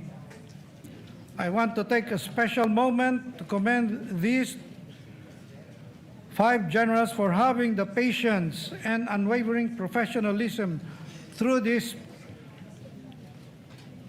process. Your steadfastness speaks volumes about the character required to lead our armed forces. Mr. Chairperson, Your Honors, the committee is fully satisfied with their exceptional competence and characters. Let us accord them with the recognition they have rightfully earned through decades of faithful service. Mr. Chair, I move that the Commission confirm the ad interim appointments of 5 generals, flag officer of the Armed Forces of the Philippines, namely Edmundo G. Peralta, the rank of Lieutenant General. Is there any objection? Hearing none. Correct? Is there any objection? Hearing none. Motion is approved. Alan M. Javier to the rank of Vice General. Is there any objection? Hearing none. The motion is approved. Isagani O. Criste to the rank of Major General. Is there any objection? Hearing none, motion is approved. Niceforo M. Diaz Jr. to the rank of Brigadier General. Is there any objection? Hearing none, approved. Rose Wat A. Remo to the rank of Brigadier General. Is there any objection? Hearing none, approved. That is all, Mr. Chair. Thank you very much, Congressman Joboy, Majority Chairman. Leader. Yes, Mr. Chairman. There are a number of members of the Commission who would like to deliver their seconding speeches in support of the approved appointments. May we now recognize the gentleman from Davao and Isabela, Senator Raffy Tulfo. We So moved. recognize the gentleman from Davao and Isabela, Senator Raffy Tulfo. Thank you, Mr. Chair. Mr. Chair, distinguished colleagues, I rise today to express my unwavering support for the confirmation of the appointees from the Armed Forces of the Philippines. Their extensive careers are a testament to their years of dedicated service and their preparedness in taking on greater responsibilities in safeguarding our citizens and fortifying our democratic institutions. As these men in uniform step into their new roles, I urge them to adhere resolutely to their core mandate to defend our national sovereignty, uphold our territorial integrity, to protect our people from injustice, abuses, and other human rights violations, and to provide vital support in times of natural disasters and calamities. It is imperative that they exercise their authority with the utmost respect for the rule of law and ensure that power is never misused for personal benefit, particularly at the expense of our most vulnerable communities. These essential duties underscore the deep trust that Filipino people bestow upon them as they don the uniform. Their impressive leadership records inspire confidence that they will serve with competence, integrity, and honor, embodying the values we cherish as a nation. Mr. Chairman, with these sentiments, I respectfully offer my full support for the confirmation and congratulations to Lieutenant General Edmundo G. Peralta, Vice Admiral Alan M. Javier, Major General Isagani O. Christie, Brigadier General Niceforo M. Diaz Jr., and Brigadier General Rosemawat A. Remo. Mabuhay po kayo. And thank you, Mr. Chair. Majority Leader. Mr. Chairman, next to second the motion is the gentleman from Marikina, Congressman Marcy Teodoro. I move that he be recognized, Mr. Chairman. We recognize the gentleman, the former mayor of Marikina, Mr. Chairman. Representative Marcy Teodoro. Mr. Chairman, esteemed colleagues of the Commission on Appointments, I rise today on this August hall not simply to second the motion for the confirmation of the 5 distinguished general officers of the Armed Forces of the Philippines whose appointments are now before this commission, but more importantly, to manifest my support to the confirmation of these 5 general officers. These officers have for months awaited the opportunity to appear before us and secure the confirmation that they have earned through decades of dedicated military service. Unfortunately, circumstances beyond their control, particularly the disruptions and extraordinary developments that affected the proceedings of the Senate and consequently the work of this commission, resulted in the deferment of action on their appointments. It bears emphasizing that the delay was never attributable to any deficiency in their qualifications, competence, integrity, or fitness for office. Rather, it was the result of institutional circumstances that prevented the Commission from acting on their appointments within the prescribed period. Today, we are afforded the opportunity to correct that situation. The officers whose confirmations we now consider have collectively devoted decades of their lives to the defense of the Republic. They have served in the front lines of combat operations, led humanitarian and disaster response missions, managed complex military organizations, and helped shape the modernization and professionalization of our armed forces.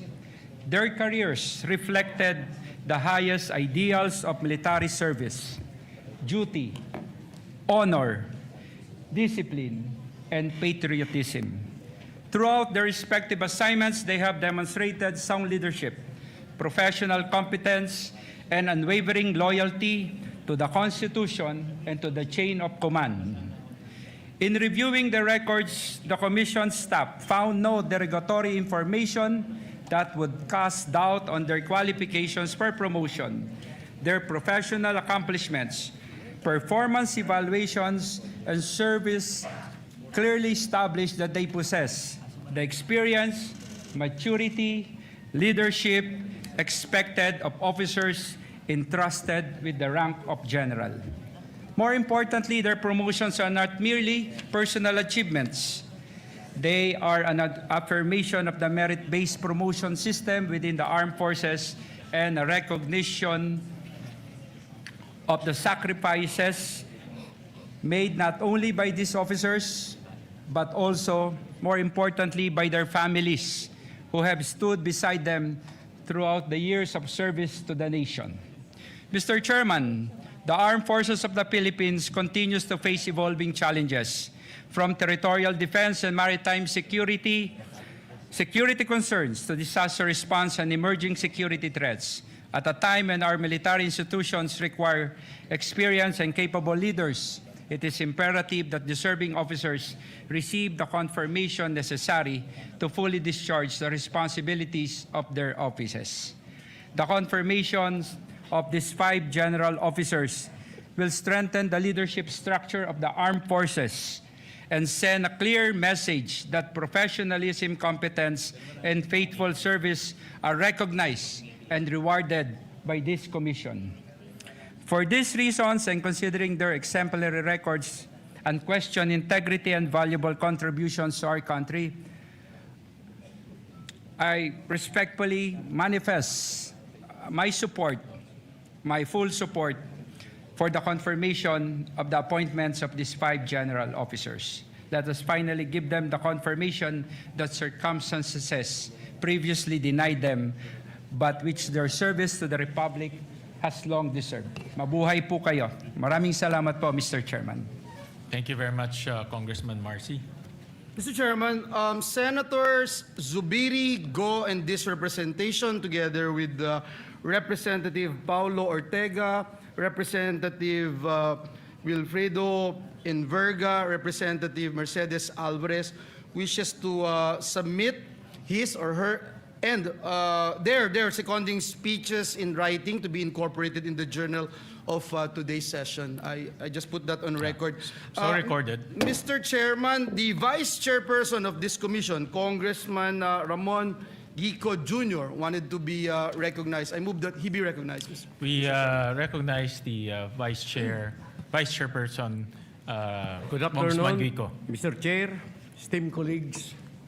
I rise for the confirmation of the ad interim appointments of the flag and senior officers of the Armed Forces of the Philippines under the Department of National Defense. Their years of service and proven competence in their respective fields demonstrate the professionalism and dedication required of those entrusted with leadership in the armed forces. In light of their qualifications, I second the motion confirming the ad interim appointments of the flag and senior officers of the Armed Forces of the Philippines under the Department of National Defense. Thank you, and mabuhay po kayo. Thank you very much, Congressman Guico. Mr. Chairman, last but not the least, may we recognize the Assistant Minority Leader of this commission, no other than the gentleman from Isabela, Representative Tony Pet Albano. I move that he be recognized. We recognize the gentleman from Isabela, Congressman Tony Pet Albano. Thank you, Mr. Chair. Mr. Chair, Your Honors, on the part of the minority, we place on record our full and unequivocal support for the confirmation of the 5 generals and flag officers of the Armed Forces of the Philippines, whose appointments are now under consideration.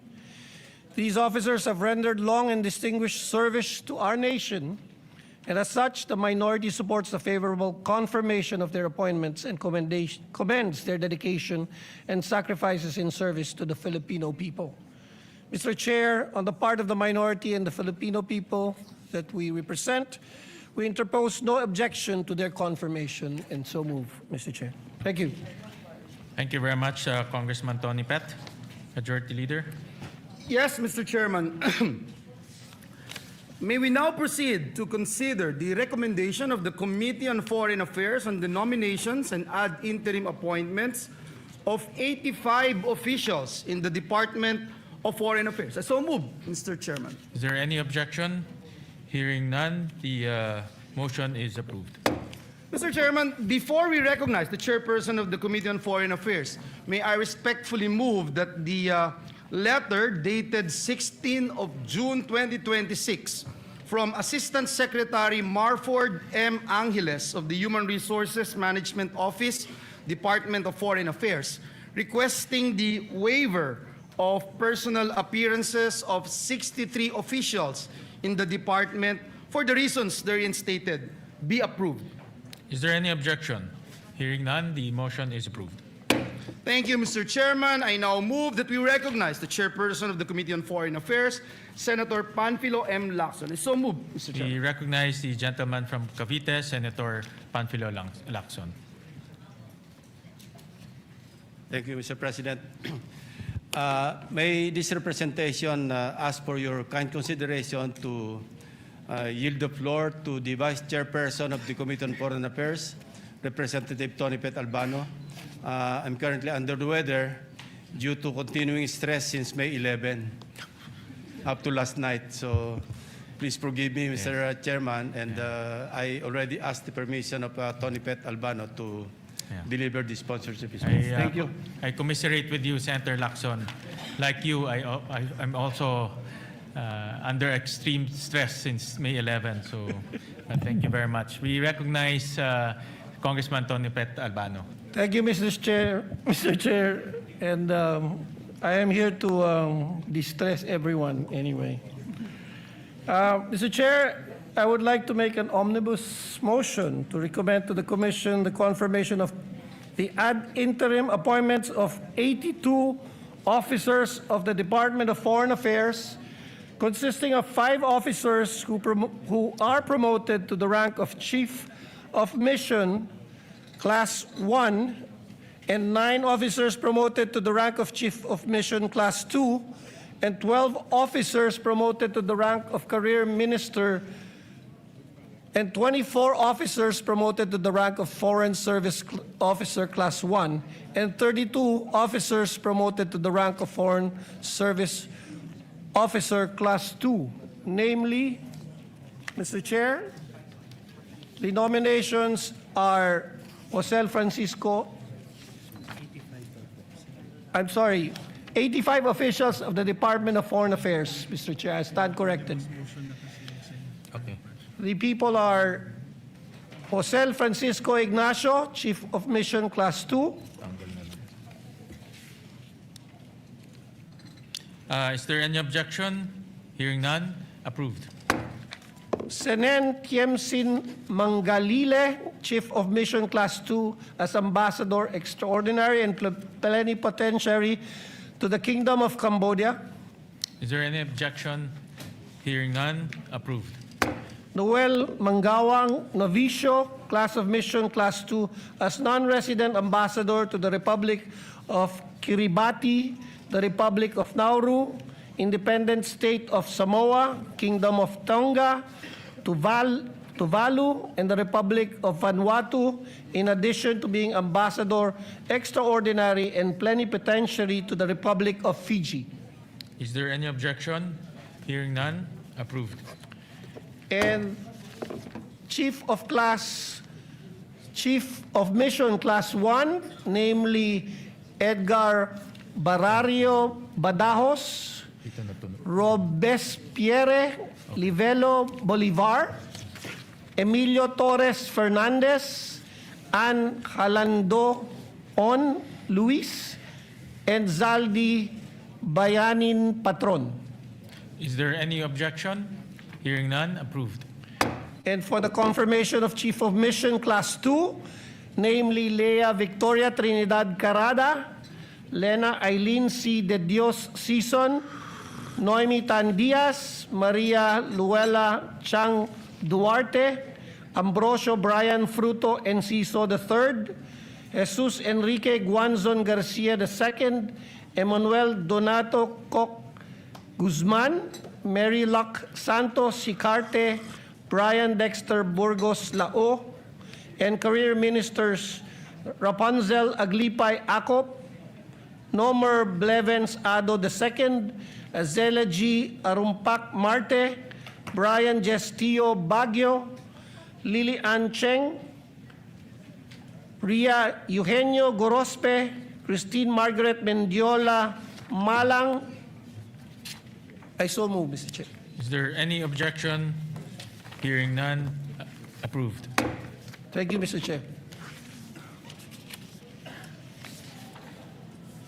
Majority Leader, are there any manifestations or speeches? Mr. Chairman, some of our colleagues would like to second the motion by giving their seconding speeches. May we recognize Representative Lani Mercado, Mr. Chairman? Yes, we recognize Congressman Lani Mercado. Thank you very much, Mr. Chair. Distinguished colleagues of this commission, I rise to manifest my full support for the confirmation of the appointments of our distinguished career diplomats. We live in a world where countries are more connected than ever. What happens in one part of the world can quickly affect the lives of Filipinos here at home. The recent global oil crisis reminds us that events beyond our borders can influence the prices we pay, the cost of transportation, and the everyday lives of our people. This is why the work of our diplomats is so important. While our soldiers defend our sovereignty on the front lines, our diplomats defend our national interests across negotiating tables, international organizations, and foreign capitals. Their work often happens away from the public eye, yet their efforts open doors for trade and investment, protect the welfare of Filipino overseas workers, strengthen our partnerships with other nations, and help prevent conflicts through dialogue. Tahimik mang ituring ang kanilang gawain, malaki ang kontribusyon nila sa ating bansa. As they take on greater responsibilities, we remind our diplomats that wherever they may serve, they carry not only the Philippine flag, but also the hopes and aspirations of the Filipino people. Sa bawat pakikipag-ugnayan, unahin sana nila ang kapakanan ng ating bayan. To our career diplomats, thank you for your dedication and faithful service. Congratulations on your well-deserved promotions. We wish you continued success as you serve our country with integrity, professionalism, and patriotism. Maraming salamat po. Thank you, Congresswoman Lani Mercado. I believe that Congressman Tony Pet has have some more confirmations to manifest. Yes, Mr. Chair. Go ahead. I beg your indulgence. It was just given to me that the list is not complete, and so I would like to reiterate that other confirmations are Mary Joy Balecer Ramirez, Annalyn De Leon Ratonel, Joylyn Espinosa Santos, Rodney Sumage, Rogelio Villanueva Jr.,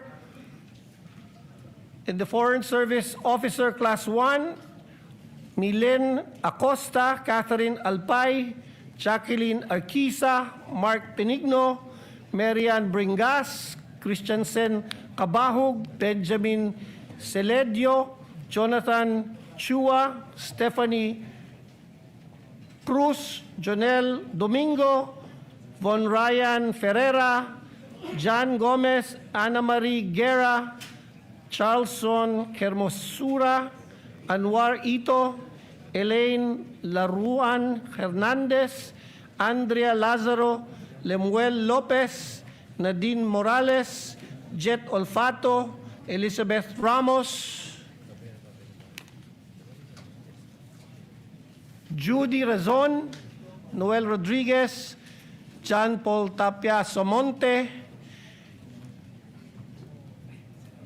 Foreign Service Officer Class 2, Filonila Arguelles, Bien Alfaro, Sheila Andales, Bea Antonio, Jorge Arjona, Jeremiah Atento, Jeffrey Batak, Ana Briones, Lizelle Kaasi, Miko Kabatingan, Roel Casaclang, Christy Conta, Paulo Ebora, Jackie Lugan, Ligano, Emily Garcia, Maria Guarano, Hannah Go, Ramona Jose Bulicer, Aaron Lozada, Maria Lia Magtibay, Jose Angelo Manuel, Louis Merced, Jose Mastajo, Reisha Olivario, Jacqueline Limong, Rosa Pareja, Liza Cuarteros, Mary Quintos,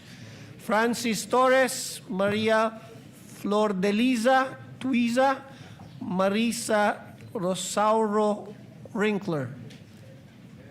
I submit, Mr. Chair, the additional nominees for confirmation in this nomination. Is there any objection? Hearing none, approved.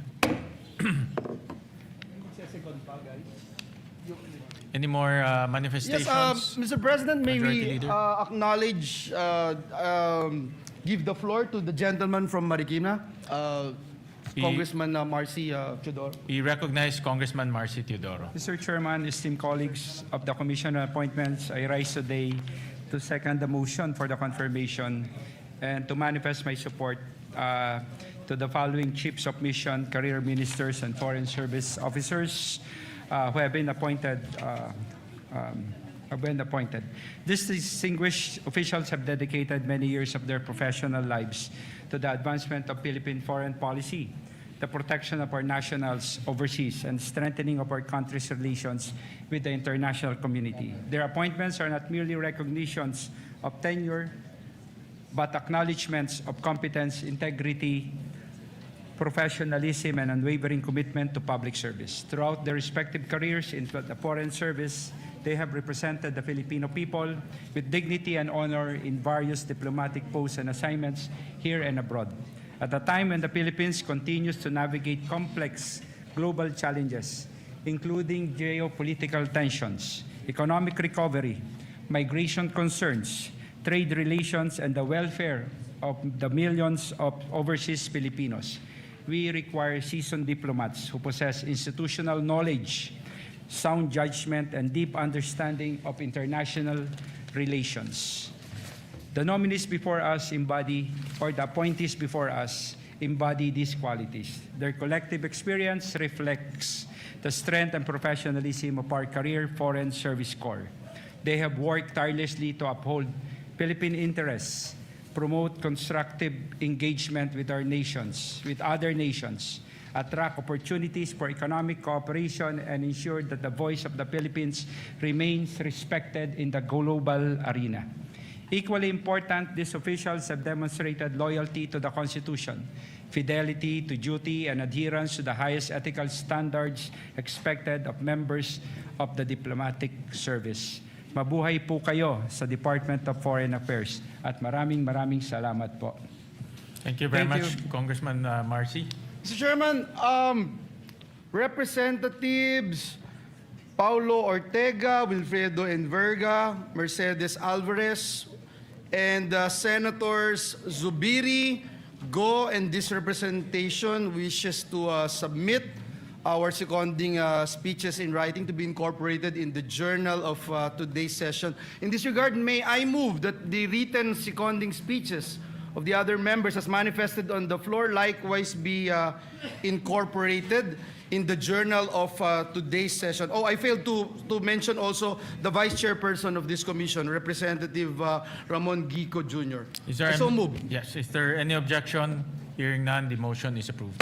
Mr. Chairman, at this juncture and on the part of the minority, may we recognize the distinguished gentleman, Representative Alan T. We recognize the gentleman from Isabela, Congressman Alan T. Thank you, Majority Leader. Mr. Chairman, Your Honors, on the part of the minority, we support and interpose no objection to the confirmation of the appointments of 85 officials of the Department of Foreign Affairs. Thank you, Mr. Chairman. Majority Leader. Mr. Chairman. The manifestation of the Minority Leader is duly noted. Mr. Chairman, at this juncture and there being no other matters to discuss, I move to adjourn. Is there any objection? The chair hears none. The session is hereby adjourned. May we request the confirmed guests to ascend the rostrum for their picture taking.